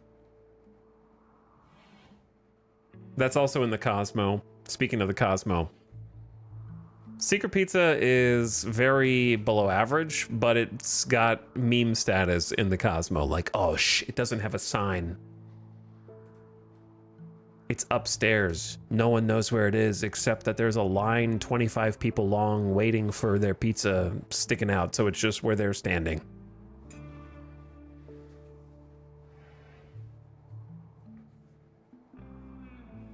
I've had Secret Pizza a couple times. It was aggressively average. That's what I would say.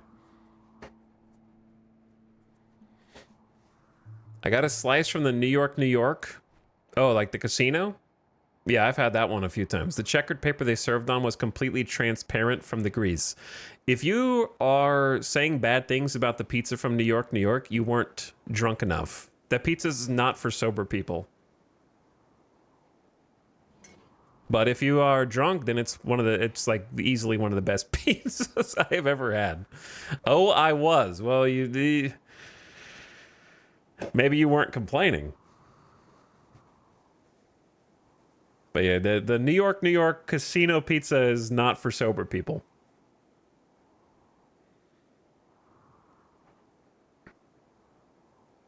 There's a sobriety factor for pizza, for sure.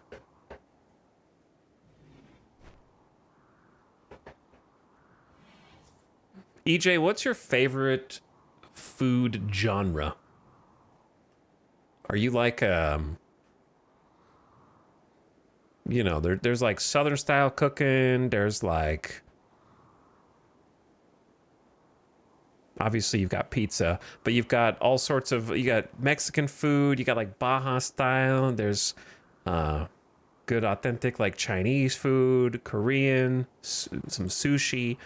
You got great Indian food in Vegas. Like what genre? Italian American? There's good Italian food here. It's just the problem with Vegas Italian is even though I've had excellent Italian food here, there's a lot of Italian food that pinky up, let's say. Pinky up Italian. There's not a lot of Italian comfort food here, I think. There's a lot of good just like Italian fancy. They don't make Italian food for the people. Dude, I had some 10 out of 10 dim sum in Chinatown. Yeah, Chinatown's awesome. I think that's where some of the best food in Vegas is that I've had. Some really good restaurants there. It's pretty close to the Strip, so it's not really hard to veer off the Strip to visit. Didn't know Vegas had a Chinatown? Yep. It sort of is a... People just call it Chinatown, but inside of Chinatown is also Japantown and Koreatown. It's kind of all-encompassing. But they have their own spots. And there's a lot of good food throughout. If you go to the Strip, it's worth checking out because it's really not a bad drive from the Strip. It's pretty close.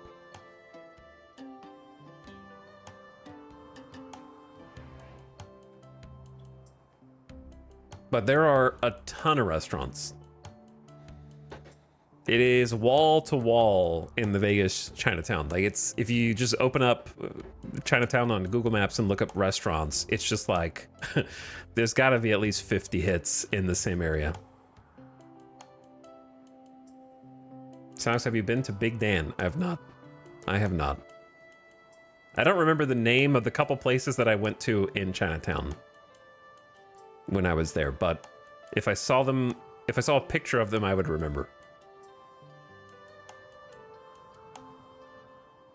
But there's good Korean barbecue throughout Vegas, a lot of good Vietnamese food, a lot of good authentic.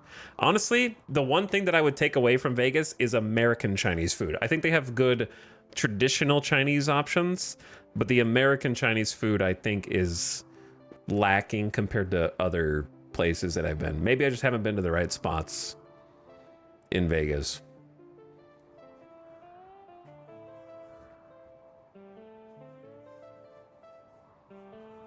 So if I had to take some points away, it'd be for that. You don't like Panda Express? Man, screw Panda Express. I don't care about Panda Express. Airport food. It's not even good enough for airport food. Anybody who sings the praises of Panda Express guaranteed orders orange chicken every time they go. I love orange chicken, but even by... Okay, but they have bad orange chicken. It's bad orange chicken. What's funny is you can tell that Vegas has kind of fewer good American Chinese food options because the best American Chinese food, in my experience, comes from not Chinese restaurants. Like other nationalities have picked up the slack, apparently. Like Thai places will randomly have like better sesame and orange chicken than the American Chinese places or something. They're like, yeah, we got it from here.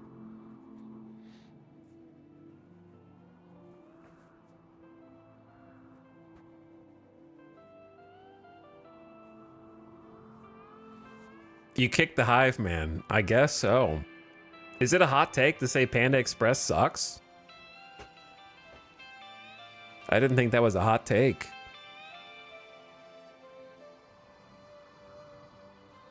I guarantee you that all that food comes out of a just a frozen bag and just put in that little heat cylinder that they scoop out of. And it just probably just heats up in there. And that's it.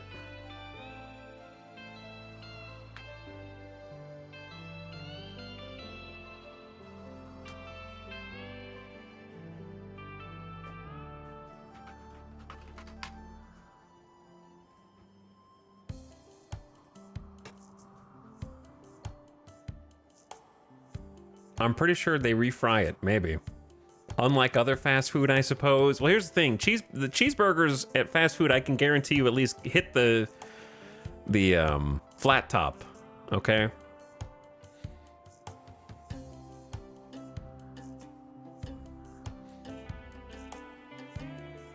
Like, I'm not trying to single out Panda Express. I'm just saying that there's so much better. That'd be like singing the praises of Buffalo Wild Wings as an example of good American wings. Okay?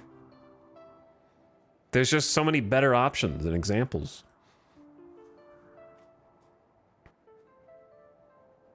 You can do some, put it like this. If you like, it'd be the same as being like, I love Mexican food. I go to Chipotle every other week. You know what I mean?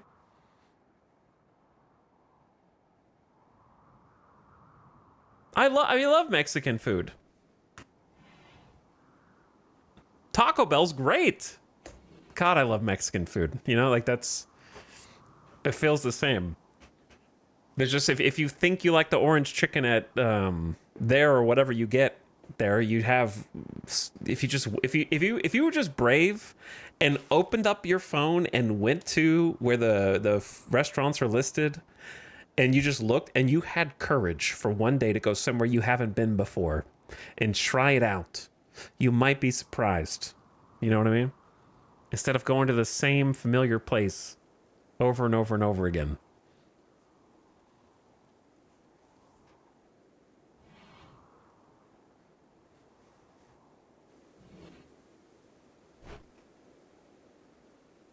But anyway, I hope the rest of the food you had here was good, EJ. It is really overpriced now, though.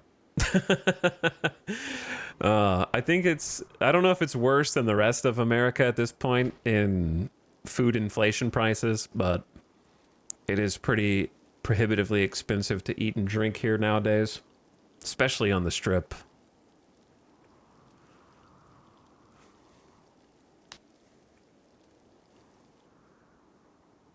But most of the time you get what you pay for, depending on where you go. You'll have at least like a good experience in most places. Unless you're going to Panda Express.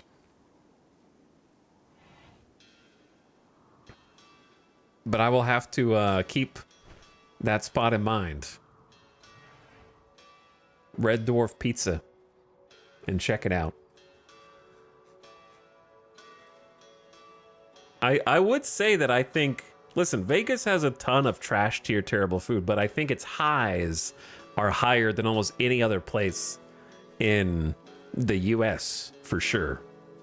I wouldn't be so bold as to say the world, but like, I would say that the best food in the US can be found in Vegas. I didn't say that you can afford it, chat, but it's there. Like every single chef worth his salt has a restaurant here. I can't afford it.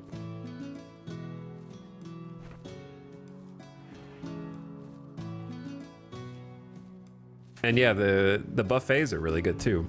I haven't been to a buffet in a long time though. I try to stay out of the casinos as much as I can.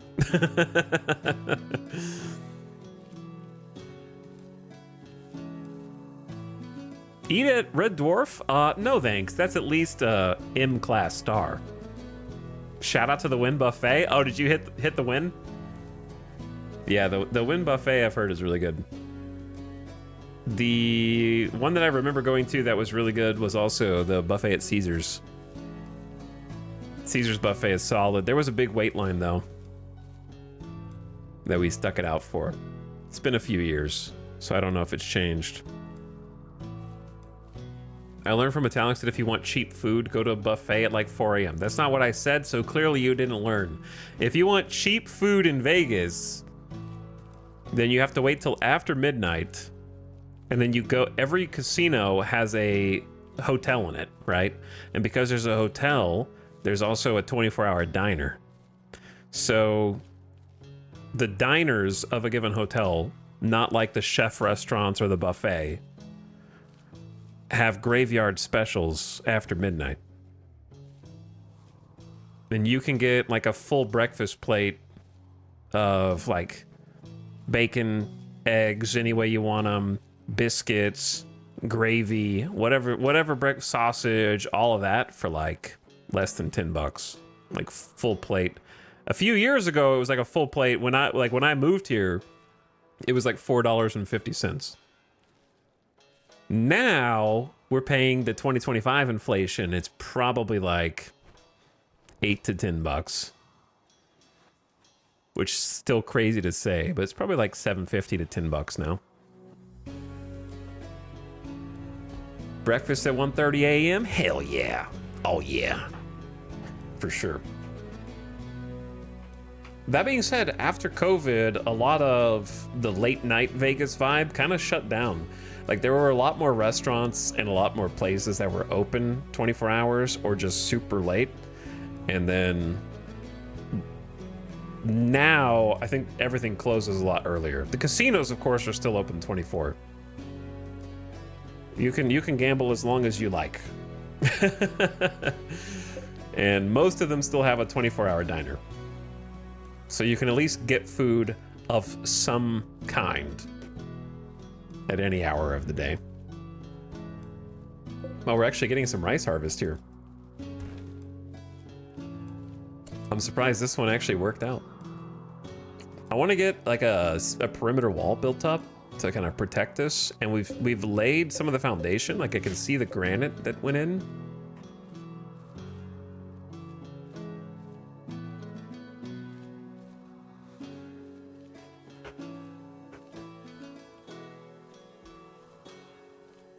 You going to breakfast that late? Better go Waffle House. You'd have to go to like Denny's here, because there is no Waffle House in Las Vegas. So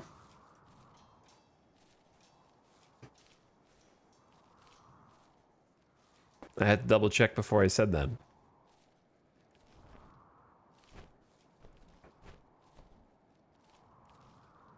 "24/7 businesses just don't exist around me anymore." Yeah. Yeah, they have subsided. Dude, I gotta, so you'd give the Wynn buffet, like, would it get full marks? Like a perfect 10? The Wynn is a pretty decent casino. Their tables are really pricey. That's the downside. So if you want to play table games, I would go somewhere else. But it's a nice casino. And I'm sure it's a nice hotel. When was 9 out of 10? $80 though? Yeah, the buffets are not going to be... Some of the buffets are like 100, depending. But then again, some of the buffets have... chat, when I say that there are buffets that are like $75 to $100 there, it's difficult to overstate the level of opulence of the buffet. Because when you think of buffet, you think low quality, you think like cafeteria, you think you're going up and someone's just like slopping, you know, corn mush on your plate kind of thing. But at most of these, it's the creme de la creme. Like you pay because there's people standing there with like fresh cut, cooked in-house steaks and all sorts of meats and roast chickens and just like a Game of Thrones feast table. There's one with unlimited crab legs here. Yeah, you get like lobster, crab legs. So true, I had some of the best pizza of my life at a Vegas buffet once. Yeah, you're paying for like the experience, basically. You could get a cheap meal somewhere else, but you will eat like a king at some of those buffets.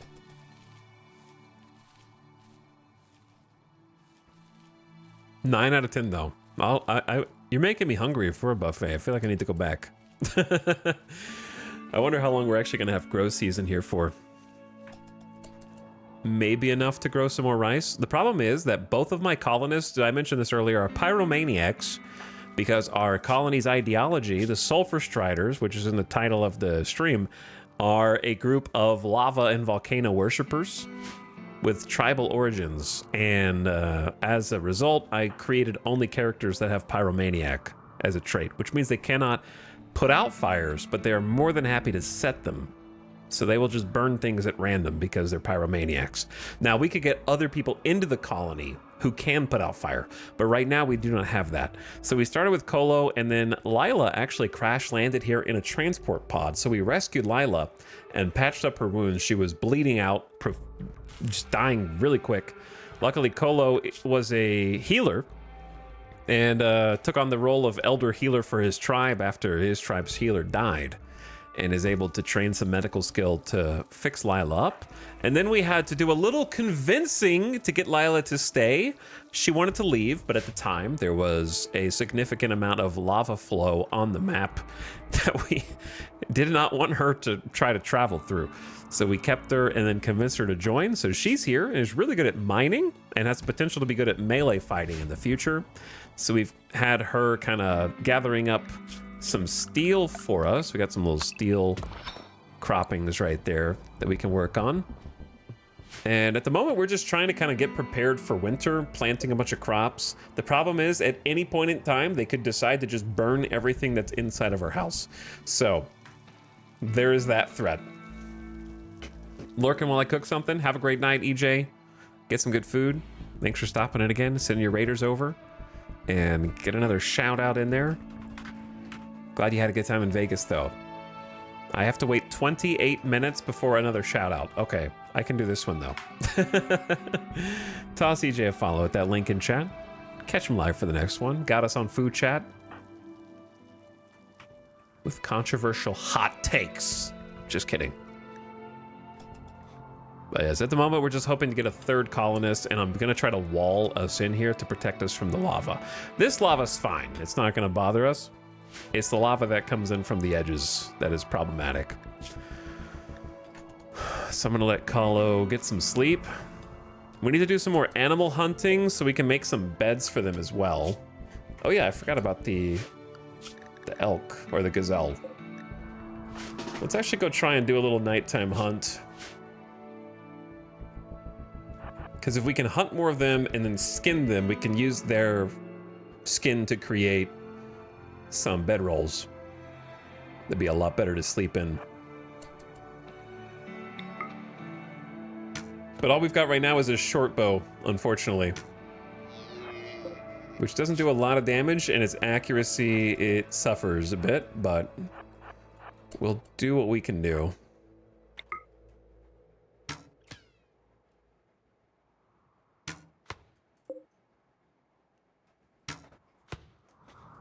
Or get better at shooting in the process.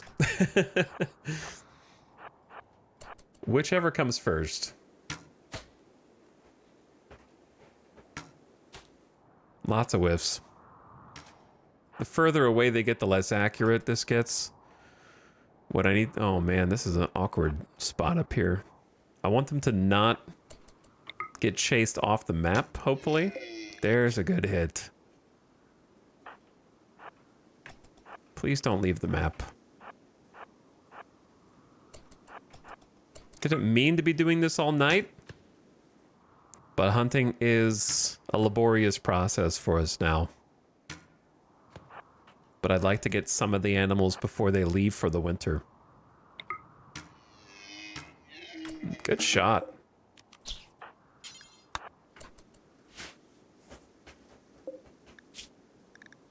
Cut out eye. Shot him in the head with the bow and destroyed a lung. Might get a little less meat as a result, but you can let the animals bleed out and just go get them later. That's a strategy that I think a lot of people do, is just shoot them until they bleed and then spend time like kind of getting a few of them to bleed and just wait until they bleed out, and that preserves more of the body parts. That's not a bad strategy.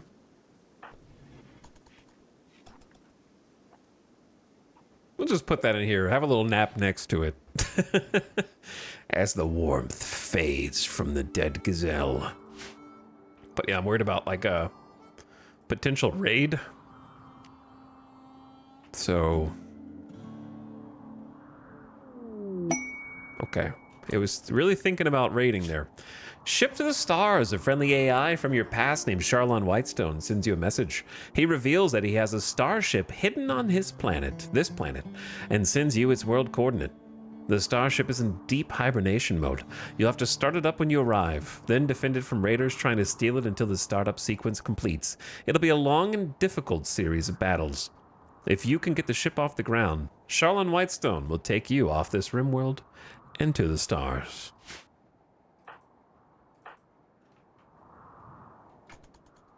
Are you guys eating my crops over here?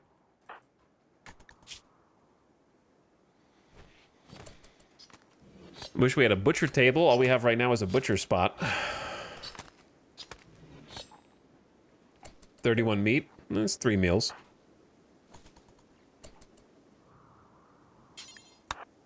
Let's maybe do a little cooking with said meat, which will preserve some of the potato and the rice. Oh, there's nowhere to store... there's nowhere to store the meals. We need to work on our stockpile issues. Tea. This is going to be preferred. And will allow steel, plasteel, as well as blocks. Okay. Let's get started.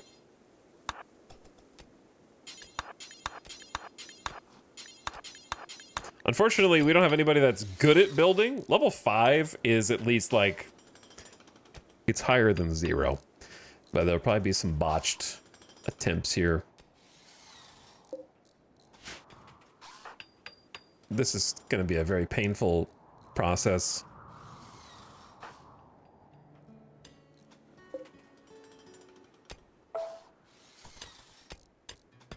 And Lila is good at mining.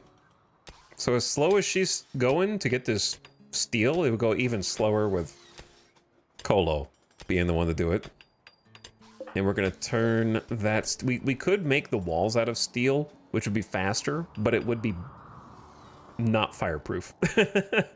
RimWorld steel is made of different stuff. Not stronger stuff. Different stuff. Luum the Elf gifted 10 community subs earlier after EJ raided, and I didn't notice. So thank you for your generosity and the 10 gift subs.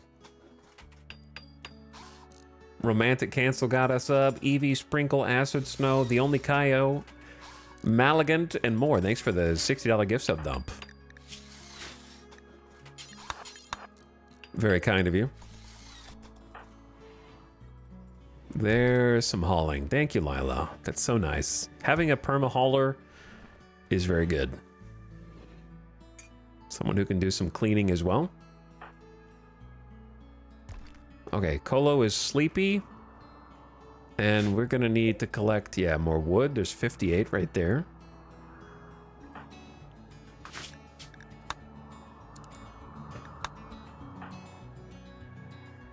Harvesting rice. Let's actually hold off on that.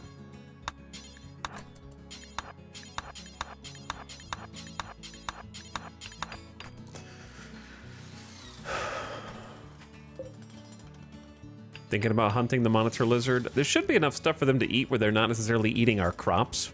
But what's up, little lizard dude? Do we have any more granite pieces? We do. All right, there's another little granite substructure down there. It's kind of far away. But it's there.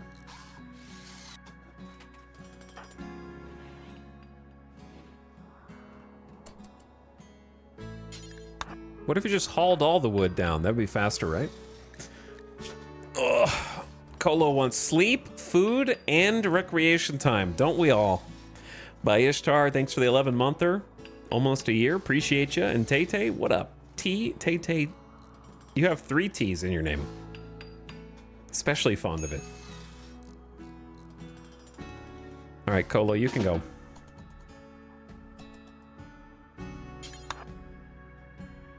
Just kidding.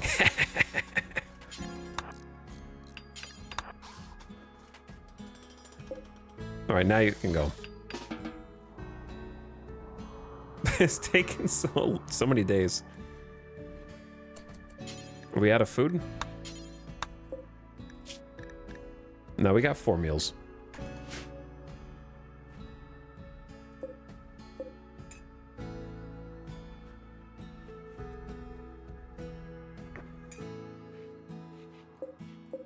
We have 30 plain leather. How much is it to make a bed? 40. Every male colonist smiles with contentment as a distant engine of happiness is stirring. For a few days, some people's mood will be quite a bit better. Failed romance. Oh, Lila tried to woo Kolo by drawing attention to her ears. Kolo rejected the advance.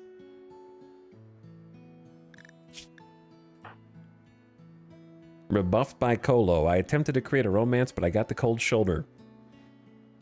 The learning curve for this game seems like it'd be insane. It's not too bad. You can actually just play on peaceful pacifist mode and focus on surviving and then up the difficulty as you like.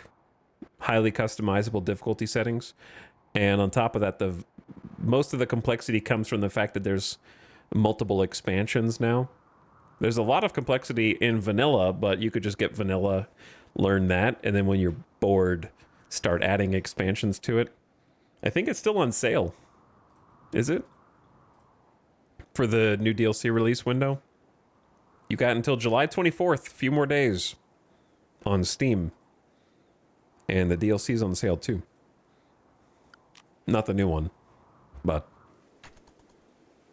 start with the base game, start with vanilla, turn the difficulty down until you kind of get your bearings, and it's not too bad.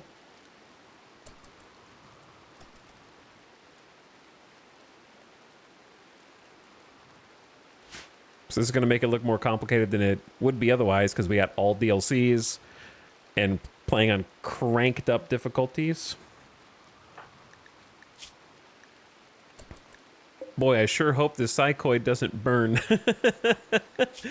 Lila is a waster who has a genetic dependency on psychite that needs to ingest it on a regular basis. So she's suffering from psychite deficiency right now, which is reducing her max consciousness, moving, and manipulation. So what I might do is just go do an early harvest of a couple of the leaves just to try to make her something. How much is that? 5 leaves? How much does it cost us to make tea? 4. Okay, so we can actually just like do that.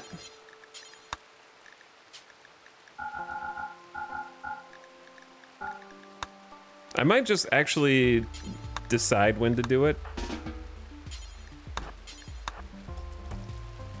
Here you go, Lila. This is for you.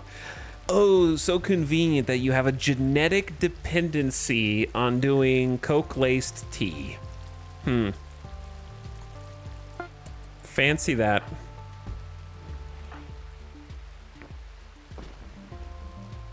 Gonna go have a little seat in your room and enjoy it.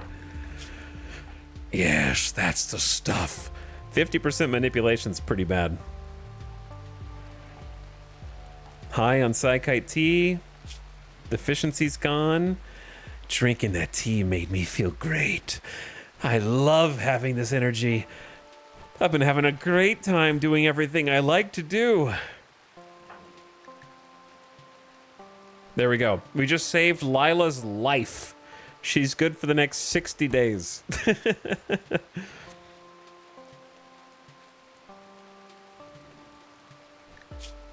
Used recreational drug? It was an offense against my beliefs. What? Tynan.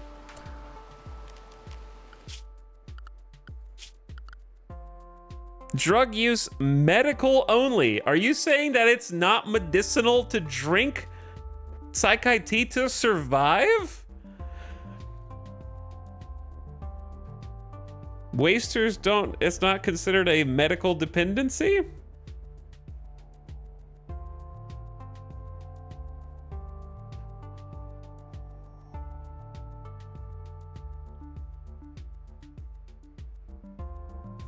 She enjoyed it a bit too much. Well, now we gotta deal with the negative 15. How long are you gonna think about that? 3 days. This is an offense against my beliefs.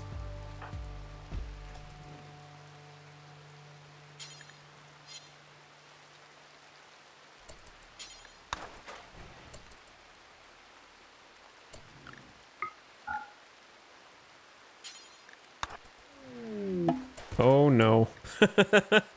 Oh no, a cave child named Beth is crashing in a transport pod nearby. If she survives the impact, she'll be badly wounded. Beth is not affiliated with any faction. You could capture her or rescue her and hope she joins freely. Dead in 9 hours. You're very far away, Beth. Did you bring anything with you? You got Devil Strand pants? Wow, you're too fancy for us. From the Cosmic Crew. But you're a cave child, so you're like a tribal person. Let me see your... You have, you're 15 years old, melee and mining. Wait a second. Melee and mining? Wait a... You're... Duplicate pawn? What are the odds of getting 2 pawns that have passions for melee and mining in a row? Literally, her only advantage is that she can put out fires. She is a looper. Undergrounder. Has no need to experience the outdoors or light. She will never feel cooped up or get cabin fever and is not bothered by darkness. Will be unhappy outdoors. Pew, pew, pew. Beth just likes pulling the trigger. Well, she won't be doing that often. And is a body purist and does not want artificial body parts. All right. We don't have enough... Well, we do have enough time to probably carry you back. Let me do the first tend. And then carry you back here. Lila, I got bad news. That's no longer your bed.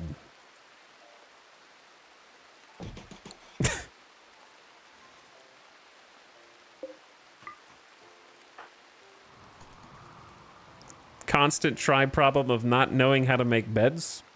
We need more plain leather. All right, I assume... Wait, are we capturing Beth or just healing Beth? I don't know. Well, possibly both. We'll start with the nice way and then go... Wait, don't carry. Place. Tend. Thank you. We'll start as a rescue mission.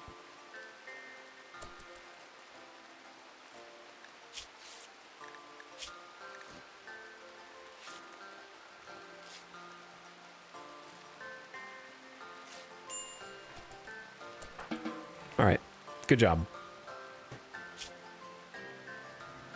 You need some recreation.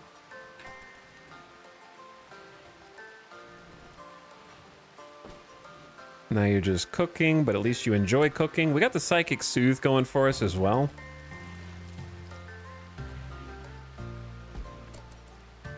Harvesting rice plant. All right, let's do this instead.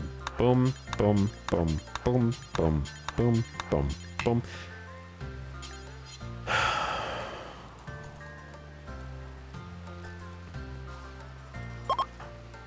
Beth has decided to leave and is no longer incapable of walking.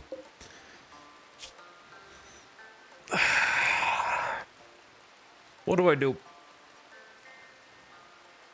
Here's the thing. On the one hand, it is a useless pawn who can only do melee. On the other hand, she can put out fires. On the other hand, we're about to have to survive an extremely cold winter, so one less mouth isn't a bad thing.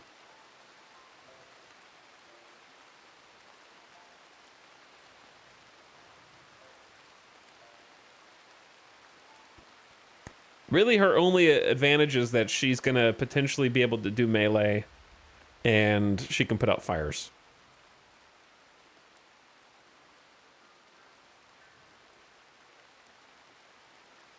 Recruit and exile when you need to. That's not really my playstyle. You're either family, or I let you do what you want to do. Chat says let her walk.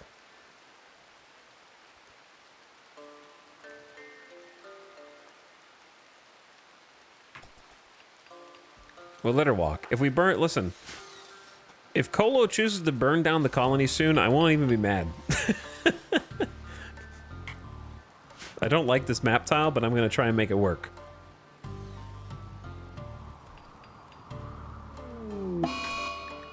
Well, guess what, Beth? It looks like you need me after all.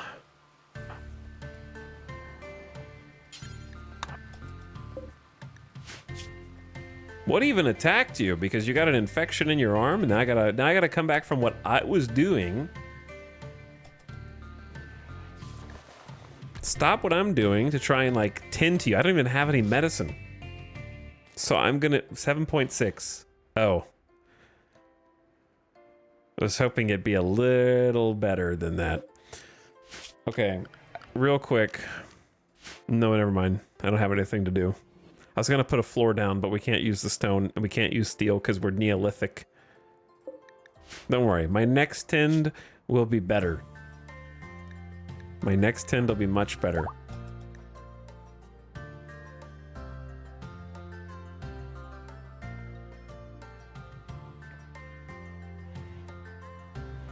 All right, Colo. Let's get back to work. You have much to do.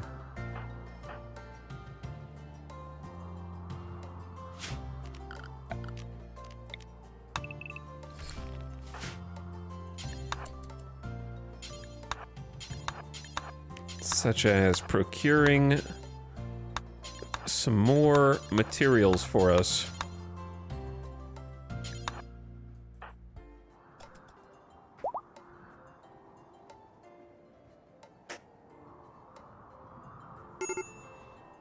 What, Lila? Used recreational drug is really holding you down. Ate without tables on you. I've got food here.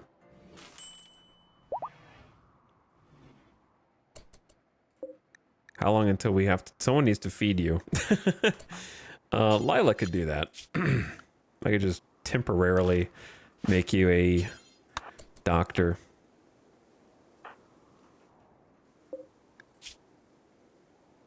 Nine hours.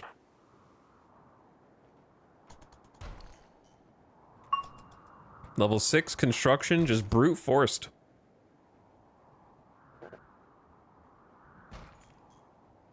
I'll take it. Had really no skill or talent there and just sort of said, that is not going to stop me. Oh my god, yeah, you're toasted, Beth. I really don't think that there's anything I can do to save you. We have no beds. You have luck of the draw on the next tend. We need the next tend to be like at least a 50, 60%. It's really unfortunate.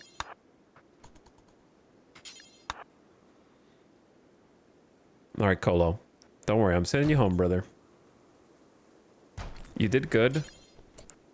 Cannot haul. Yes. Oh my god, you dropped the meal, you absolute dingus. Colo just got sick from food poisoning. Well, you ain't getting a good 10 now. You won't be getting a good 10 now, I'll tell you that. You're dead! Passing near the remains of an ancient Exostrider mechanoid, Colo noticed an intact transponder inside. If you could get the transponder, then you might become a powerful mechanitor. You could read valuable information and the massive mech is smashed and fused into a solid piece. You must destroy it to retrieve this transponder.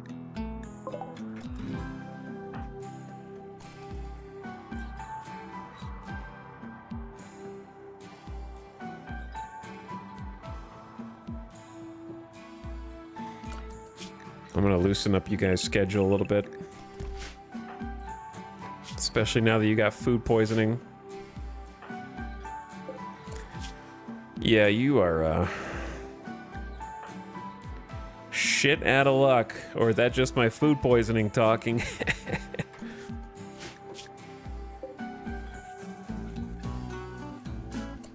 Problem is, we don't have any other meals here. And Lila has 0 cook skill.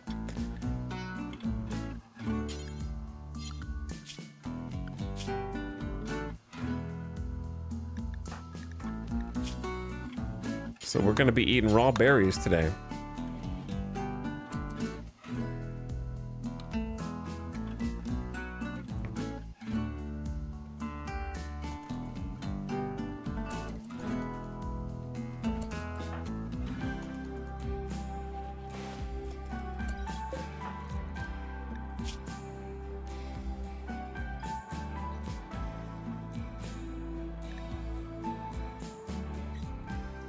Zero medical?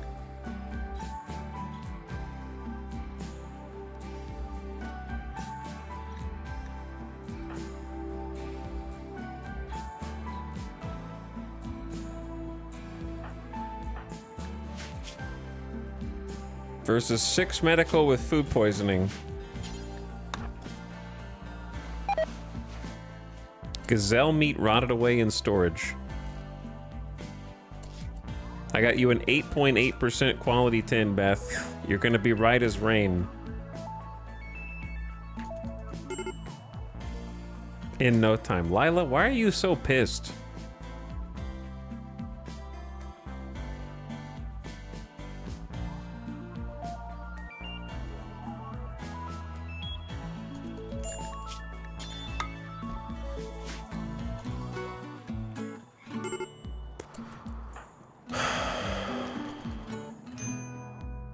Can't wait till Lila burns down all the crops. This is your last meal. Enjoy it. You got food poisoning from it. I'm really glad I didn't want to save this colonist because you really fell into the wrong map tile.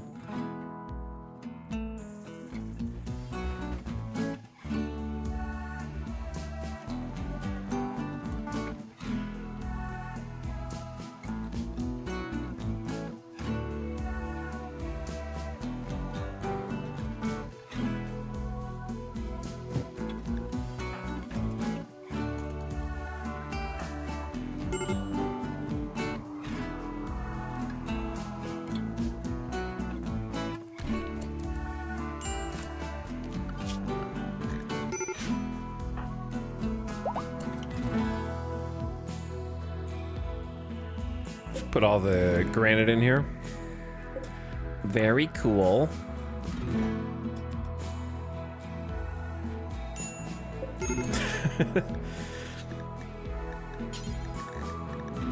Imagine getting food poisoning from your last ever meal.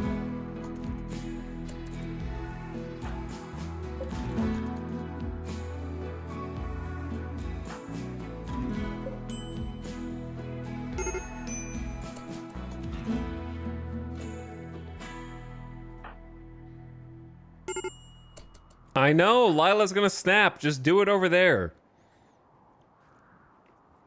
Somewhere away from us.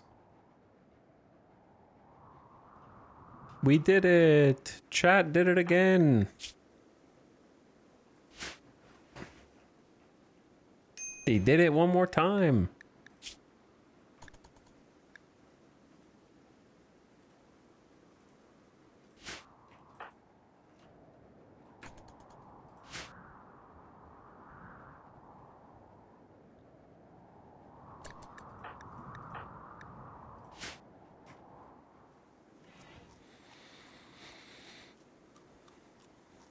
Who's eating? Oh, that's berries. It's fine.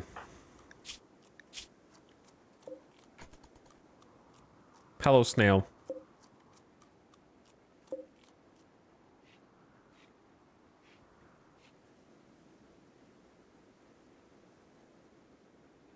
Beth, I just want to say, I'm so sorry that not only could Dr. Colo not save you with his 6 medical skill, and we have no medicine, we have no bed, you're gonna die on a dirt floor inside of the ruins of a slate building. This isn't even, this spot is imaginary. The sleeping spot is not even furniture, it doesn't exist.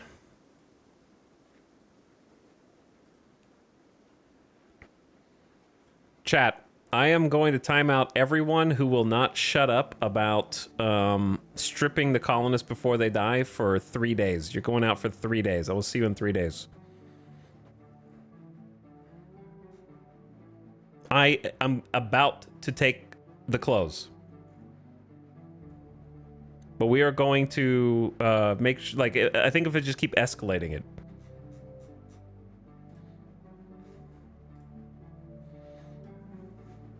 You might think that sounds extreme, but now I don't have to see your messages for 3 days. So I think it's fine. Just sit back, relax, and enjoy the ride. And in the event that I forget something, then you can laugh after that point. You get to go LOL.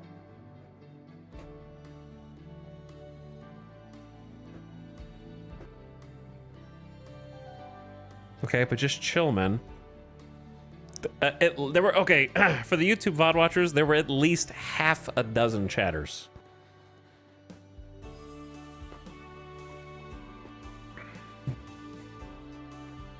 Which is more than 0.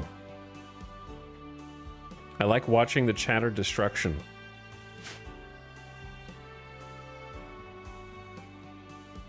Just sit back and chill, man. I've literally got the whole health screen open and watching it tick down. But anyway, since you all said that, I'm gonna let her die and we're not gonna take her clothes. Just like Avik would. So you all did this. Dead. There you go. So if you want long-term survival in this colony, let that be a lesson. Because I have no problem watching it all burn down.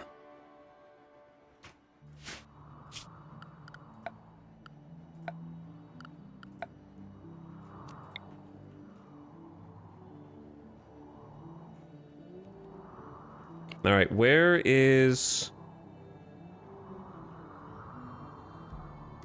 There's the other grave.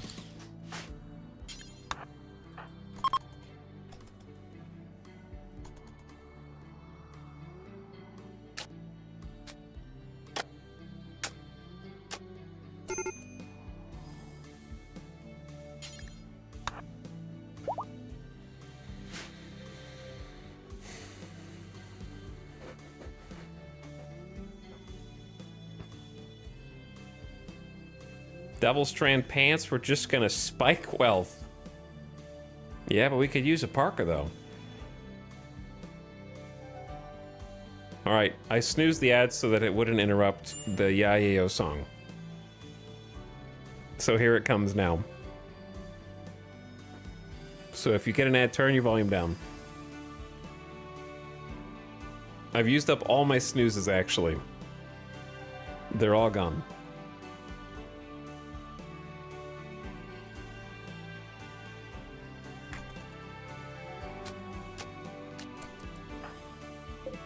Goodbye, Beth. You were only 15, and you deserved a better life than we could give you.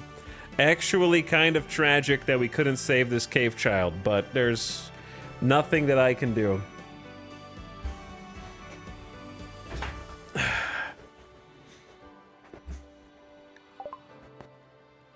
A caravan from Esor is approaching. They are an exotic goods trader.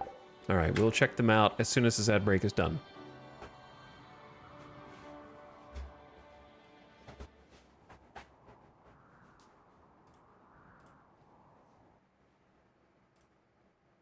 Also, music.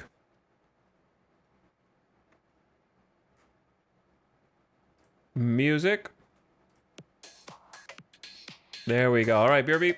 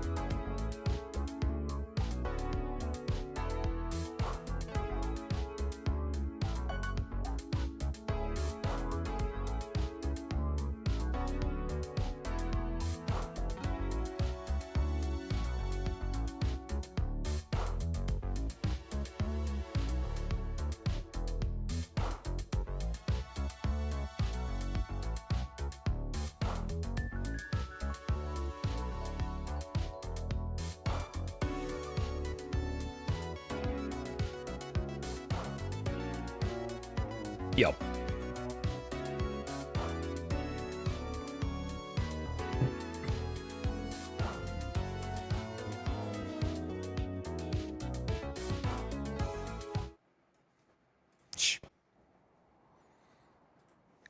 What the hell is going on here? Stop dancing.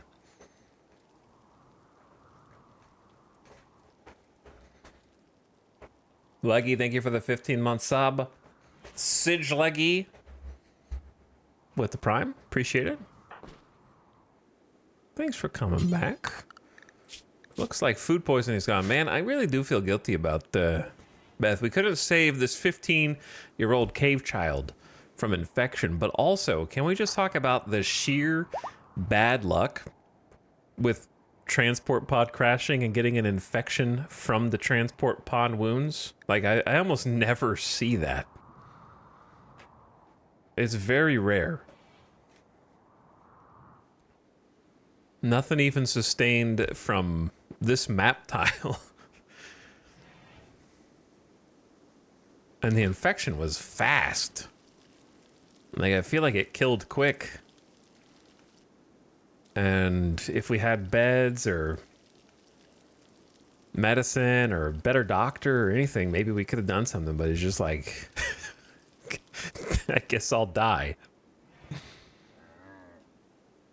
So on the one hand, I'm glad we didn't need the pawn. On the other hand, I would have happily taken the pawn.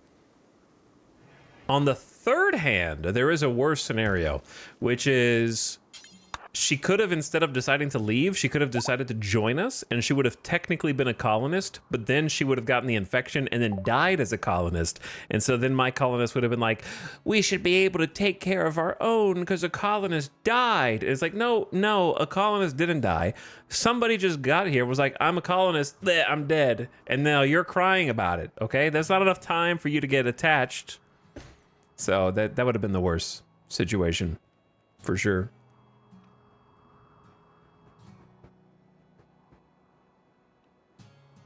Drill arms, bionic arms. You can get your own death.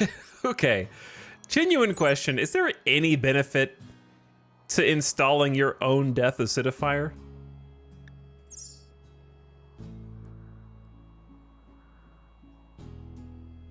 Or is it just there to be annoying?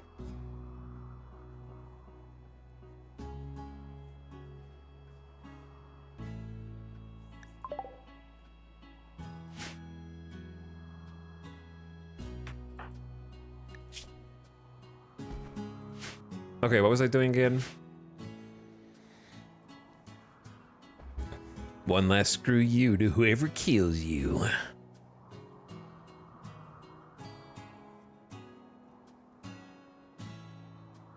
I was gonna say something else, but then I forgot what it was. I forgot.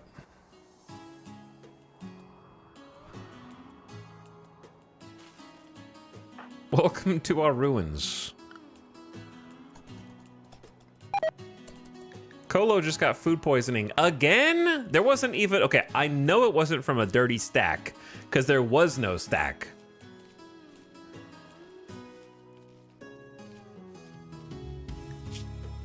So this is... Stop. I gotta do so much dumb shit.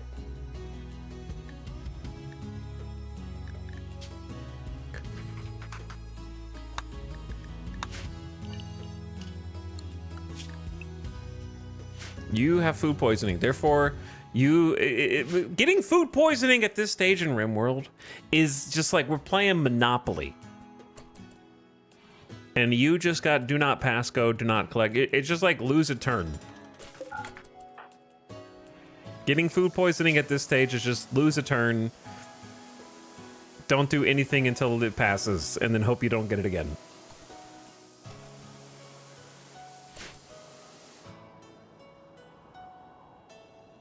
Do we have any silver ore on the map? We do. That could be something good for Lila to go get. She didn't get food poisoning. He's just been lucky. Very unlucky.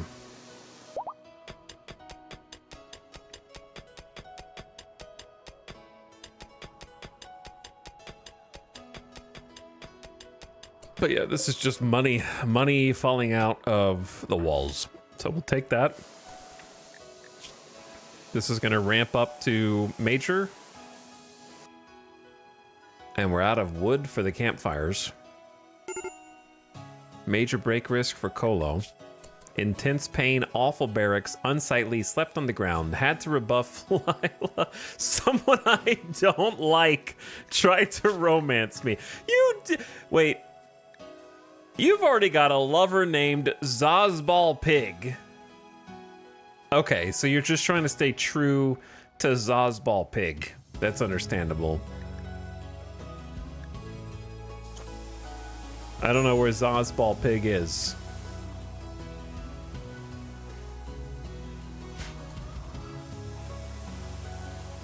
If you guys snap and burn the whole colony down, I'm gonna laugh. While the other traders just watch.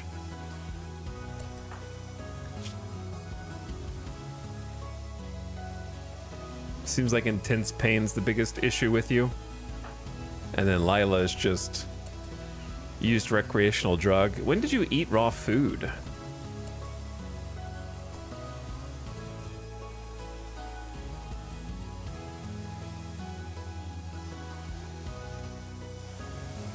We're not even trying to live here. I'm trying to live down here, but I can't get Colo away from food poisoning long enough to finish building anything. It's just the struggle.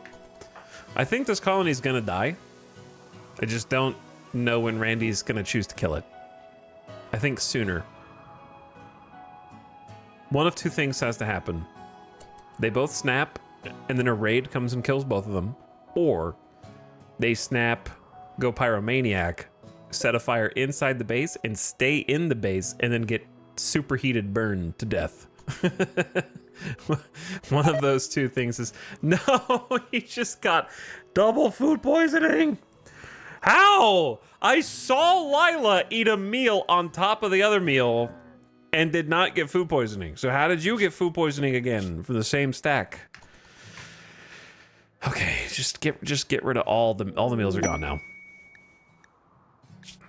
Stash of goodies. We've intercepted messages on a collection of valuable items. Advances in the best complex tailoring, volume 4. Complex clothing at 80 per hour. That would actually be useful, but it's not close at all. It's a 10-day journey. It would literally be faster to make a research table and then learn how to make complex clothing that way. Oh my god, they gave me money? They felt so bad for my colony that they gave me a gift of money.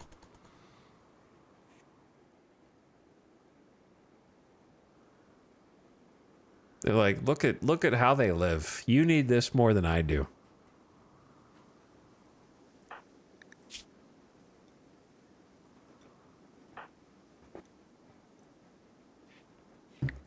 Did you just eat raw food? Tainted parka. Where did you even get that parka? Do we even need a parka right now? It's 50 outdoors.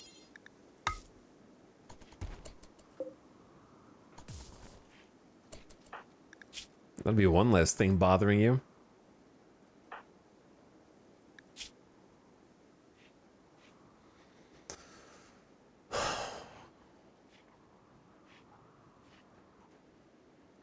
Maybe you did get from a different meal.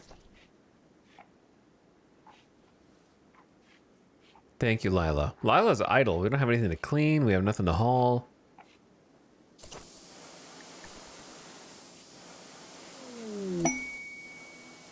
I'm not taking a cold snap right now. It's the 1st of fall. An acolyte of Empire of God. Is that the name of the empire this time? The Empire of God wants to perform a low-power test of one of her ship's area attack weapons. If she does, a front of cold air will cool the area around Cinderblock for 6.9 days. Not nice. Harming crops and any person or animal without adequate protection. Since you are a local landholder under Imperial law, Rustica needs your honorable permission. Masterwork Great Bow is actually sick, nasty.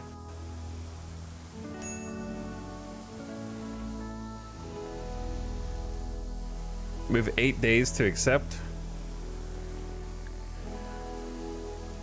Masterwork great bow's actually crazy. Okay, he's recovering.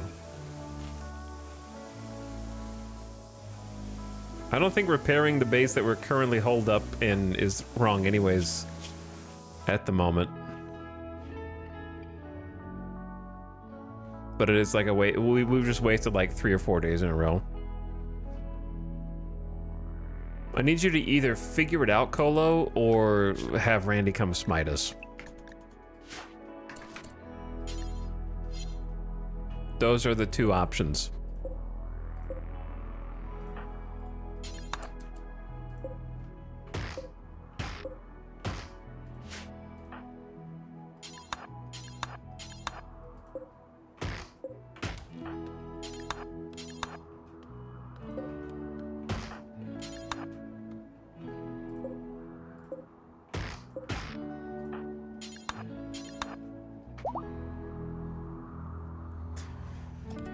But for now, I cannot have you be getting food poisoning every single day. Actually, I guess we need to cook first.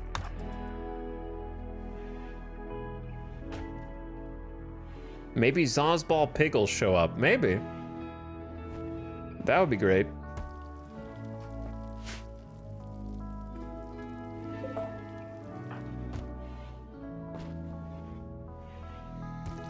All right, there's a couple meals.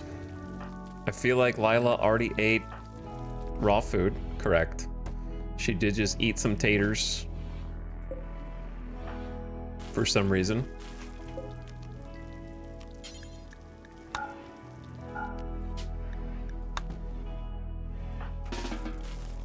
All right, you can eat if you want, or go do something else.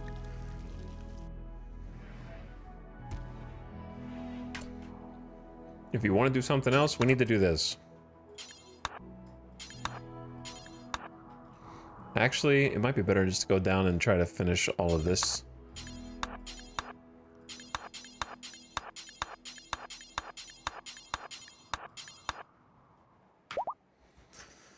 Oh. Chat, we need a good colonist, man. What happened to someone is wanting to enter the map tile. They are willing to join you and work and help you and be a nice productive member of your colony.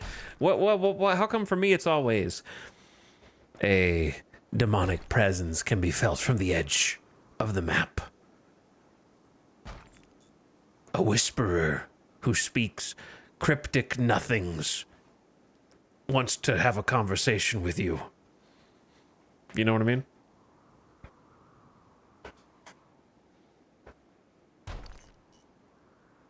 An eyeless researcher who will mutter things that drive your colonist insane wants to be part of your colony.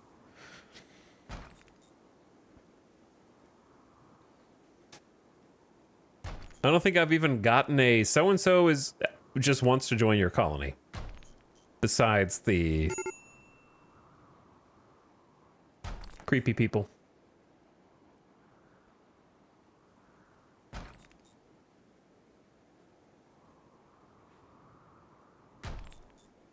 Okay, I'm kind of pushing Colo a little too hard here. That's my bad. Sorry, brother. It's a long walk.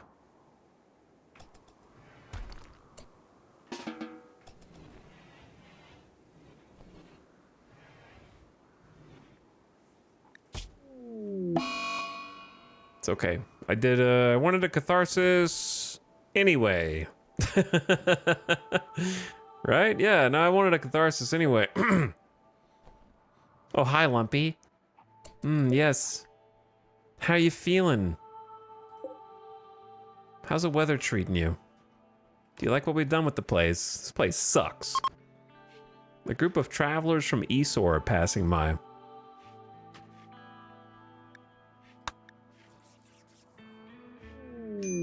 Oh, he actually snapped out of it pretty fast. I just put Lumpy on the table there. A group from the Alliance of Lecroan are visiting the colony. They seem to have a few items to trade.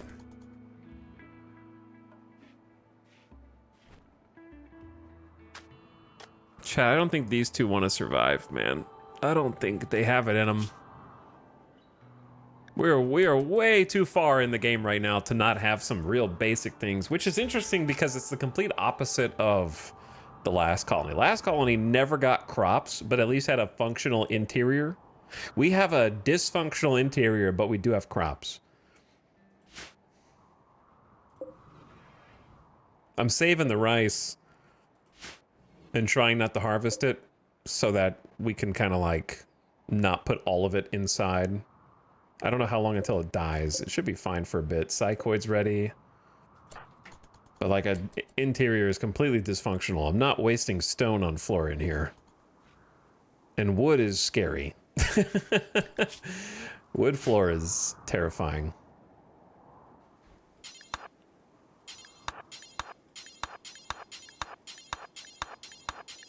Guys, you realize that's not my base yet. It's gonna be, but it's not my base yet.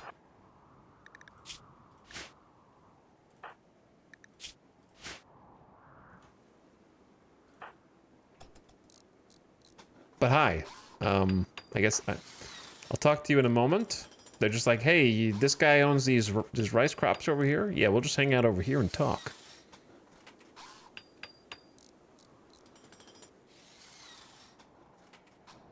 The real problem is just that we have to wall in our crops like as fast as possible. We don't have a builder. I think Lob was a good constructor. Colo is not. But Colo has cooking and plants, which so far hasn't mattered because we had a bunch of food poisoning anyway. And also social. We haven't really had a chance to leverage it yet.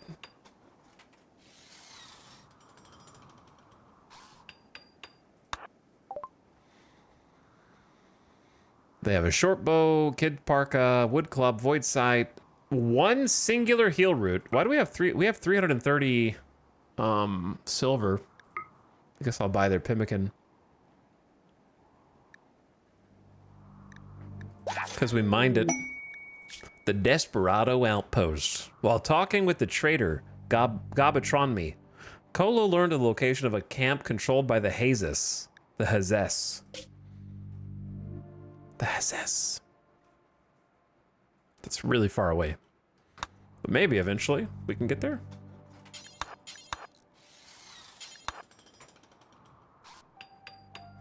So what blocks do we actually have access to? Not really any. 25 granite, 14 limestone, 23 slate.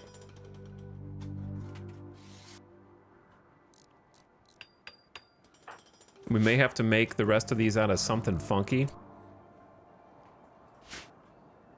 Let's see what's available. Like there's these big marble steels. Or we can go get this limestone. Let's get the limestone. Oh, okay. No, try not to eat the pemmican. The worst part about this is I'm trying not to go through the do every single apparel policy, food policy, until I'm sure these guys are going to survive longer. Pemmican, raw food. Bad.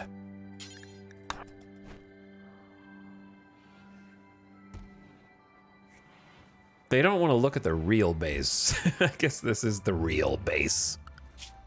Look at all the animals that are going to flee when the weather turns. Maybe I should go try and hunt. See, that's the problem. It's like, I need to hunt a gazelle so we can make beds. I need to deconstruct this so we can... So many things to do. Goodbye, visitors. Thanks for chilling. These runs have been brutal. They've been pretty brutal. This one's been kind of relaxed, except we've had a raid. It's just been dastardly in other ways. Like, oh, here's a transport pod. Just kidding, that guy's dead. Here's 3 bouts of food poisoning. Both of the first colonist I give you is also a pyromaniac. Like it's a little bit more dastardly, I would say. Insidious, a little more thoughtful in planning. It's not so much boom, you're dead from gunshots. It's more like boom, you're dead from having no control over anything.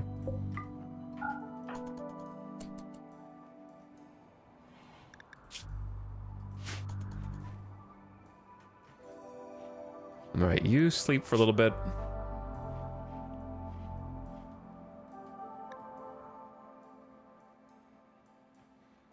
And then I might have you wake up early and just kind of try and take care of as much of this as possible.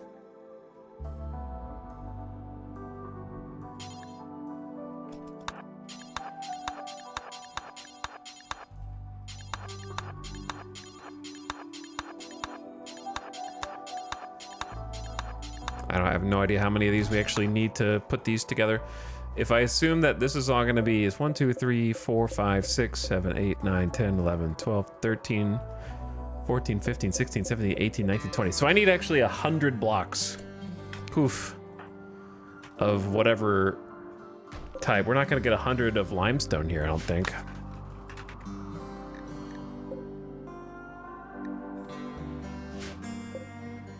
I didn't mean to make a door out of the door out of limestone. I need to make it out of something though. That's not going to be fireproof necessarily.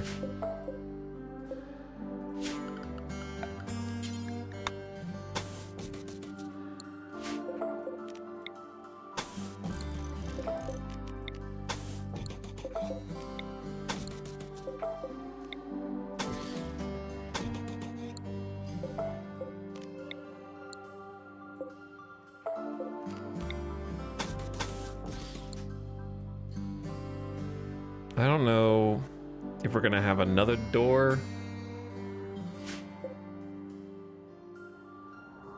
We need a door on this side somewhere.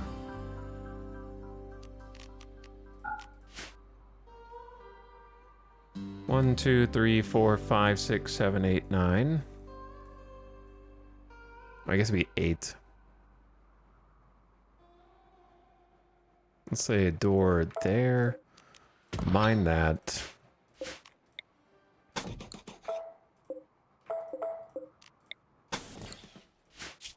Don't know what the door is going to be made out of, but that's where it's going to go. But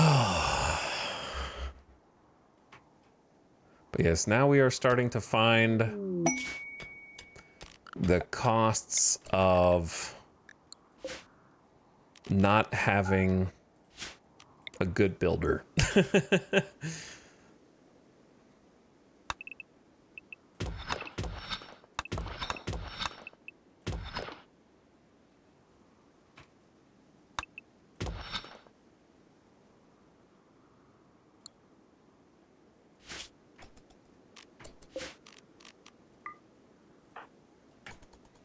Okay.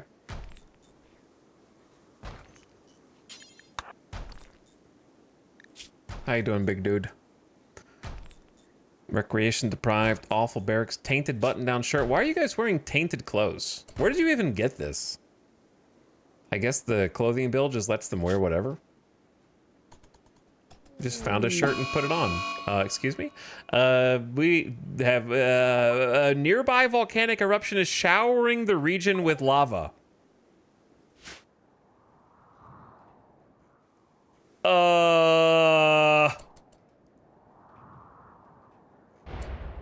That can happen? So it wasn't just flavor text. Okay. Okay. All right. Yeah, it's... You can see the shadows on the ground where this is only on 1x speed though. They land fast. Holy... Brace! Brace for impact! I would say protect the farm, but I don't think that you can. Duck and cover. Just don't let it land on you. That's pretty much the only thing you can do. If you see a shadow on the ground, run.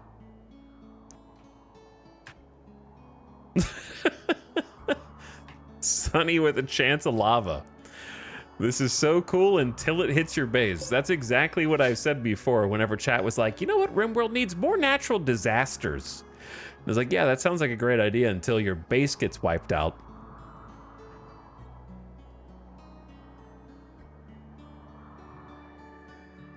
That's crazy. Okay, one potential problem with living on a lava tile Have you guys thought about, given like an infinite amount of time, the entire map could be covered in cooled lava, and it could cover up all the grow zones, and therefore block you out of anything except hydroponics? After, if enough of them fell.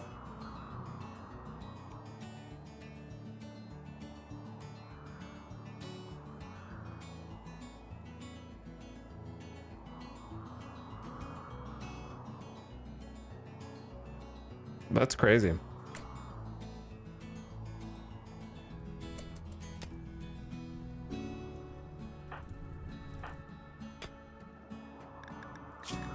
A new quest is available. Ionia Glabas, a warmonger, is calling from nearby. She has deserted the army of Empire of God and is being hunted by a loyalty squad. She wishes to join you at Cinderblock. Glabas knows the location of a key outpost containing everything needed to develop psychic powers. Beware, if you accept Glabas, you will become an enemy of the Empire of God.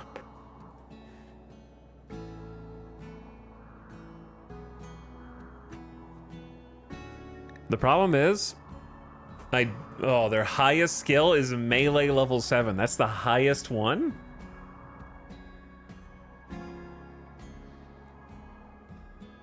My suspicion of you as a pawn has only increased.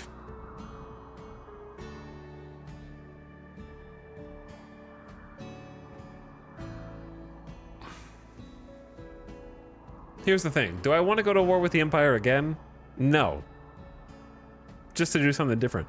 But do I really, really need a third pawn? Yes. I think my need for a third pawn outweighs... I need another member of this colony. It outweighs the consequences for sure.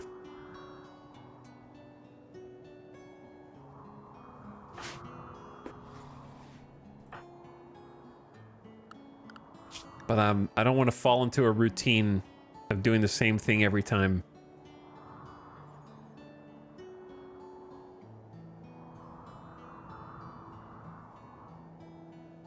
What do you think of the game telling you a pawn's best skill after seeing it a few times? I don't think it needs to be shown. I'm not going to try and like mod it out or anything. I don't think it's necessary.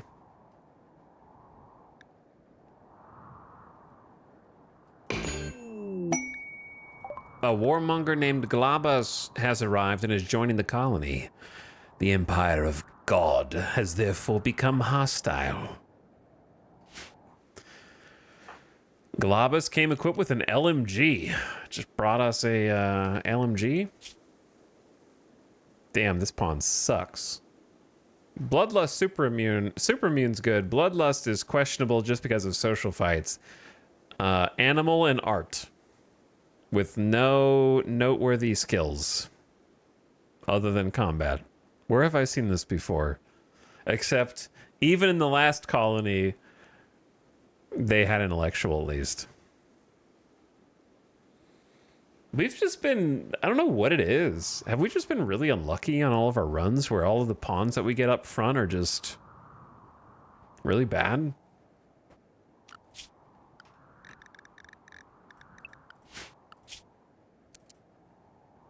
Firefighting is your strongest skill.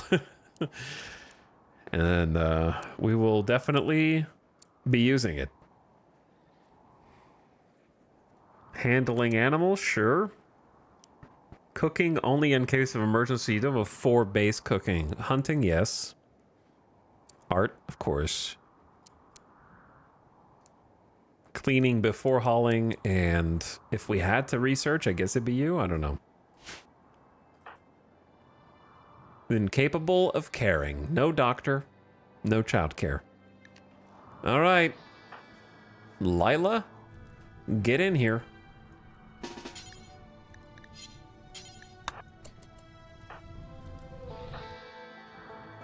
Glabas, get in here. Make sure none of this is home zone that's on fire.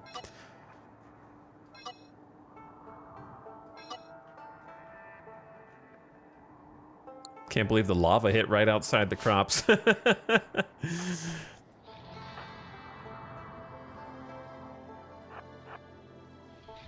And prepare for conflict.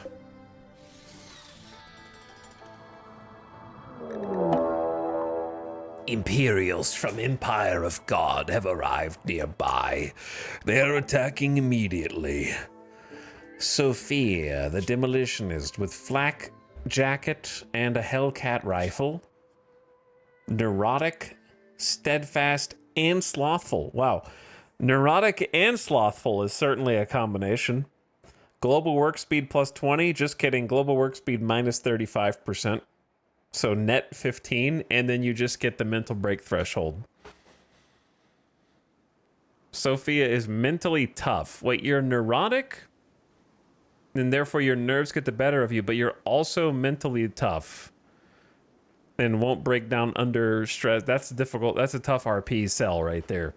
You do have the crafting and the doctor, which is worth something, but you're not a good pawn either. That is a very bizarre set of traits.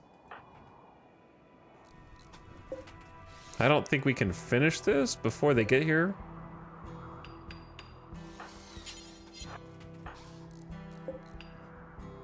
They're getting real close. They're getting real close. You finished it. Good job. I think we have to fight this, like, outside. Maybe Globus gives a couple of shots. Peppers.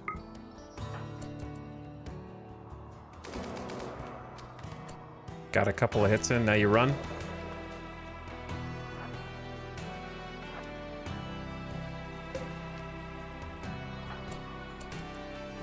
Baited.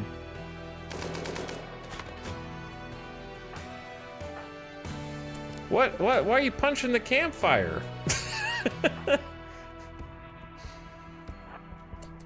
Why are you punching the campfire? Oh! I was not expecting the immediate Hellcat burst onto the crops! Why is it always the crops?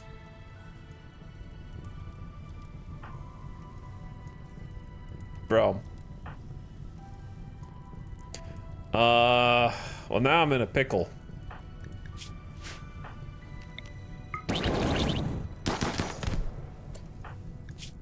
Lila, you're lucky that she just missed point blank.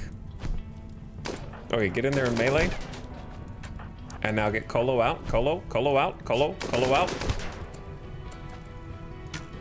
Good shot. I saw a headshot in there. Sophia slammed Lila in the neck. Headshot with the short bow. Oh, this is not a good...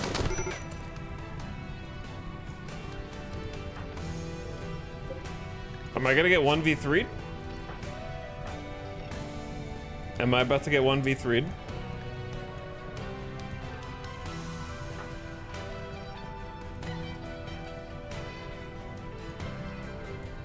Where's the best place to be? We got traps all around us.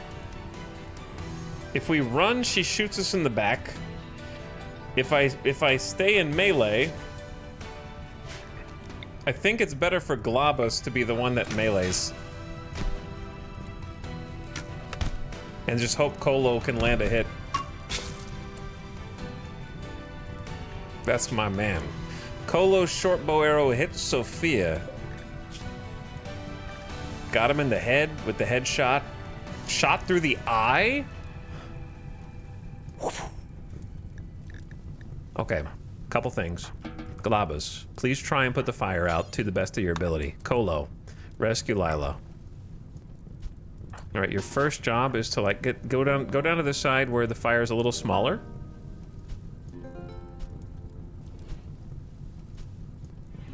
He's not going to be able to stop it. There's no shot.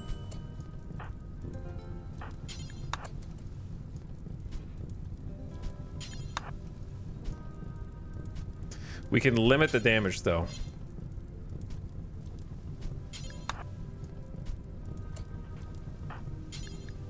Wait, don't carry, just tend.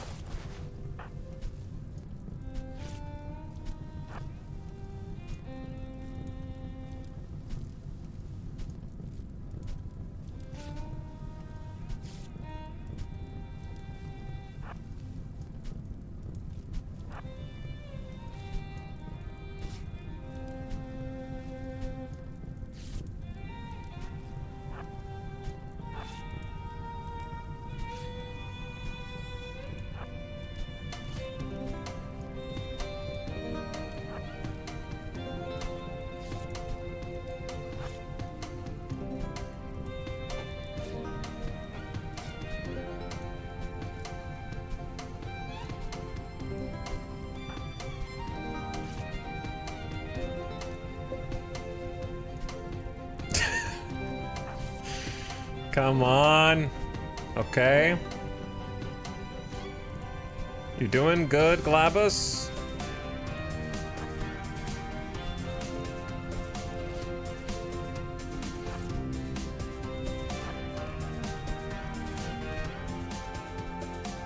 Could have been worse. That Hellcat rifle shot, though.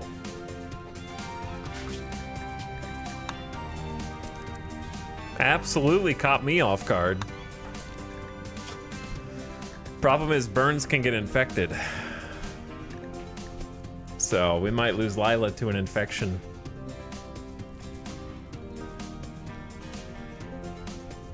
Did you? I don't know if you know what you signed up for, Glabus. Oh. Wow, how many wounds did you take?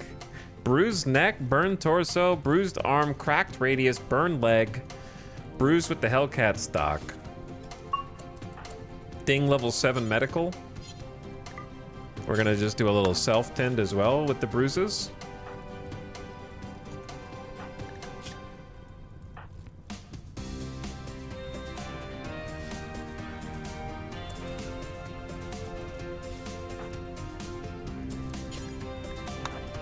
I'm sorry that we live like this. Wait, we have medicine? Oh, we do have like a heal root.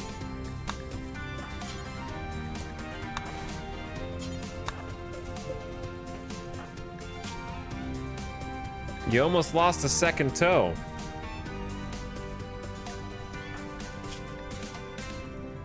We're gonna need food. I hear fire, but I think it's just, oh, it's there. This fire, the lava. Spread across.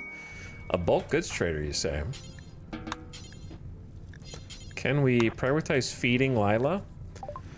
Esor bulk goods caravan is approaching. They will hang around for a while, but please don't walk into the lava. I'm begging you.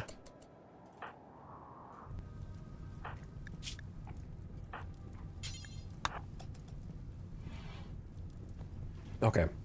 Let's get some cooking going. Kolo is the only one who can. You guys are gonna have to pathfind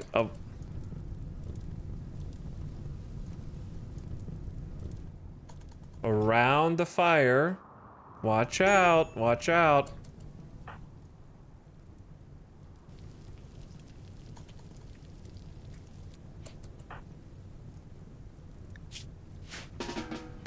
All right, you eat that one. And then we'll cook one for Glabus. Hi guys, we just got, well, don't mind the corpse. There was a brutal attack by the Empire. Oppressing its citizens again, am I right? Look at this Empire. Okay, personified in their personality is the death acidifier. That if I can't have it, no one can, is their mentality. Think about that. You kill them fair and square in battle, and instead of getting to take their guns and armor, if I can't have it, nobody can. Pfft, deleted. I don't even need it anymore because I'm dead, but you can't have it either. Okay, what I'm trying to say is, Steven, wait, who's the leader here? Blitz. I need you guys to give me a lot of gifts, especially a lot of food when you leave. or donate a colonist who preferably has some construction skill. Let's go say hi. What you doing? Use a healthier negotiator. That's not an option, unfortunately. I have 2 neutromine. That's all you. We can't afford to keep neutromine right now. I do have 260 silver. I wish I could take the sheep and keep them alive, but that would just not be possible. There's 1 gold just for you. I can't afford a parka. Though buying one would actually be pretty smart. How can I get 200 more bucks without selling all the steel?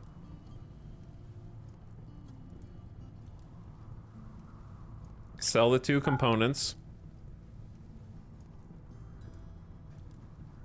I guess I could sell steel. Like, it's the 4th of fall, it's about to be winter, and we know that it's going to get to sub-zero temps here. So I think genuinely that selling some steel to afford a parka is a good idea. Because we have very, very little clothes. If only, like, we had access to a parka, maybe even some Devil Strand pants or something, like to stave off the winter. But since we don't, I think buying a bearskin parka is a good idea. 72 degrees of cold insulation.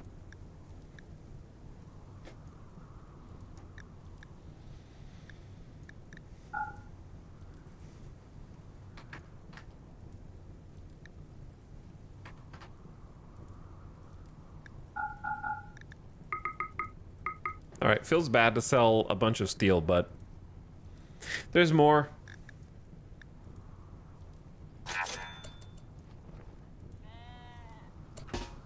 I'm gonna go ahead and just have Colo wear it.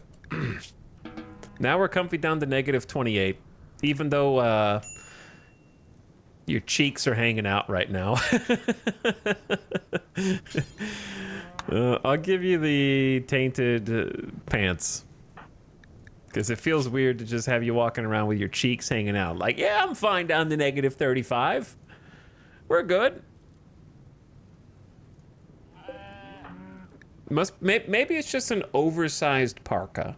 Maybe it's just huge. And Colo is just small. So it's more like a full coat. Like a fur coat that like drags on the ground.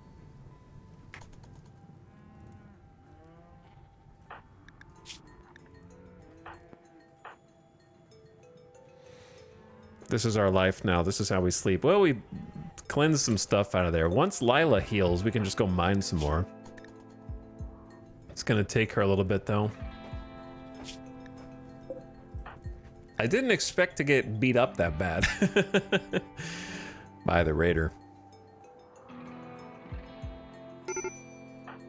Almost got 1v3'd. Coming in here and eating in front of me. Very rude.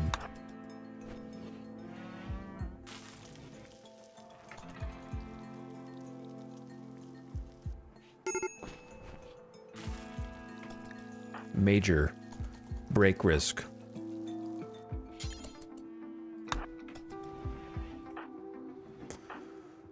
Okay. You're fed. Let's cook one more. Everyone's kind of just healing right now. You can have some dinner or lunch. It's 12. Oh no. What could you possibly want from me? A group of poor travelers are approaching the colony looking for help. They're begging for 130 silver. I don't have any. I just spent every drop of silver I have. You should at least ask for something I want. I mean, I have. I want silver too. Luckily, we're not charitable this time, or we'd be getting a mood debuff just for not being able to help these guys. We would just feel an insurmountable amount of guilt from not being able to give them money we simply don't have. Tell them to ask the traders.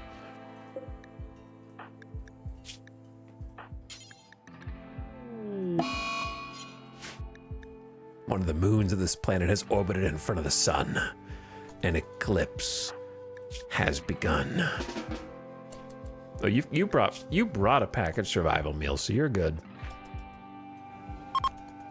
Goodbye, trade caravan. Thank you. I wish I could buy more stuff from you, but I can't. All right, Glabus is fully healed, and we're gonna give you a work schedule.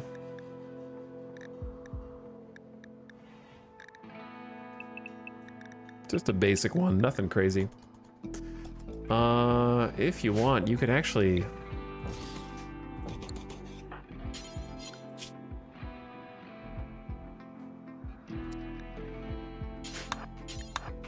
dig some graves.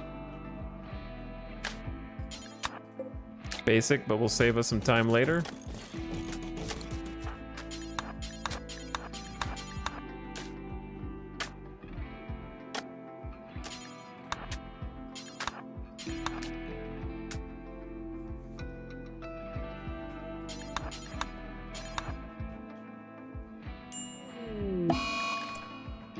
We have the plague. GG's chat. The doctor has the plague. 2 of your tribe's people have gotten sick from the plague. Ensure you have a medical bed and a doctor. Make sure that they get proper treatment and spend as much time in bed as possible. That's a new one. Season 3 tomorrow. All right, I wasn't gonna use any of the stone. Missing 4 marble blocks. Oh, that's limestone. Dude, we don't have anywhere to like... Plague. Plague. Plague. Come over here.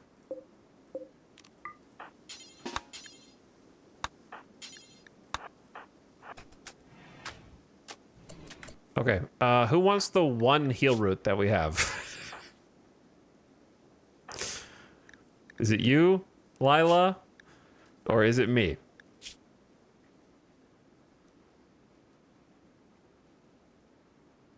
With 69% manipulation. How about we just do a regular tend first and then see what happens? 10% tend. Oh boy. And a 33 self-tend. So you can see that Kolo was just holding out the secret stops for himself only.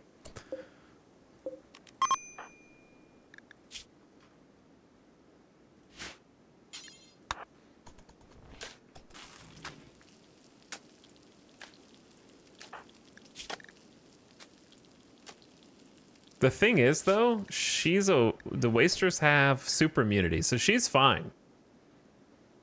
She's fine. Carriers of this gene gain immunity to diseases considerably faster than normal. 150% immunity gain. So Kolo can just use the heal root on himself on the next one. And hopefully we'll be okay. We'll see. I'm just making a couple meals so we have food, and then he's gonna rest.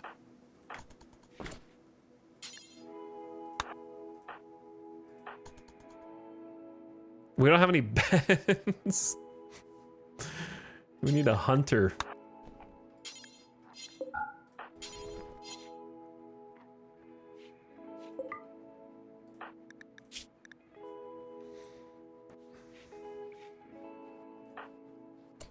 Globus is like, what did I get myself into here? Also, Kolo has just been, it's just been like food poisoning,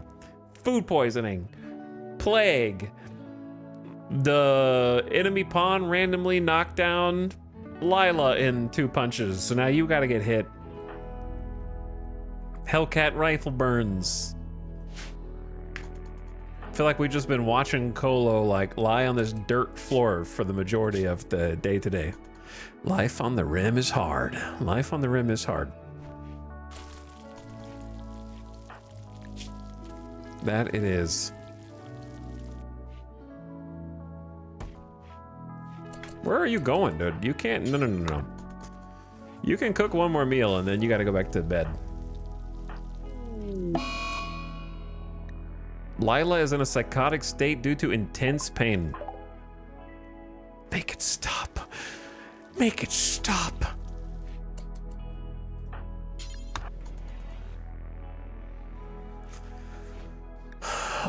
Let's see. When can you be tended again? 0.6 hours? Yeah, your immunity is making it much easier for you. I'm still going to tend you, because I don't know how fast mine's going to develop into something terrible. 41% tend while standing up is pretty good. Now let's go inside and use our heal route, otherwise Kolo's dead.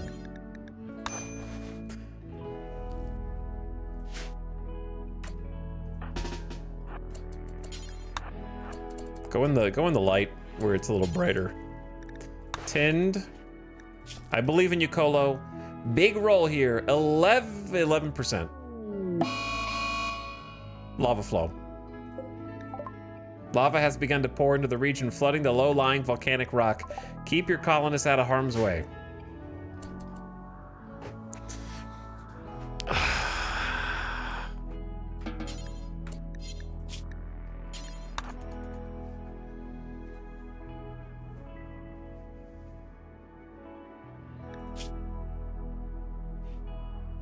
It's not good.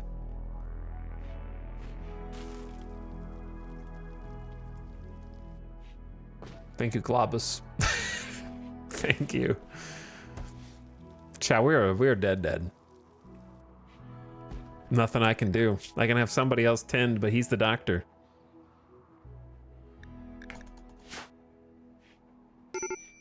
It's kind of over. Unless we just want to play with Lila and Globus for the rest of the campaign, but they're not going to get very far.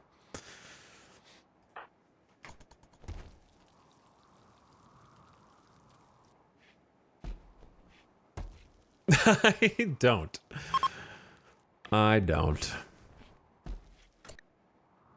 That's what chat said. Trust Randy. Brother, there ain't much time left. He's 53%. What's left to trust?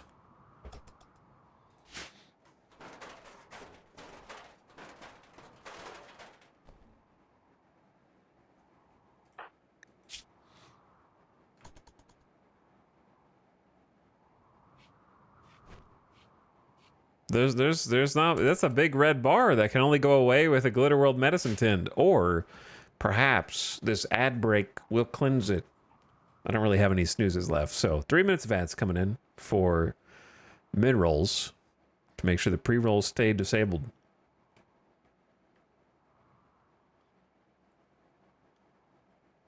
But yeah, pretty much the only thing right now that would help is actual beds and another doctor that's not self-tending. And medicine. Those are the three things. I can't wait for the medieval DLC to add bloodletting. Yeah, we can already like take blood, so just make that into a bloodletting mechanic. It's true. And then we got, of course, lava pouring in from the south, though it came from the south last time and it didn't really reach us, so I don't know if it'll go further this time or what. All right, ads just started. Oh! Why so much pain and suffering, dude?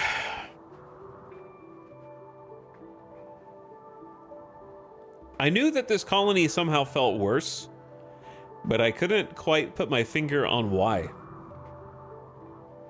It feels more painful somehow. I think it's just a combination of a funky map plus just missing a couple of things that we had last time that we didn't think were going to be important this time. Like, we did more hunting by this point, so we had the beds already. The bedrolls by this point. We haven't really done any hunting because we don't have a really good shooter. Except Globus is now, of course, but it's too little too late. Globus just got here. Globus isn't really even that good of a shooter. It's like level 5.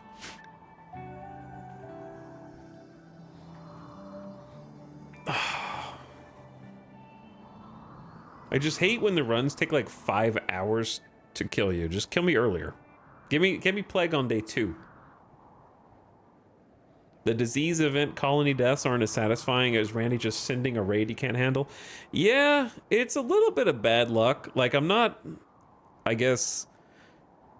Chad, how would do you think there was even a way in which we can win against the plague at this point? When the doctor gets the plague? We don't have anybody in the colony that could grow heal root. There's no heal root on the map. I bought the only medicine that the traders had. Changing the tile. What is that going to do? We still have the plague. You could go to a different tile and maybe find heal root on the tile, but we're surrounded by desert.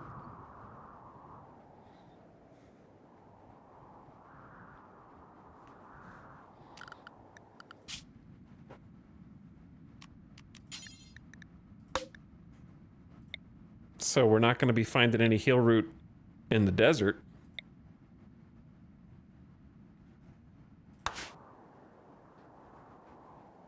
Out caravan the plague. See, I don't know what caravanning would do. Pray for Luciferium cargo pods.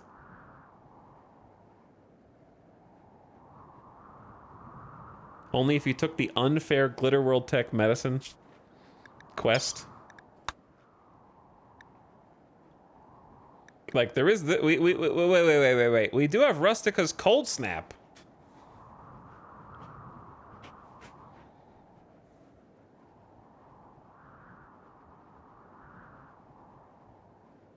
But we'll... I mean... That's 2 Glitter Worlds.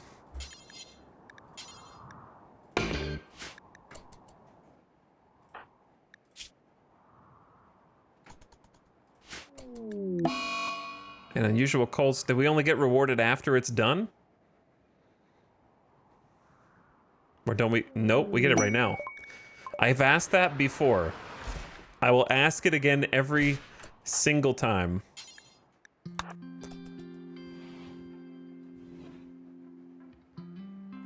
Okay, we might be saved. We might be saved. Colo received the title of freeholder from Empire of God, or have we just kicked the can a little bit further down the road? Cold snaps can... Wait, we're freeholder? We got honor even though we're hostile with the Empire. Well, that's interesting. I have to wait 1 hour. Not suffering malnutrition's kind of imperative also. 0.4, 0.3, 0.2, 10, 9, 8, 7, 6, 5, 4, 3, 2, 1. Boom. Best quality meds. Oop, not that one. There you go. The good stuff. Glitter World Medicine is a kit of advanced ultra-tech medical supplies, probably manufactured on a distant Glitter World. It contains advanced polymorphic drugs, nanite diagnostic and healing assisters, a mini imager, and various multi-use tools. Those are flavor text, but I like reading the flavor text.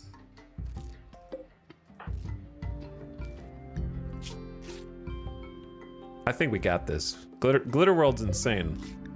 Glitter World has a medical tinned quality maximum of 130%, so it can go above 100% tinned. And a potency of 160%, which is how effective it is on wounds and diseases or surgery.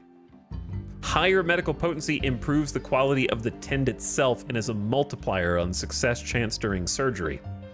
One of the many factors in medical outcomes.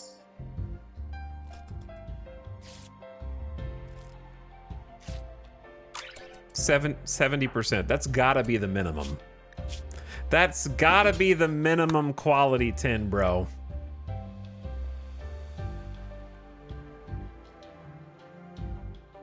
He just rolled like a nat 1. Oh, the cold.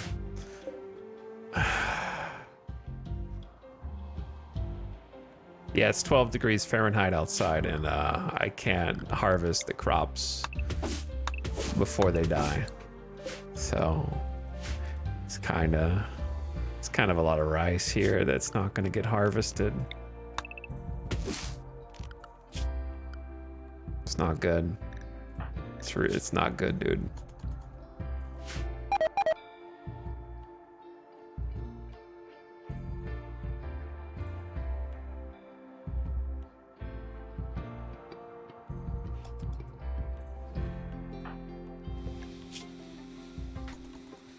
I think we're dead anyway. I don't know, man. It's gonna be close. Let's see. Lila got immunity.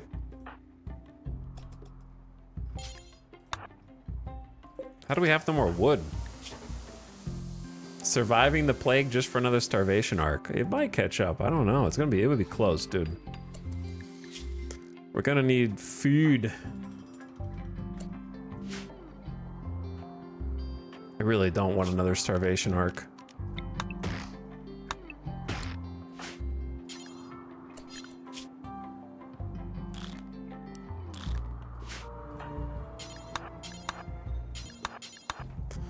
We need wood for the fire.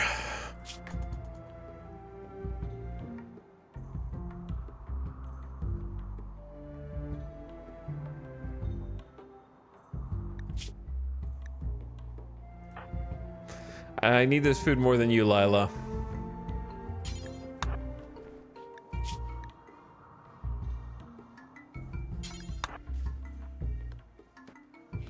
Extreme plague. Plus 60% pain, minus 30% consciousness, minus 30% manipulation.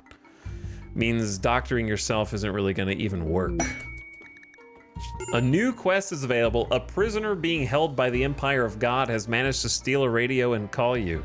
She's under armed guard in a nearby camp. Rescue her, and she will join the colony. What just broke? Oh yeah, the lava. I forgot the lava was coming. 91. 92. 93. 94. 95. I think it's over. I think we die. 96. We got 2 hours until Tend expires. 97. 98. It's really close.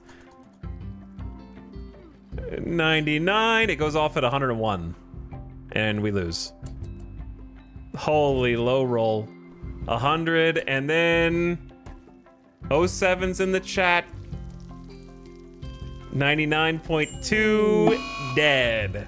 It's over.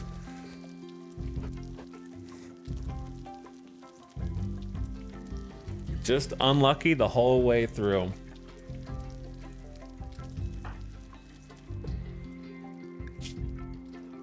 Galabas is incapable of medical, and Lila has a 0 and is still at 50% manipulation, so having someone else tend him would not have done anything.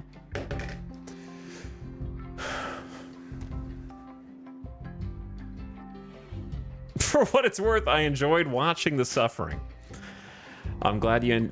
It wasn't really that cinematic suffering. It was more just like some traditional pain and death.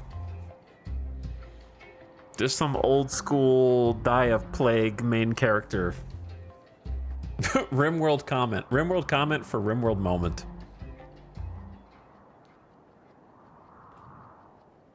Well, now I don't feel bad about sacrificing all the crops. I'm not glad that Kolo died, but I'm glad that if I had to trade all the crops, that he didn't live. Because starvation arc here was not going to be very fun.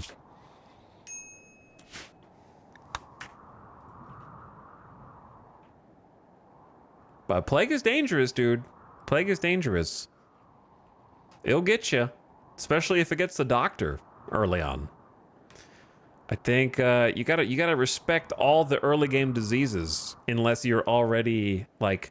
I think the reason most people probably don't give too much credence to the early game threat is most people will play on like an arid shrubland or something where you're just able, you sort of take for granted the fact that you just go harvest, heal, root, and maybe you have a normal colony with 3 crash landed and one of them is a planter and they've already been planting it, and then you have a doctor, and then you can build beds because you have complex furniture. It's kind of no big deal, you know what I mean? But in these kind of starts, it is as dangerous as it gets.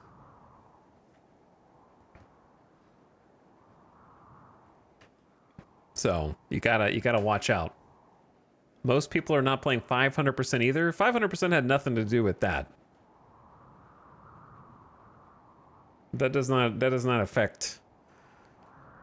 All right, Lila and Globus, I'm sure you're good people, but I'll be frank, we're just going to end up in the same situation that we were in last time. So I think chat wants you guys to be out.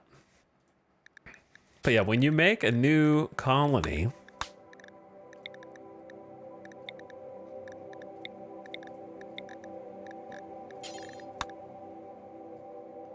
you have an infection chance that is affected by Peaceful has a 30%, Losing His Fun has a 110, as well as, disease frequency and infection rate. So that's what is affecting whether or not they get a disease. I do not believe that any of the difficulty sliders affect how fast the diseases progress. And so threat scale does nothing. Has nothing to do with that. That's just a factor of disease frequency on Losing His Fun difficulty.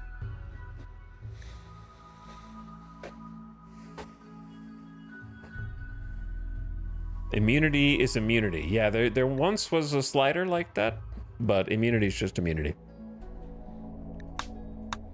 GG's. Oh my god, another death.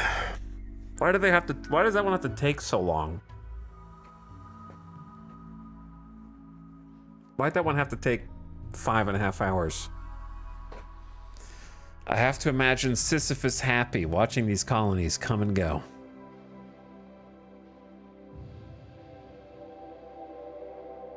Randy's getting you back for one try in Anomaly. To be fair, on Anomaly, it was a little different. I was playing Losing His Fun instead of 500%, which does affect some things, you know, like what threats you run into. And then I think I was on a more favorable map tile, but maybe not.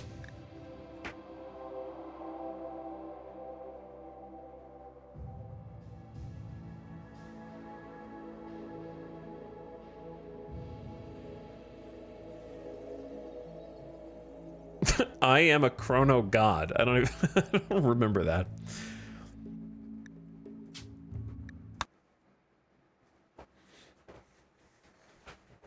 Yeah, it was a cold map, but it wasn't the same as a lava map or Scarlands. I think it was just your normal average cold zone. Take a look at it. We did good, don't get me wrong. There was a lot of close calls, tough moments, and a ton of casualties. But it wasn't as brutal from the timing. The Arco Nexus. But this map from Anomaly playthrough was... Wait, was this Ice Sheet? Oh, this was an Ice Sheet. Okay. Yeah, it was at least an Ice Sheet campaign. I forgot. I thought it was like a Tundra or something.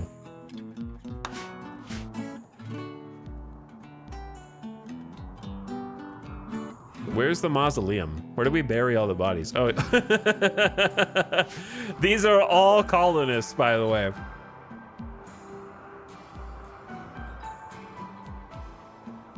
There was an Ice Oasis. We had the mod.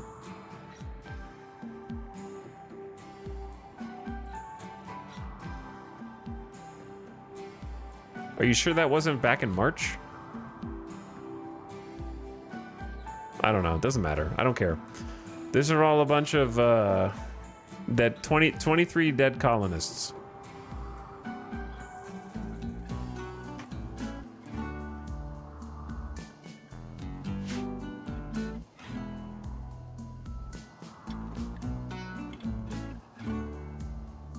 Lots of dead dudes. Lots of corpses. Lots of fungus. Trying to feed these people with fungus was so insane.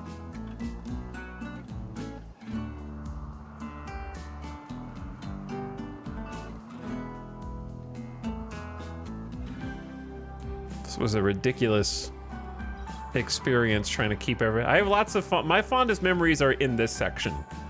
I really liked the research lab, and then the fabrication factory floor, and then the machining areas were fun. Those are where my fondest memories were. Kitchen was good times too. With the psychic emanator for morale with the fermenting barrels.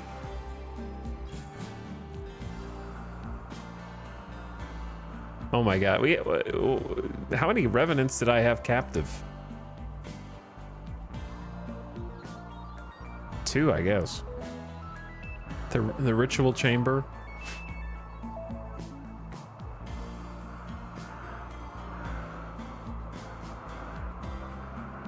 Oh yeah, and this is the ancient danger that I never fully like integrated into the base. Too much work. It's a lot of work. Mortar floor right behind the church.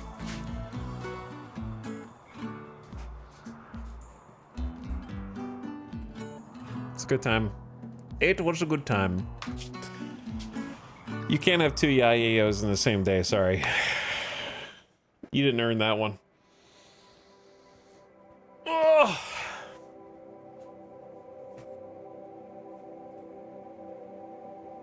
No! Rigged! Okay, so same time tomorrow? Oh, chat, I'm losing strength. All right, here's what we're gonna do. Laughing Bear, thank you for the 78 months. Appreciate the sub, welcome back. And Rumpeteer for 17 months as well. I say let's go ahead and make it a little easier on future me. And at the very least, pick out the map today, because that'll save us like 25 minutes tomorrow. So I'm not going to start the next run right now. So if you want to bail, that's fine. But I say let's just get a little bit ahead and pick out the map. Character creator bonus content.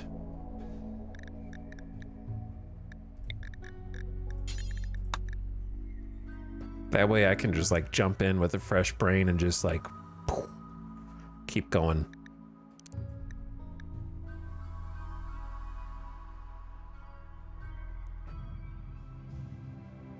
Like if I die within a couple hours, I can restart. But I don't know what the threshold is, but when I go over a particular amount of time with one colony, I have to mentally reset before starting another one properly.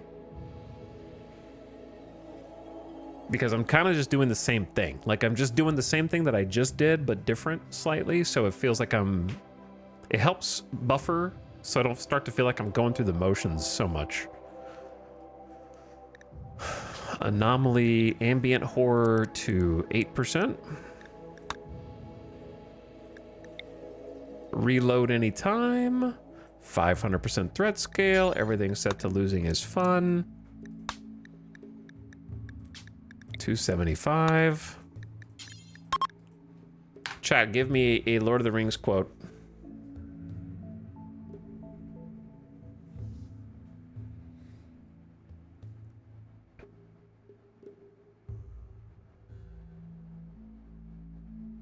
I've already done Fly You Fools. Second breakfast. That's what everyone's saying. The Precious. I don't know if did they ever say The Precious? Is it My Precious? I cannot deny. I have greatly desired this.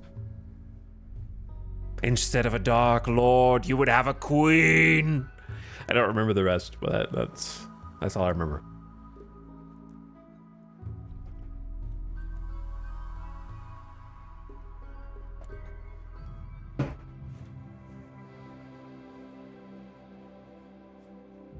That's a little too long of a quote to fit as a keyword for the map gen.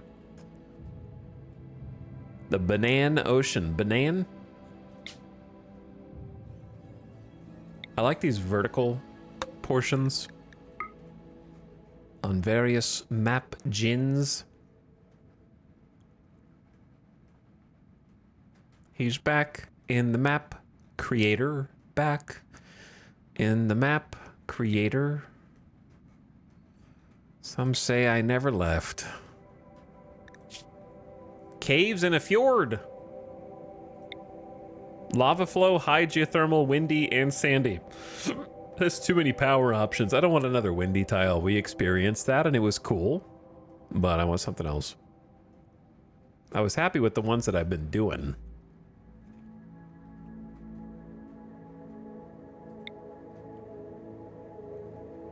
Basin, caves, and gold ore. Mountain, caves, ancient uplink, obsidian deposit, and lava lake. A lot going on there. Very busy.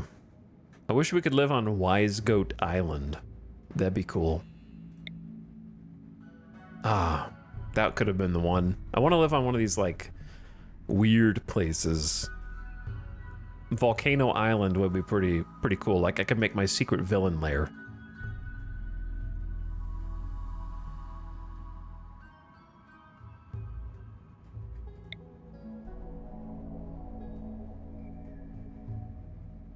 It's not a lot going on there. There's lava flow, but that's it. I wanted obsidian, and I wanted more than limestone granite.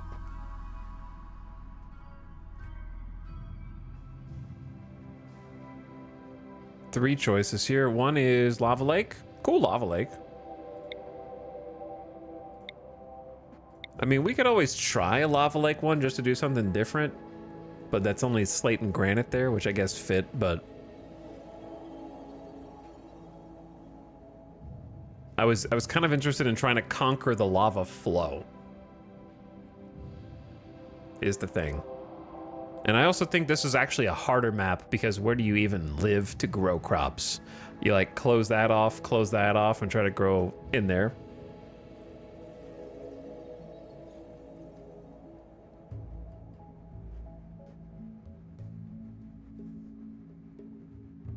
Decreased animal life, lava lake, Fin Baron, Inferno. All right, chat. Question time. You can answer this. Can you build heavy bridges, the new bridge, on lava? Or no?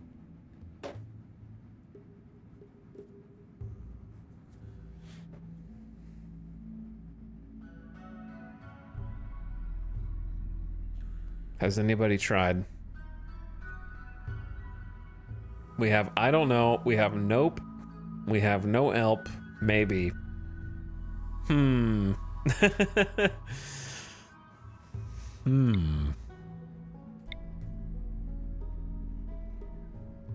A good question.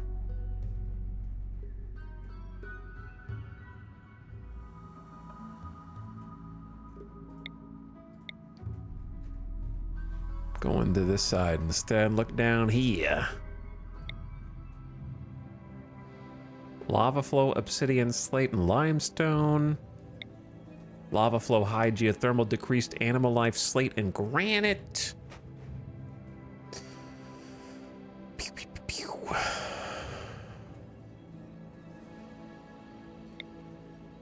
Mountain, caves, high geothermal, obsidian, lava lake. So much going on. Does forgeability 50% mean anything? It's sort of just an indicator of how much agave there is of a given thing. So if you were like 100% berries, then it's like there's a ton of berries. It's sort of just like a quick indicator of how many of a thing there are. Like 50% of the map is forgeable, and this is what grows in it. I already looked at that one.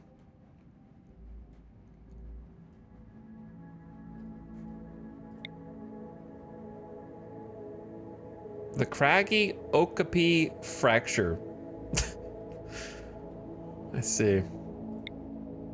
Mountain, lava lake, obsidian. That's a big lava lake. I don't think this is the map. I think we need a different gen. Okay. What was Yeah, it's also used for caravans. That's true. I didn't know it could rain lava either. It was the first time I saw that. Toss me. Okay. Toss me.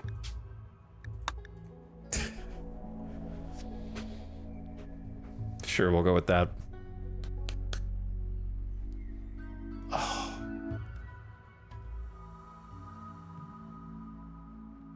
I think... I don't know, man.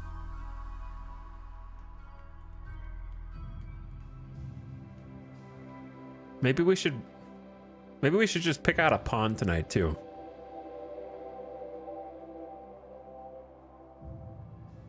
I feel like it would flow better.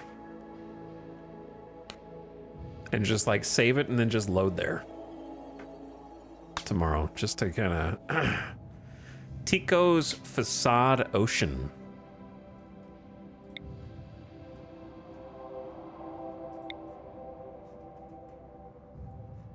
First thing I like to look for if there's any cool volcano island in the middle of nowhere would be pretty funny. I would definitely do it. But there's very rare, like I've only seen volcanoes on an island once and it didn't have any landmarks. So it seems very rare. All right, let's look at the northern hemisphere first.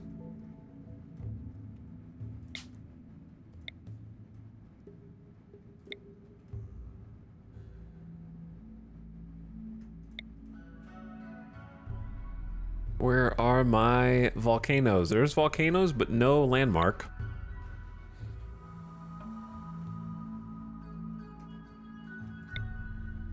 Why is it so empty up here?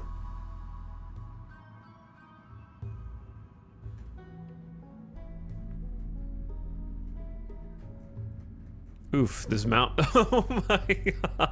Look at this mountain range. You will never leave this place. You will never caravan. Not even once. You're actually locked in. If you spawn here, there is an impassable mountain range that goes in a full seal. You cannot leave.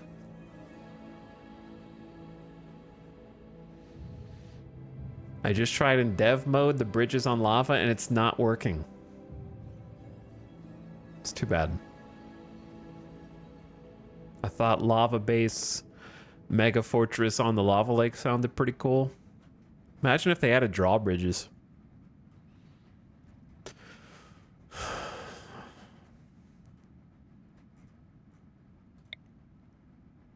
Valley caves and a bunny habitat. Volcano bunnies? Somehow this map is worse than the last one. Like there's really very few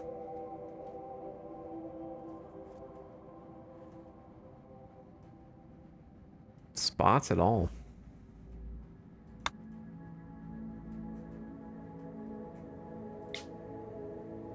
Nikita's Conceit. Lava flow, decreased animal life.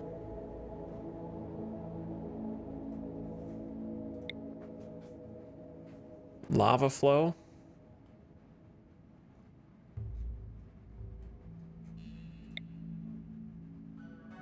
Mountain.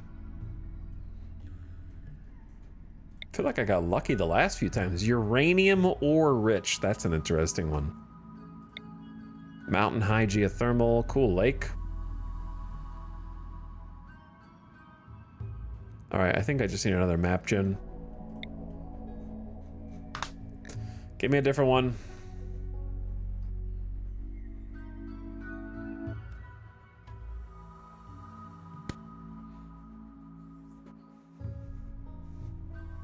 You have no power here. That's a long one.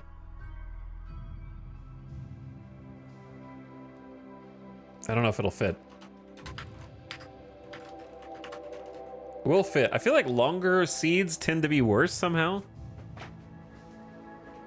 I can't back it up, but I feel like it creates more maps that are just full land and there's very little ocean.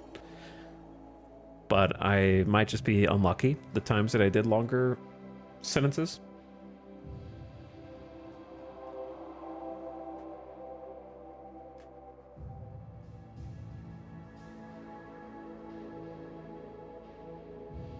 Okay, you got this.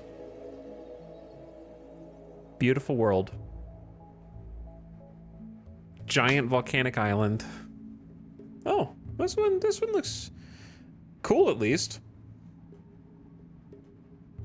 Neat ocean dividers.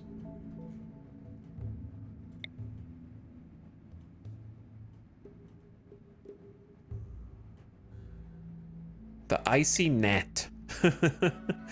Large, cool island there. Yeah, there are some really neat islands out here.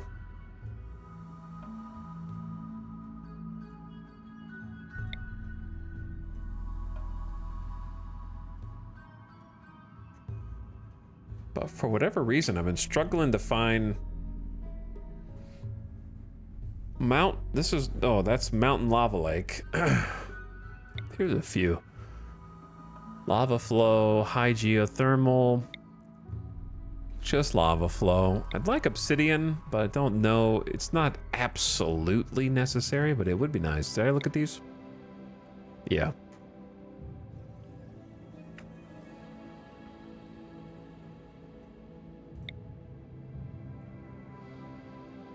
Slate, sandstone, granite, lava flow, high geothermal, decreased animal life. I don't think we'll ever even get to use high geothermal. And they're just going to create spots that we can't build on the map, but it's cool that it exists. Big Cat lava flow, marble, limestone, and lava. Oh, Big Cat lava flow. That's a lake.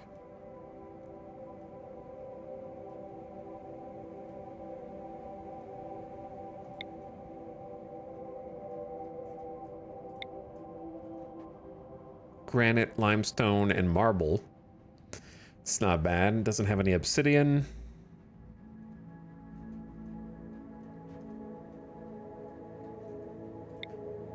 Lava flow, high geothermal, decreased animal life, ancient uplink, marble limestone.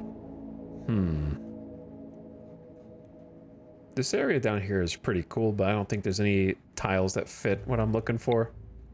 I would love some kind of search filter mod for this. We had one before, but I don't know if it's updated for all the new possible tiles.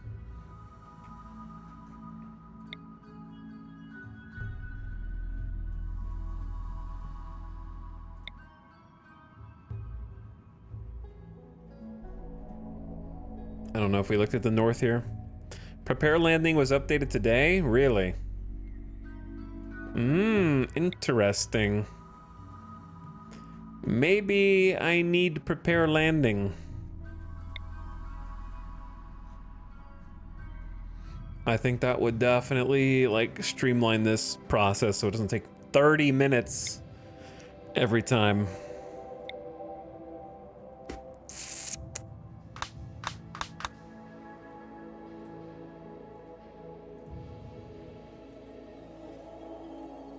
Prepare landing.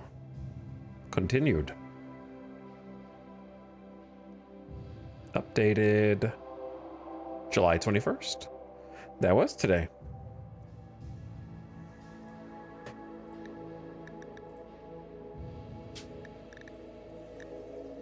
There it is. Let's try that.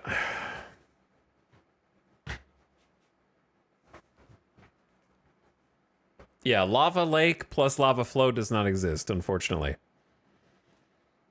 I did look for that originally, so we could have the best of both worlds. I also wish it was possible to just build some of the heavy bridges on the lava lakes. I think that'd be cool too. All right, we got to do this bit real quick.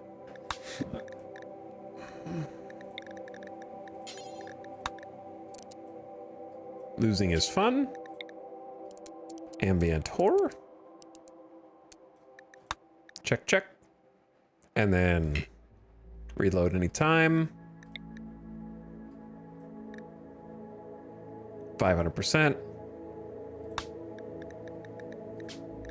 275.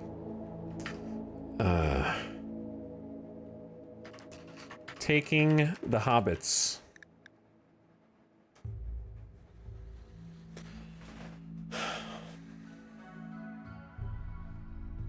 Parentheses to Isengard.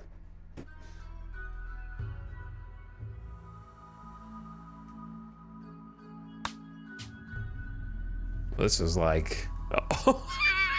Did I only wait? Did I not do 100% world? Hold on. 50%. Okay, yeah. That's my bad. I was like, whoa, that's crazy. 50% will do that.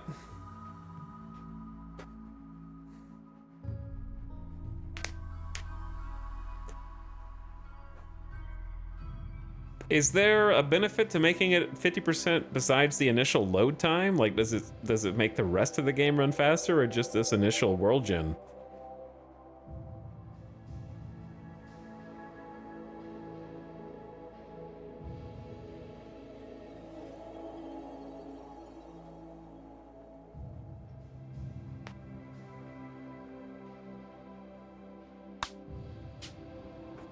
Mostly world gen. All right, how do you use this again? You go prepare landing, biome, lava, terrain, any.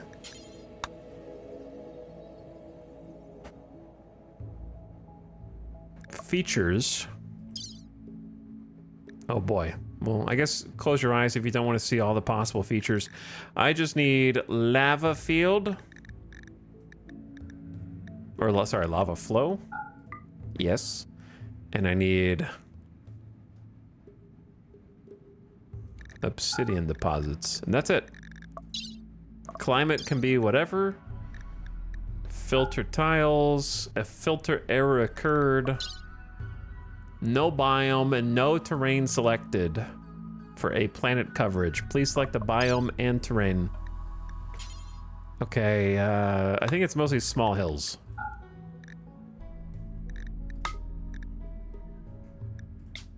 Three. We have this one with sandstone, marble, and granite.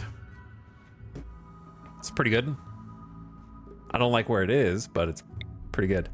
This one that's somehow worse.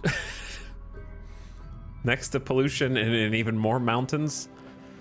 Lava flow, decreased animal life, obsidian, limestone, marble. And then this one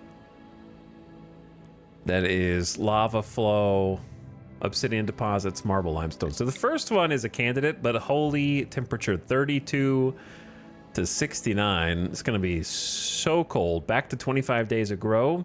And it has high geothermal and decreased animal life. So that's going to be tricky. And it's in this baked in mountain range. So we could just actually go back to Isengard. There. We just went through an entire map tile in seconds. I guess we could have tried one that was not small hills and see if anything else showed up. Oh, I'm lagging.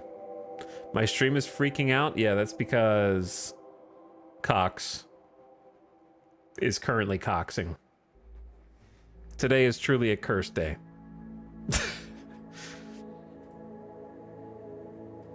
Hobbits are going to Isengard in chat right now. Wokage.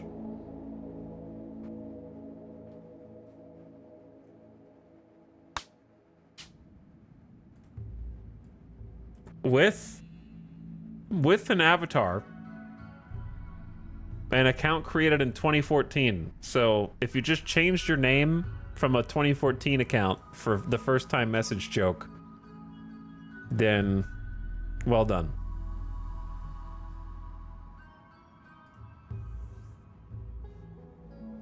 Also, yeah, we're still lagging big time.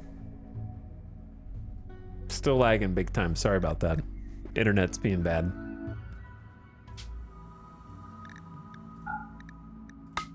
And it is still bad.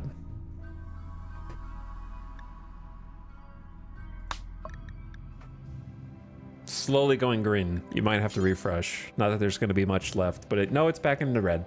Yeah, we're back in the red. Try large hills. None.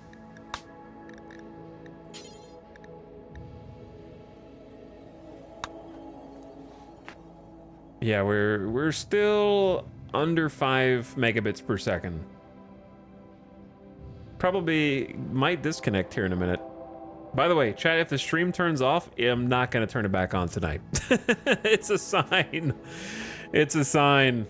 Sometimes things happen for a reason. I think Randy killed off my last colony to prevent Cox from ruining it.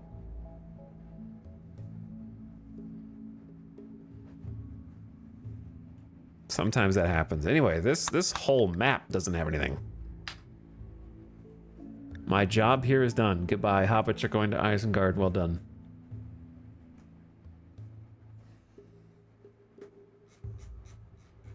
What is...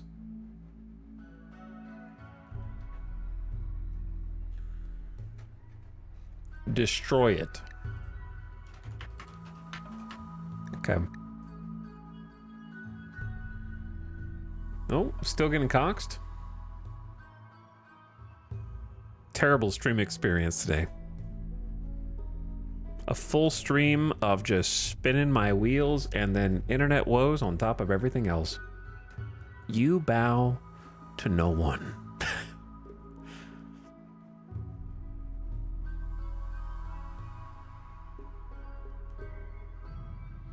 It's just one of those days.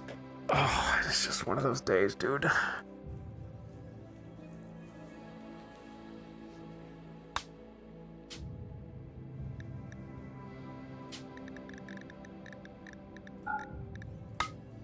Only one tile on the whole map? Marble, slate, and limestone. That one might be the winner. Average temperature is 89. So this is going to be a very hot tile as opposed to very cold. Oh, I don't like the mountain range around it. But I don't think we're going to find... Ooh, it's pretty bad. I don't think we're going to find...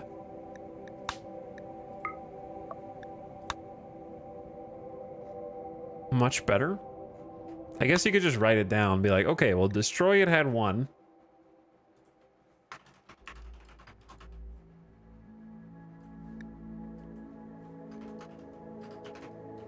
Shadowfax. I'll just write that seed down. Maybe the stream's stabilizing now? Maybe?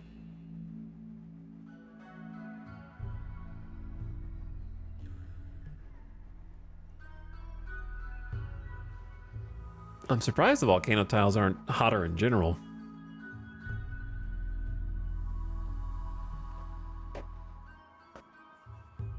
Oh, it's back. Back to red. Angry. Cox is angry tonight. Okay, what do we got? Mini. Somehow. A lot more. So we got lava flow, ancient uplink, limestone, sandstone, high geothermal, sandy. I don't even know what sandy does other than there is sand. There is sand. Lewis's hellscape, or I guess it could be Louis.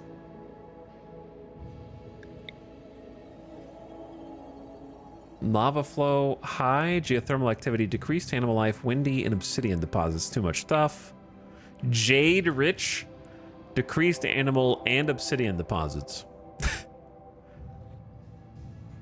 Interesting. Jade. Marble and granite. That one has limestone and slate.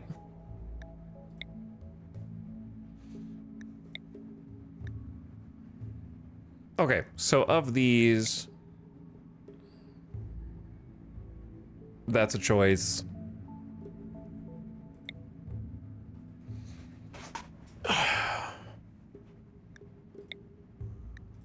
Some of these just have too much. Limestone and sandstone would be interesting to have to try and like beat.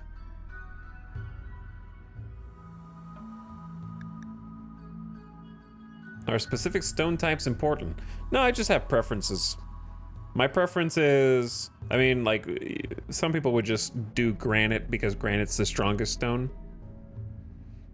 My personal aesthetic preference for this particular run is I would like slate, marble, and then optionally sandstone. I just have, like, limestone's fine too. It's okay. But what I don't want is like limestone, sandstone. Like, I don't know, I just have personal preferences. I'm also looking for like a cold tile. I feel like it's just harder to find them now.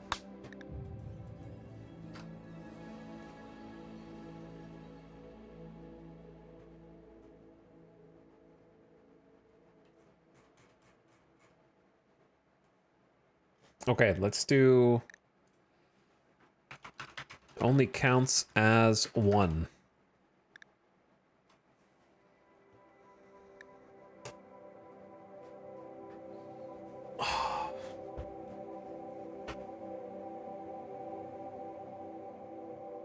But yes, they do have different aspects. Subtle differences, but differences all the same. Marble is the most beautiful one. Granite is the strongest by HP. Sandstone, quick to work with. Limestone is just limestone. It's pretty balanced. Limestone's pretty well balanced.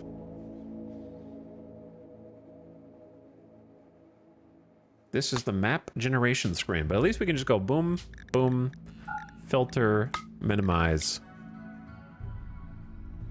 Arlene's Inferno, granite and sandstone. Sandstone and granite, so same thing. Granite, sandstone, and marble. I could work with that.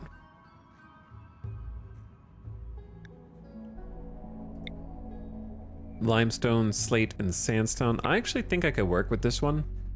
Very cold. Gonna be another 44 to 70. Yeah, it's gonna be very cold again. Aurora lava flow.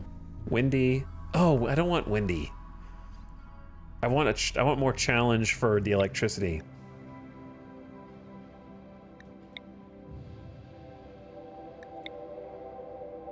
So close. I could try large hills. No, it's like always small hills.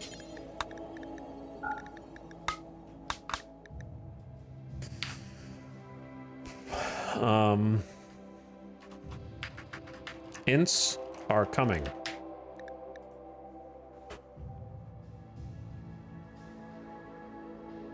At least we get to look through the maps like in seconds compared to having to hand search each one. I feel like I just got really lucky the first few times and found the exact things I was looking for.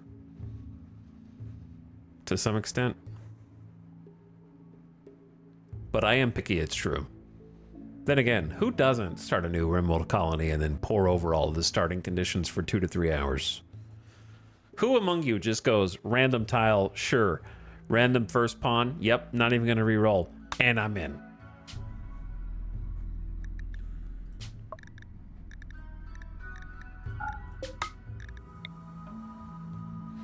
Ooh, oh, wait, what?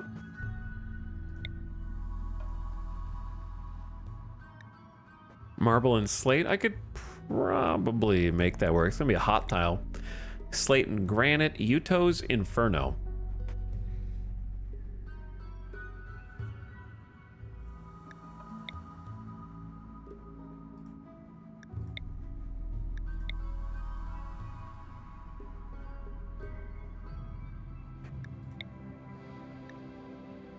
Rough reindeer. Rough reindeer. Limestone, marble, and slate. That's windy.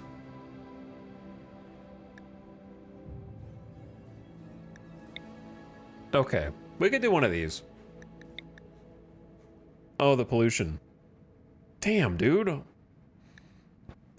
Is the pollution on the map tile? Yeah, this one is.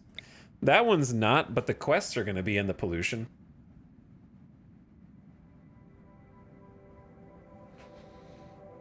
There's a road there, though. Which I don't know how much that matters anymore. Decrease animal life might be tough, but...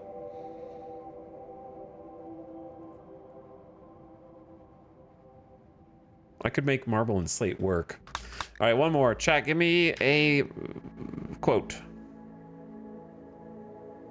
That could be an interesting challenge run. You just take all the defaults at random.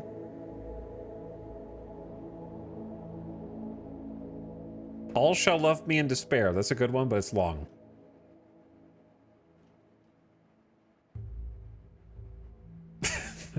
Okay, they come in pints.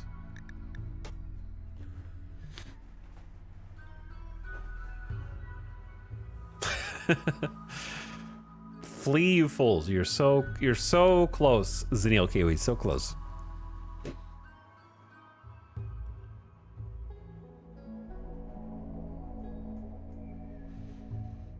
They have a cave troll.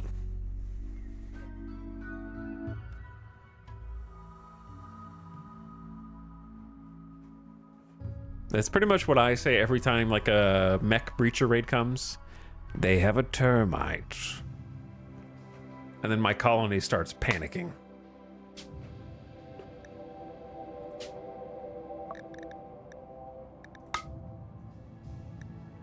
None?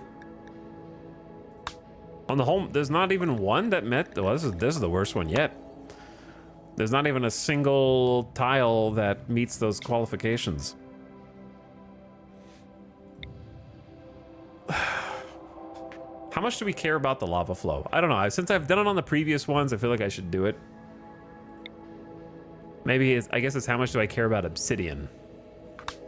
I think the obsidian is messing it up.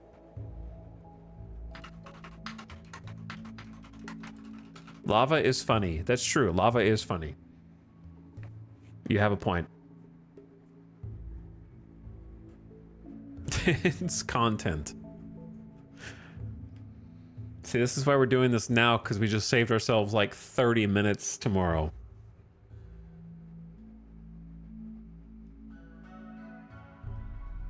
I'm tired, boss.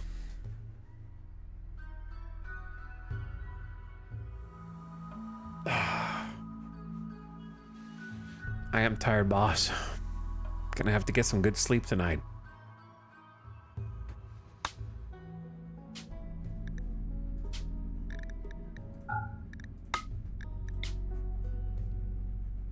Cristobal's Hellscape. Slate, limestone, and granite. I could probably make that work. Limestone, slate, sandstone. 30 days. 40 days. 30 days. 50 days. I don't want to go to 50 days. We've already established toughness. Wow, this is a stacked energy tile. Lava flow, high geothermal, windy. You get high geo and windy at the same time? I don't understand how there's 40 grow days when the average temp is 50 degrees Fahrenheit, I guess.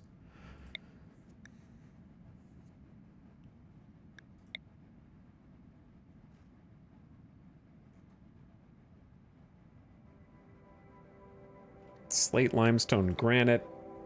None of these have marble. Which is fine. I think slate and granite makes sense anyways, because it's a, what do you call it? Lava. The mountain range here sucks, but there is at least a path through to the other side. And then you have a road on the other side. But yeah, there is a crazy mountain range in there. It's not the end of the world. It's okay to be picky. Well, I am.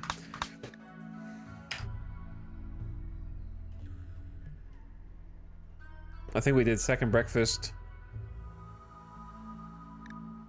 I was there, Gandalf.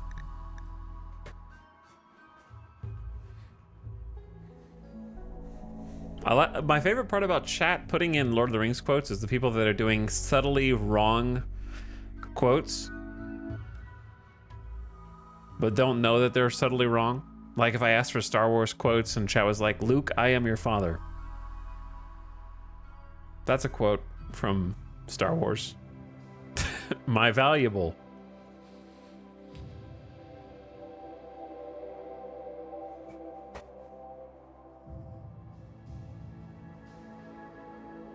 No.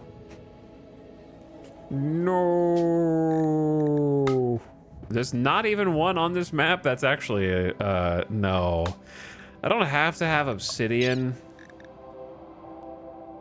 What if I turn off the obsidian one and just say don't care? Yeah, obsidian is kind of holding me back, to be honest. Obsidian's cool, but maybe it's just making this too hard.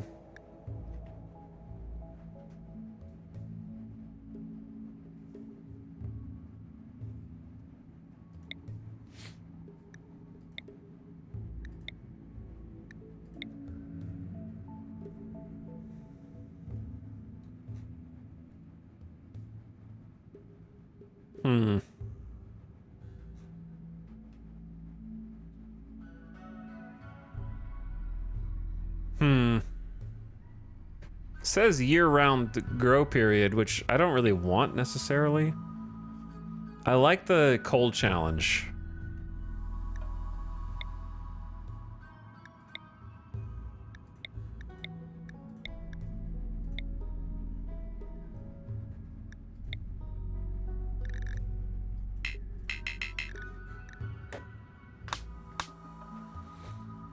You shall not mountain pass.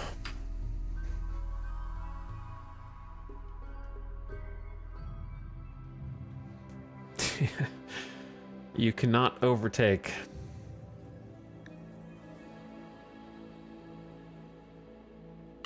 This day we fight. Oh, so hard to find the one tile I want. It wasn't like this before. The first couple times we found one pretty easily. It was like, oh, this is cool. The day before yesterday one, this one was on the first maps that we tried. Now we're just striking out. If you joined late and you're wondering what happened, we got the plague. Main character got the plague and died despite self-tending with Glitter World medicine, which is hilarious to me. We got like a minimum 70% tend. Ugh.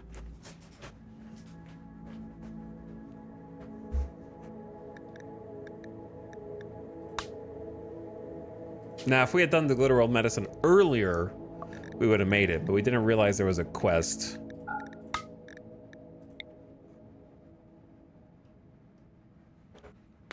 Maybe just this one that is just marble and granite. It's an option. Okay, so 0's an option.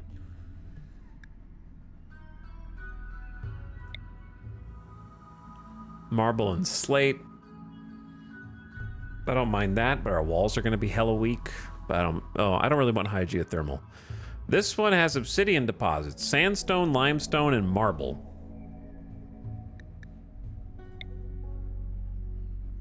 That one's windy. That one's windy.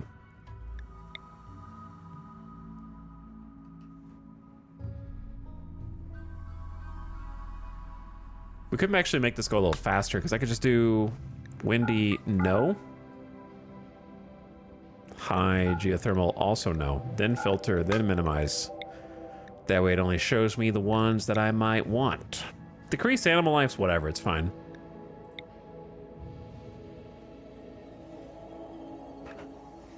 I think there's at least some options here. Quite a few, actually. At least 3.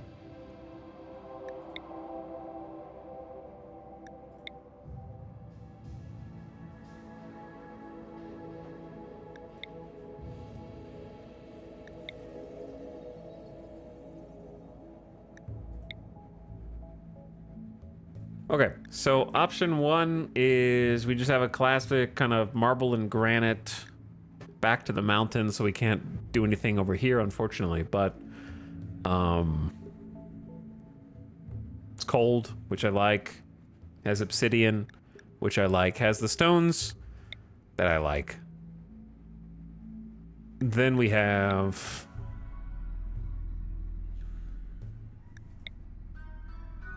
there was another one.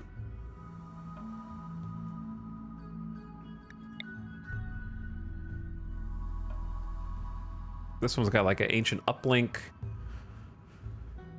40 out of 60 day grow period, granite, marble, limestone. And is a little bit more open without the big mountain ranges.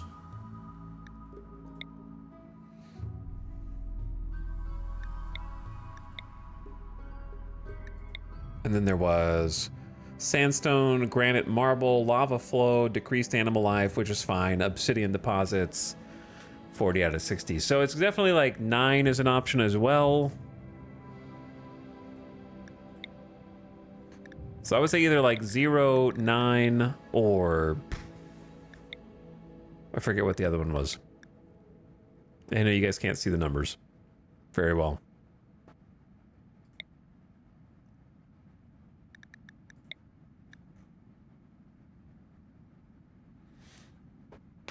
The Mala lava flow. Why don't you want windy? Because I just already did it. So I just don't want to do it again. I already did it.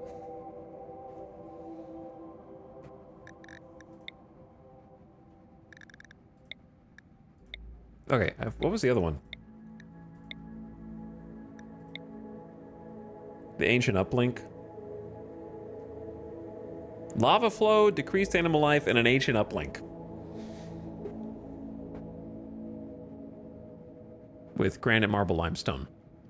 So chat, granite, marble, limestone, lava flow, decreased animal life, ancient uplink, or obsidian deposits. With sandstone. Those are the two choices. Also, I am getting coxed again. Getting coxed. So sorry if the stream is dropping. What was this?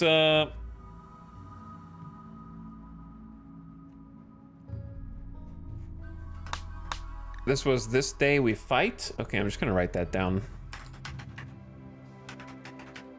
This day we fight, because I'm getting coxed right now.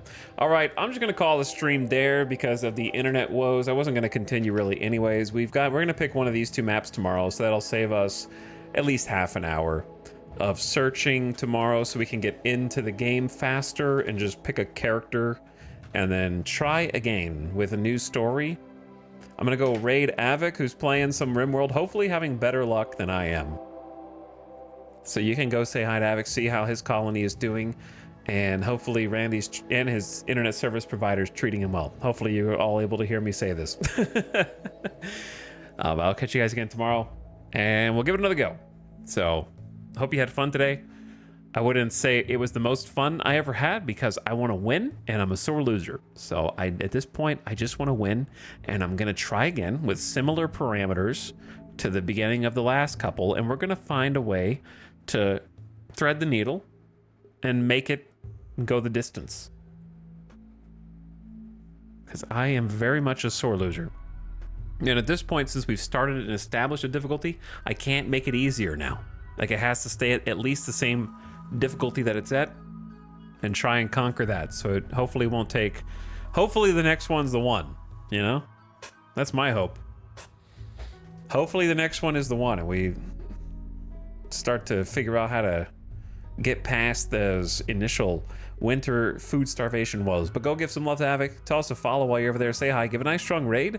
And don't let the dapperlings overwhelm you. Don't let them scare you. And thanks for watching until the end. Good night for now. I'll see you again for the next one. We'll be back. GG.